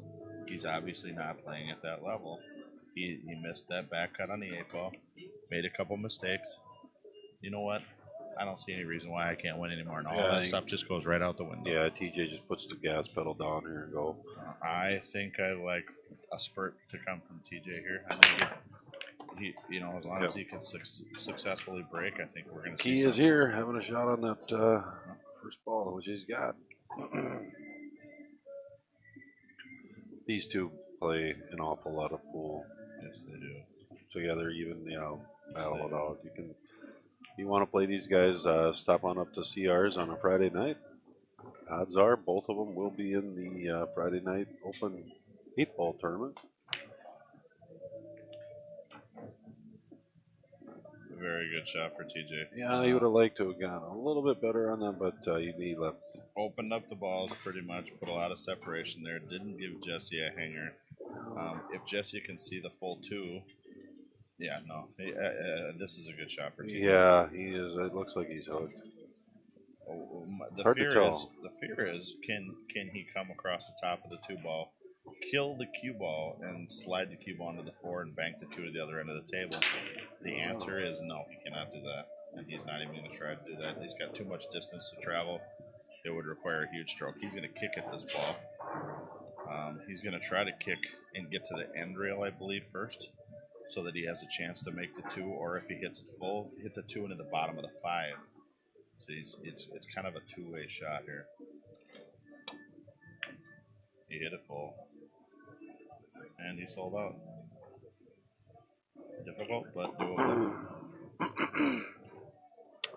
That's a tough one to, from one end of the table to the other to hit that and control.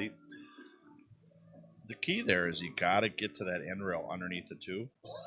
So you're basically going 2 rails and trying to make that 2-ball in the corner down there. It's super important that you get to that second rail. TJ is taking a commanding position in the safety game here. Yep, he's got him buried good now.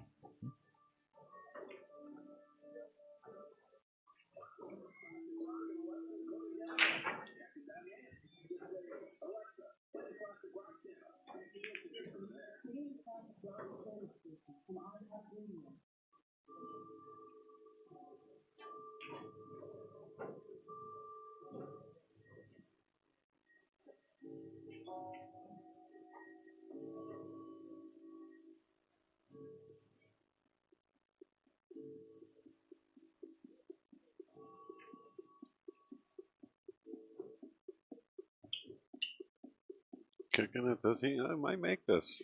2-4, kind of wired up, lined up. See what happens. Nope. He went right by them both. Hard to kick on these valleys, too. If you get used to those diamonds, you get used to 9-foot tables. Kicking on valleys is a whole other ballgame, and you have to make adjustments for it. Well, it's easy to go long.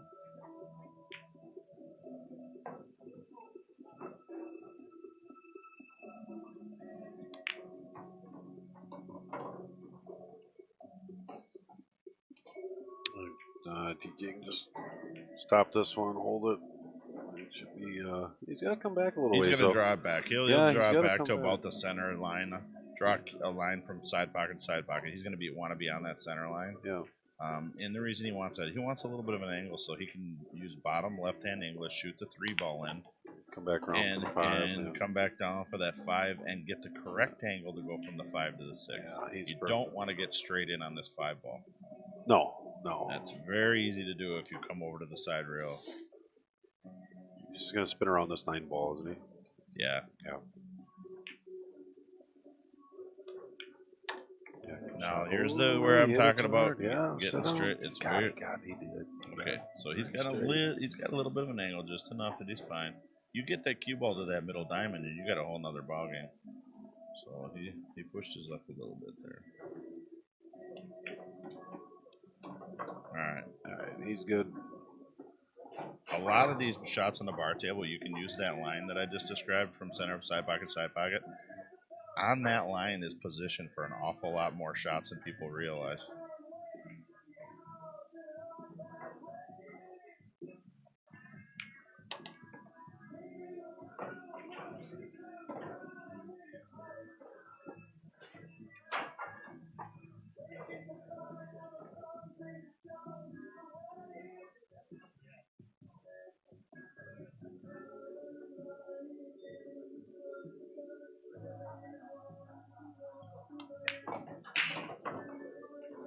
That works just fine. Yep. TJ is going to take first lead here in the match. Go up 4-3 over Jesse.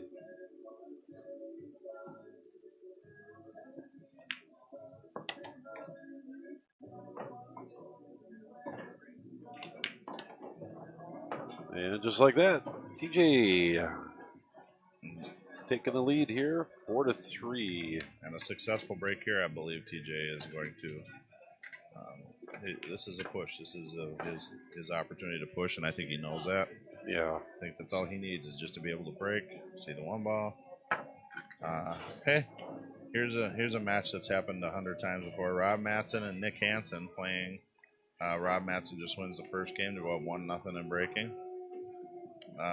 Next to that, Barry McLean and Michael Perrin Jr. are playing. They just started, scores 1-0. I'm not sure who won the first game. So a couple matches there.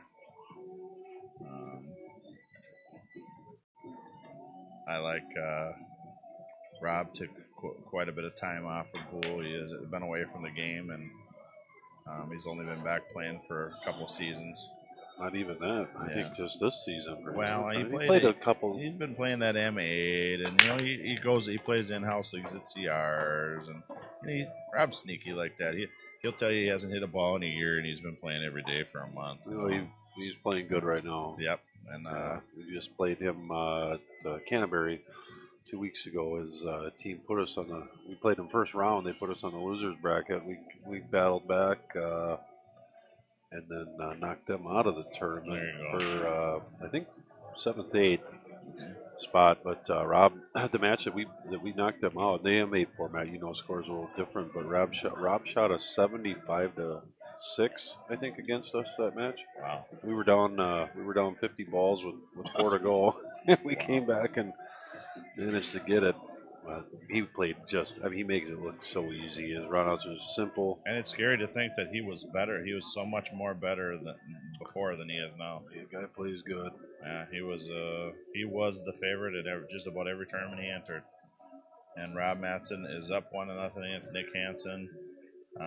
Michael Perrin Jr. and Barry McLean are at 1-1, 1 game apiece. Barry's breaking. TJ Steinhaus is up 4-3 in his match and appears to be making a push. Johnny Myers has wiggled Meyer the Crier has wiggled his way back into his match, making it 5-5.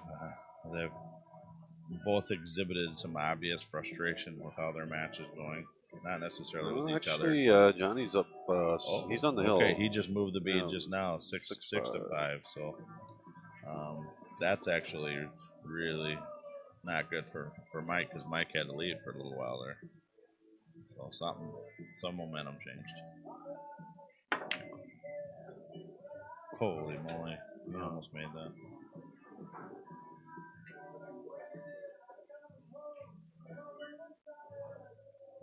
That was a shot there. You make that, you're gone. It's unfortunate. One ball ended up where it did. Honestly, I feel like that's too aggressive. I feel like that's a little too aggressive. You had the opportunity to duck and cover there. I think I would have preferred that. Well, yeah.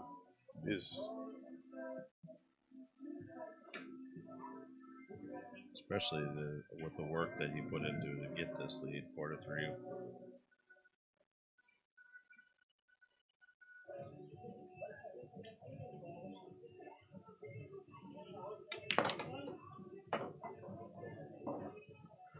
All right, I'm back, guys. Sorry.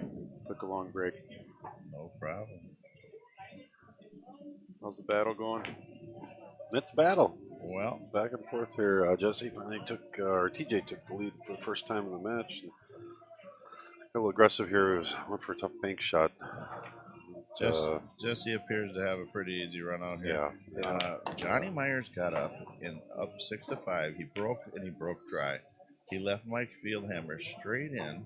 Johnny just hooked himself on Yeah, the he two. did. Mike was straight in and he missed the ball. Johnny got up, shot the one ball in, hooked himself on the two. So this gives you a description of how their match has been going. There you can see he's hooked. Look at the way he's kicking it. Wow. He That's nailed it. Look at that. Look at that shot, Johnny Myers. That's a crafty veteran shot right there. It pays to hit him. Now, earlier I made the comment, luck is a dividend to skill. Is it lucky that he kicked that ball in? Well, he knew how to kick 3 rails and get a hit on that ball. Yeah, because there was an easy 1 rail kick. Yeah. And he went 3 and nailed it. There's He's going to come behind it. There's a reason why certain players have a habit of getting luckier than others. It just looks luckier when you don't know how to do it.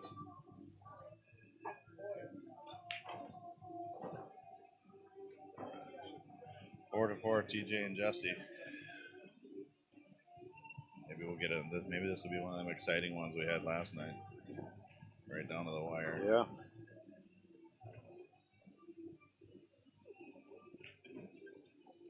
He hasn't given it to him yet. You're going to give him the 4? It's not 4-4 yet.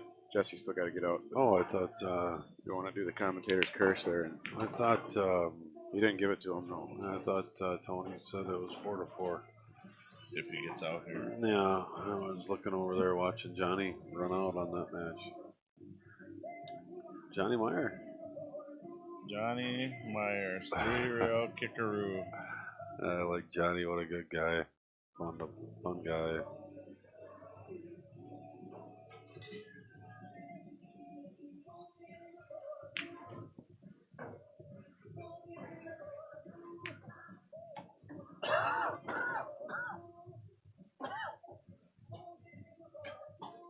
So, how many places did they pay in the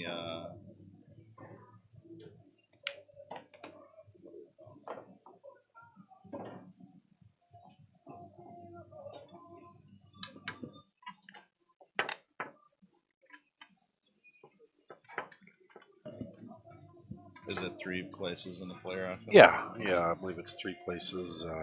So my favorite story about the player auction here is,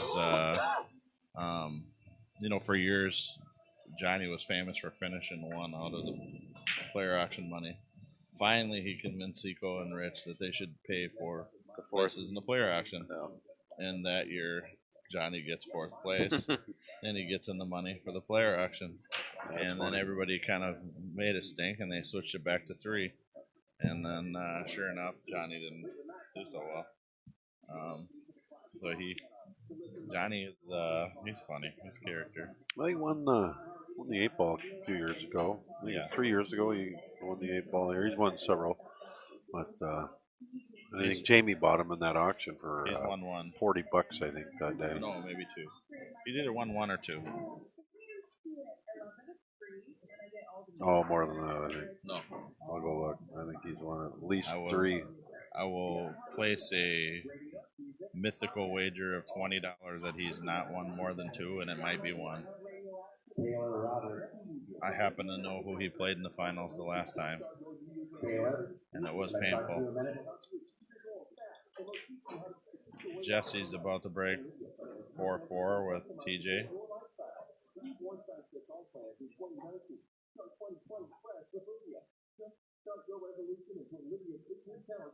Yeah, 2-time Seco champion. There you go. The last time he won it, he won the winner's side. For the winner's side final, he was down 4-1 and came back and won 5-4. In the final, he lost the first set 5-2, and then won Hill in the second set. How about this little info on Johnny right here? He's been playing for 54 years, and he's been playing with his Tad, T-A-D, Tad Q, for 49 of those years, and he still plays with that. And he won that Q. He didn't even buy it. He won it. Yep. Yep. I know for a fact that he didn't clean the shaft for over 20 years. Oh, I don't think he's. Yeah, no, that thing looks. Yeah. And it's a cue that if you're playing flip it, and you don't have your cues, and you go, okay, you're not going to use that. Nice, You will not touch that pool cue. It means a lot to him. Yep. Yeah, he won that Q gambling with a guy.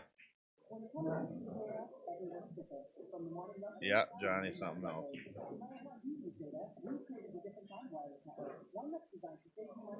I said for years, and I'll stand behind it even today. Johnny is the best I've ever seen at.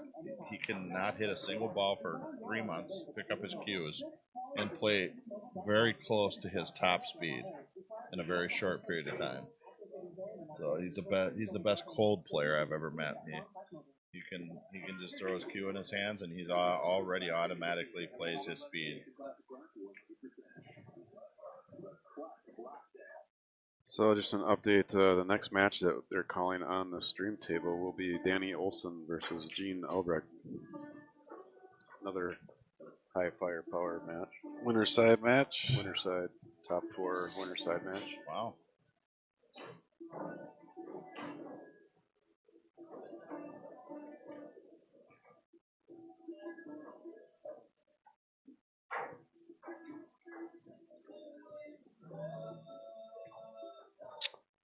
Dennis Lee commenting, fuzzy picture, and it must be on your end. It's crystal clear for us here. Yeah, I'm watching the stream live on my laptop here, and it's good. Crystal clear on my phone. It's gonna be might have a bad internet connection where you're at. Anybody else having any issues with the stream? Get a lower download speed or something on your end, possibly. So Jesse choosing to tie up balls versus trying anything desperate. Yeah. And I think I agree with him. Make it work a little bit. I agree with him that it was a good move. Nick is fighting for his life over there with Rob Manson. Really got to express thank you to those sponsors that helped us out, bring this to you guys, viewers out there. Star Cycle, Yamaha, KTM, Honda, those guys got it all down there if you're looking for an ATV. Anything in the power sport industry, they got you down there, whether you're looking to buy or get something serviced. They've got an awesome service department as well. Number of the pool rooms here in the metropolitan area. Sponsored today's event, TNT Billiards, Shooters, Two Stooges, CRs, and Phillies is a new pool room coming to Owatonna. Excited to hear about that, opening up here in the spring.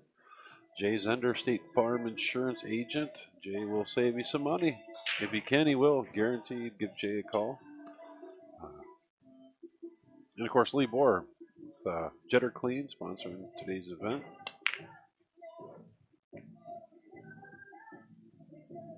Well, that didn't. A little aggressive. Yeah, they still got a mess over here. That was not anywhere near what it looked like. What TJ was trying to do is he was trying to bank the 2 into the bottom of the 9, hold the 2, and make the 7 in the corner. In trying to control the 2 ball, he missed the 7 ball with the cue ball, missed the carom, failed to pocket it, and he's left Jesse 2, and he's going to have a 3, 6, 5, 7 combo coming up here. That would be cool.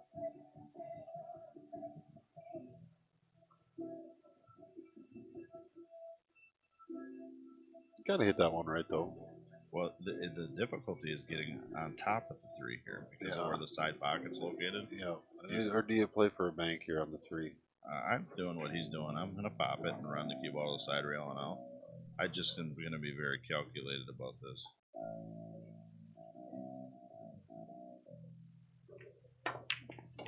That's one thing about Jesse. He's committed. He's not. You never see that. He's dialed in. He's committed before he pulls the trigger. He knows exactly what he wants to do, and he's going to. The reason why it was important to get on top of the 3, it's still possible to make this combination, obviously. And I actually believe he'll make it. But you're trying to open these balls up also. What you don't want is that 5-6 clinging to each other. and you want the 3 ball to get out away from the side round or away from the 5-6. When you're on top of those balls, you can it's easier to do, and you can float your cue ball away from the balls to create distance, create shots. Now he's got a lot more moving parts here.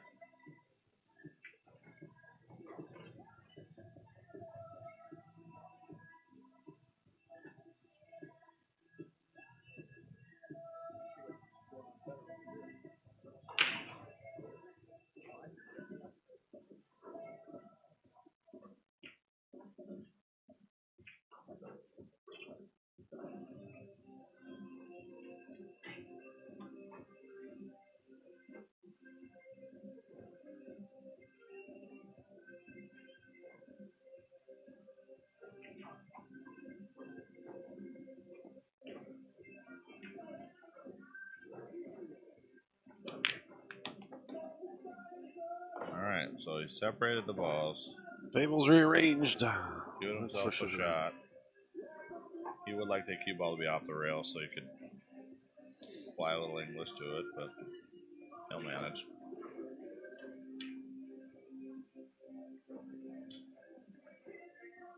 He's got to go between the 8 and the 9 with the cue ball. If he's going to shoot the 3 in the side, he's going to have to go down to the end rail and back up again.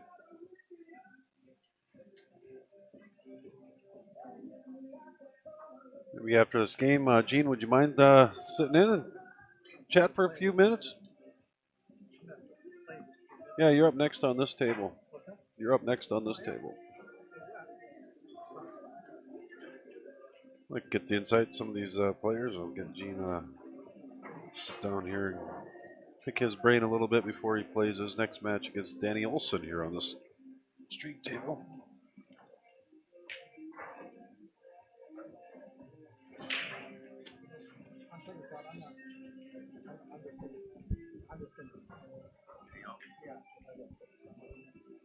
Hit you later.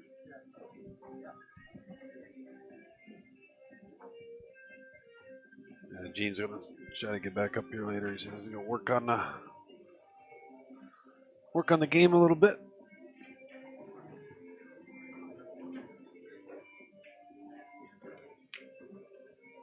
All right, so Jesse, it takes courage to shoot that ball that way.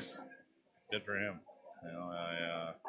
Takes confidence. It takes you have to have confidence in your ball pocket ability to walk away from a very makeable ball in order to improve your position. He did it. Shot it right in the center of the hole, pretty much too, I think.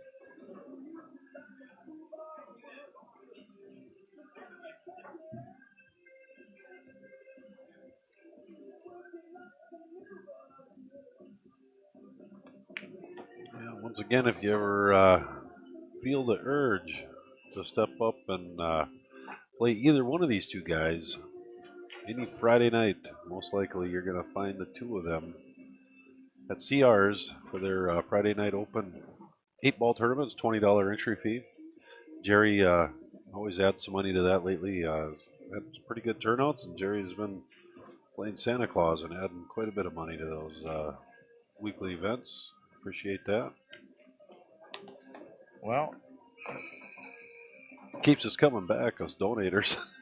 A picture is worth 1,000 words, and the shot I just got from across the room is Rob Matson is up 4-2, and Nick's a little frustrated, and Rob's perfectly comfortable. We've seen Nick frustrated a few times yesterday, and he managed to he dug out of some holes yesterday.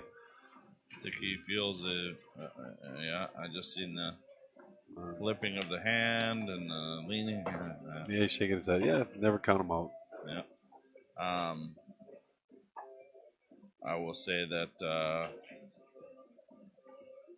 that Barry McLean, Michael Perrin Jr. match is 4-3, and those guys they haven't been 2 games apart that whole match. So they're no strangers to each other. I know they've come across each other several times. Barry out of Canada. First time he's been down here for Seco's. And Jesse takes another one here. Going up. Back in the lead, 5-4.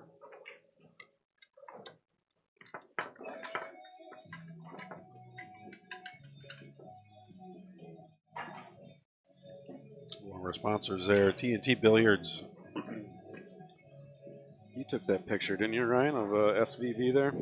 Yeah, I don't know. Yeah, you did. You sent it to me. Yeah. Good job. Thanks. That was fun. That was a fun time. Brought Shane up, league up there that night. Shane was in town just for the Moscone Cup and drug him along up to T&T Billiards. Shane's always such a gentleman. The night before, I brought him to shooters, and he'd take time to play anybody that wanted to play him or sign anything anybody wanted signed.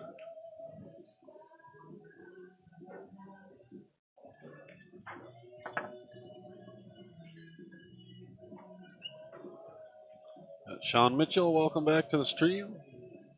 Sorry you couldn't be down here playing this year. Banged up from a little car accident. Be back next year. You know, with all the people that were injured or unable to make it for health reasons, we should have had a handicap tournament here. Literal handicap tournament here. Which one would Gene have entered? All of them. One for each personality. Good answer. Not sure Gene would like that answer, but he'll get over it. Yeah, Sean, what was Sean? Broken collarbone? Yeah. I was already dealing with back issues and then tore my meniscus in my right knee. Who was it? Who didn't show up this morning? Tony Hill didn't show up. Didn't make his match this morning. He was a little sick, self-induced. There was somebody else that gave up their spot for health issues before the tournament started yesterday. It was Felix. Was it Felix? Felix, he bailed on, I think, Tuesday or Wednesday. And that's where Taylor Broughton got his spot. And Taylor came in and got second yesterday. And he's playing well today. He did just lose to Gene, but he did, he sent Jason Klatt home. How tough are the pool players in Minnesota? You got some pretty big professionals here. Danny Olson, 2-0 yesterday, and Jason Klatt, 2-0 today in the 9-ball. It says something about the caliber of players that we have to deal with here in this not so sunny state of Minnesota.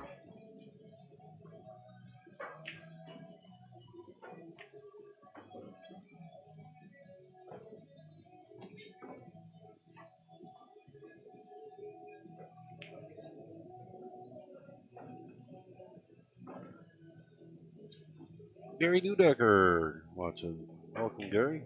Hey, Gary.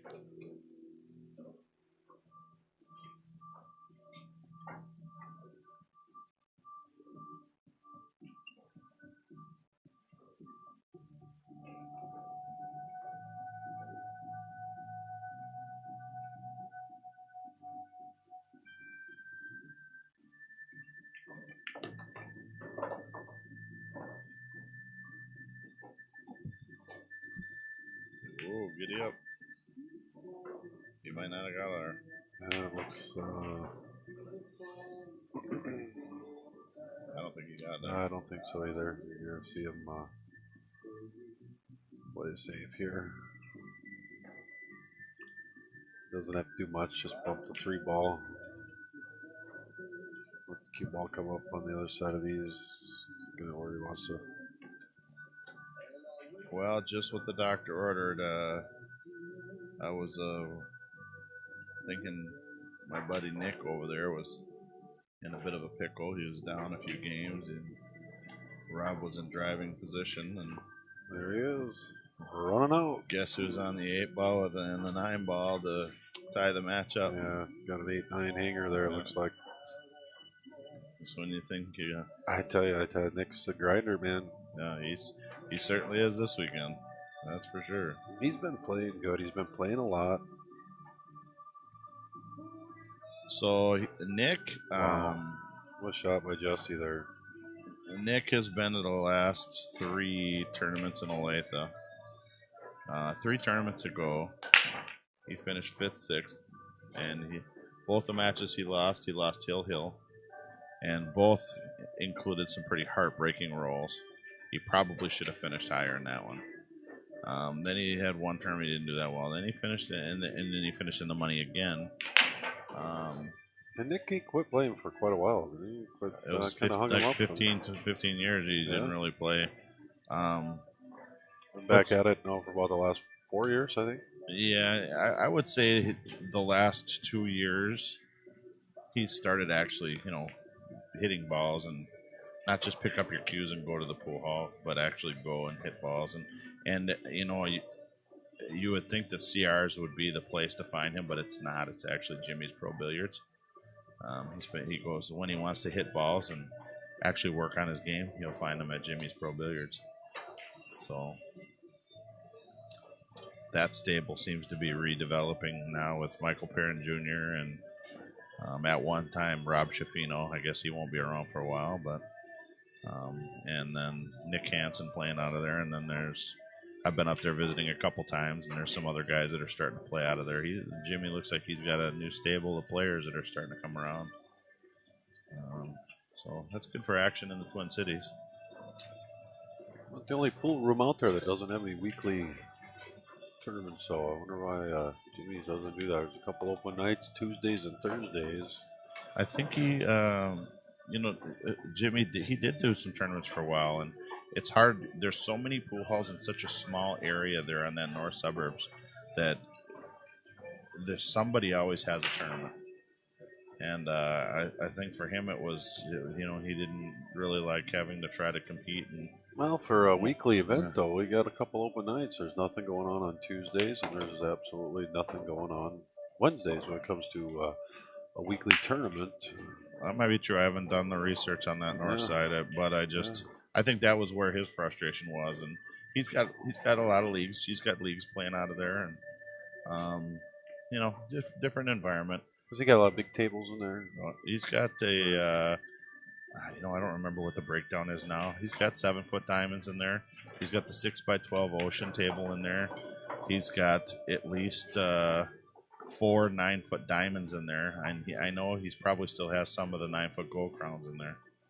So, and he's considered getting rid of more of the gold crowns and adding more diamonds for 9-footers. So,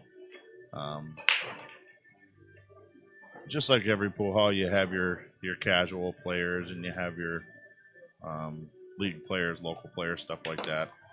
A lot of the guys that go to Jimmy's that are going there, like a Nick or me even, are going there because you're actually working on your pool game, and there's nowhere else that you can go and get more information about the actual game of pool than Jimmy's Pro Billiards.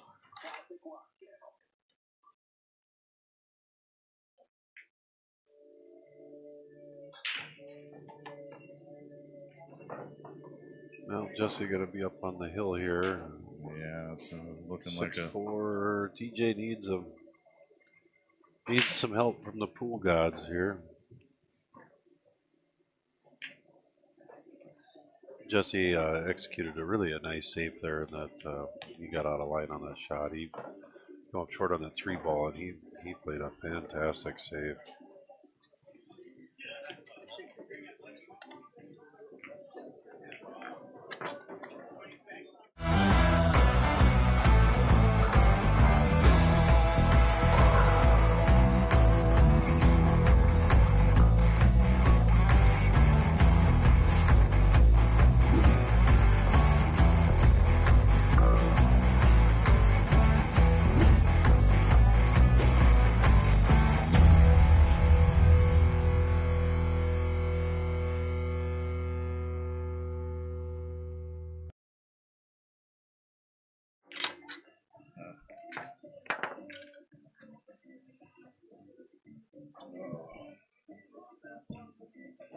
That's true, huh? No north side weekly tournaments on Tuesdays and Wednesdays.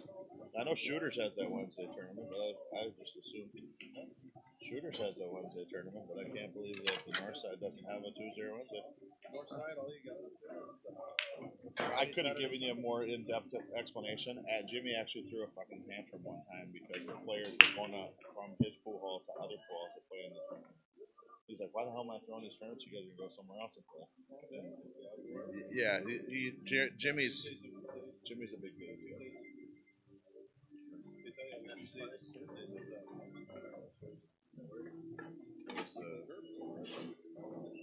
But I will say that,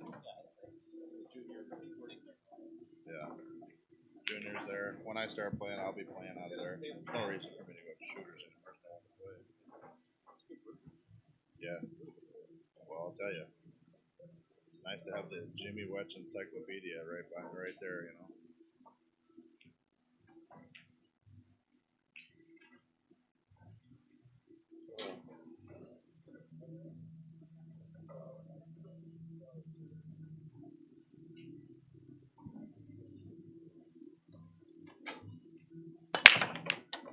Well, it's raining balls for Jesse. And it looks like you can see enough of that 2 ball to make it. And all he has to do is make it, and the 4 ball's hanging in the corner. And, wow. Nice rack, TJ. Like an episode of Murder he wrote. So this is ideal. When you're on the hill, this is what you want to be looking at.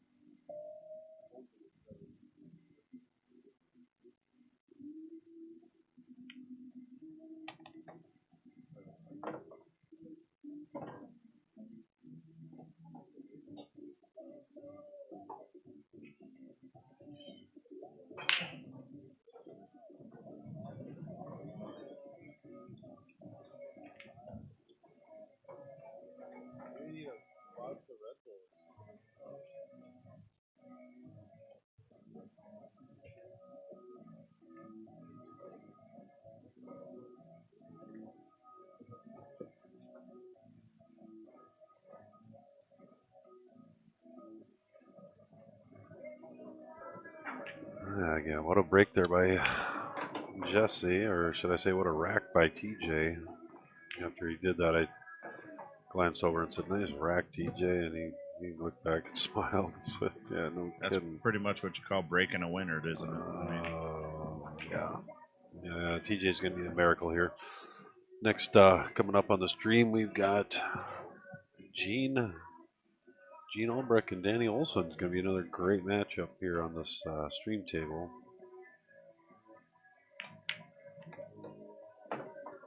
Share the stream, tag those guys, let their friends and family know that, hey, they're up. They see that, the more the merrier. Just how we've reached over 35,000 people have, at one point or another, tuned in over the last 2 days. That's pretty cool. Dennis asked if Rob Madsen's going to be on. We don't know. Possibly if he stays in or he's on the back side right now, loser side, playing Nick Hanson. Nick's at the table breaking over there, so that's that gear we talked about. It might. I think Nick's on the hill.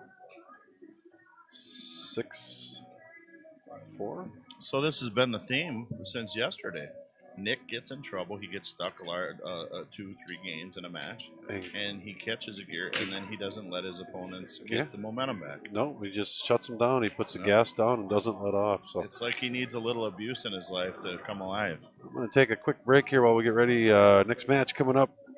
That was a win goes to Jesse Engel there. TJ going to the B side for now. But feature match here coming up. Real good one. Danny Olson and Gene Albrecht. Stay tuned.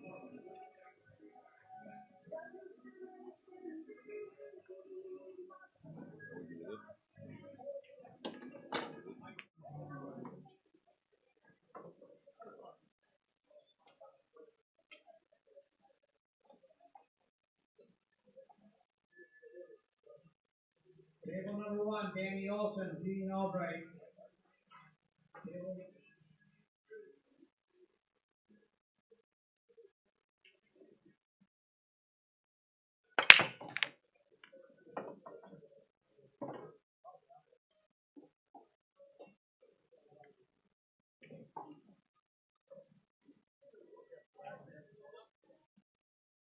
Table number 6. Yeah, flip.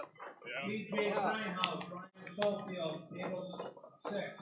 Table number 2, Jesse Engel, Charlie Garza, table 2.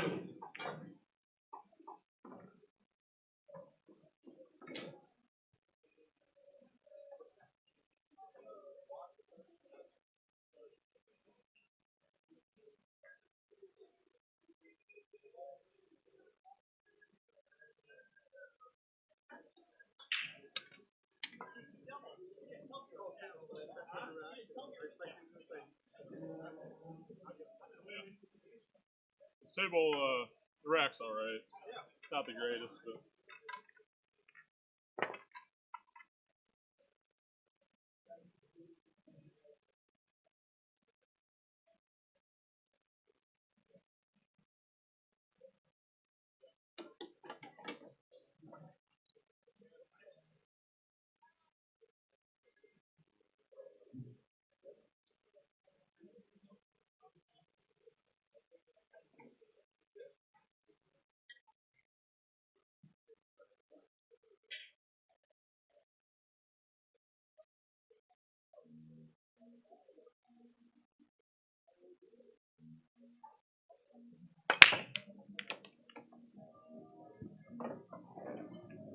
Okay. Okay, folks, here we go. We have the first break in this match. Danny Olson, Gene Albright. Gene Albright, formerly of Chippewa Falls, Wisconsin. Been on Earth since Moses had a beeper. And Danny Olson, young gun, has won every tournament you can think of. Dominant player. Didn't have a good day yesterday. He's on the grind today, looking to improve on his 2-0 of yesterday. Table number 3, Johnny Meyer, Taylor Broughton, table number 3. I will say that in the last couple matches I've been watching Gene has been breaking better and better every match. I don't know if that's going to make a difference here. Table number 4, Tim Tundrum, Nick Hanson, table Just an number observation. 4.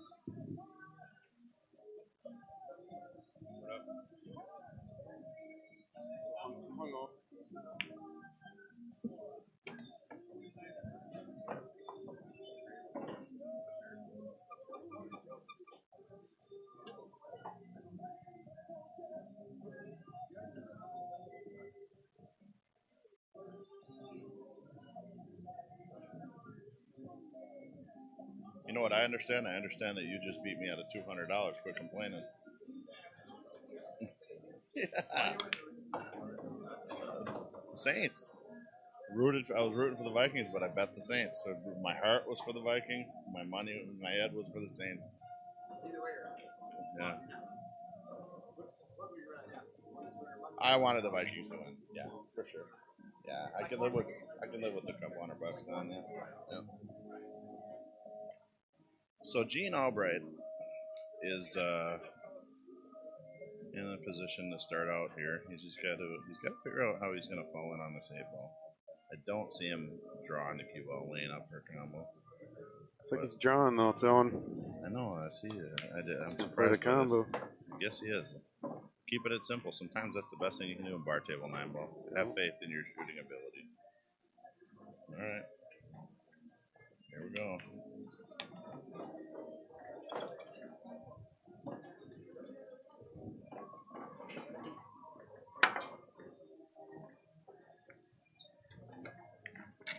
Nick Hanson, he is something special.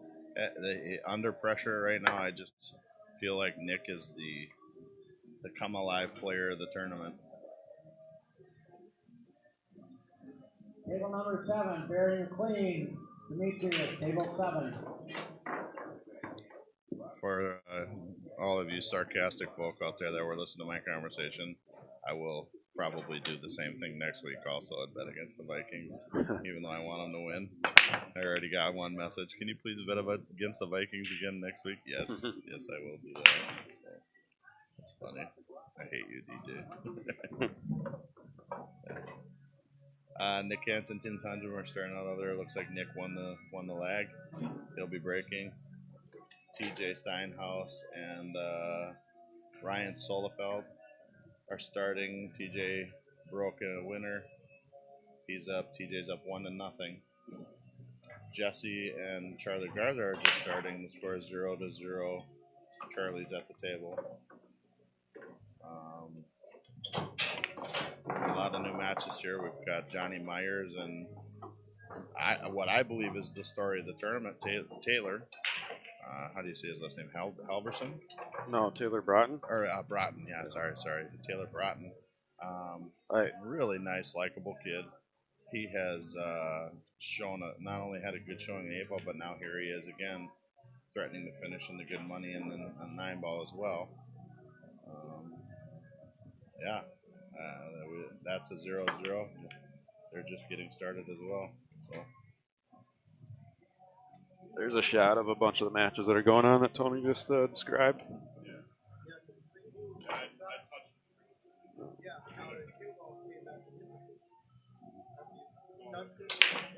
We got a little questionable shot here that you're talking about. They get a little closer to the mic. I know. And after a wiggle, you know, when he came back. I didn't see it. I wasn't watching. I actually was looking at Johnny Myers and Taylor. So yeah, I didn't see it either.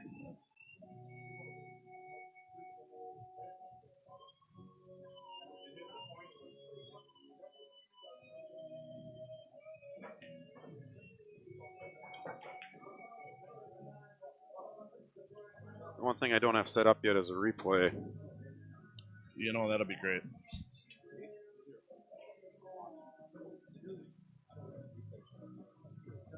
It's live stream, it's not replay.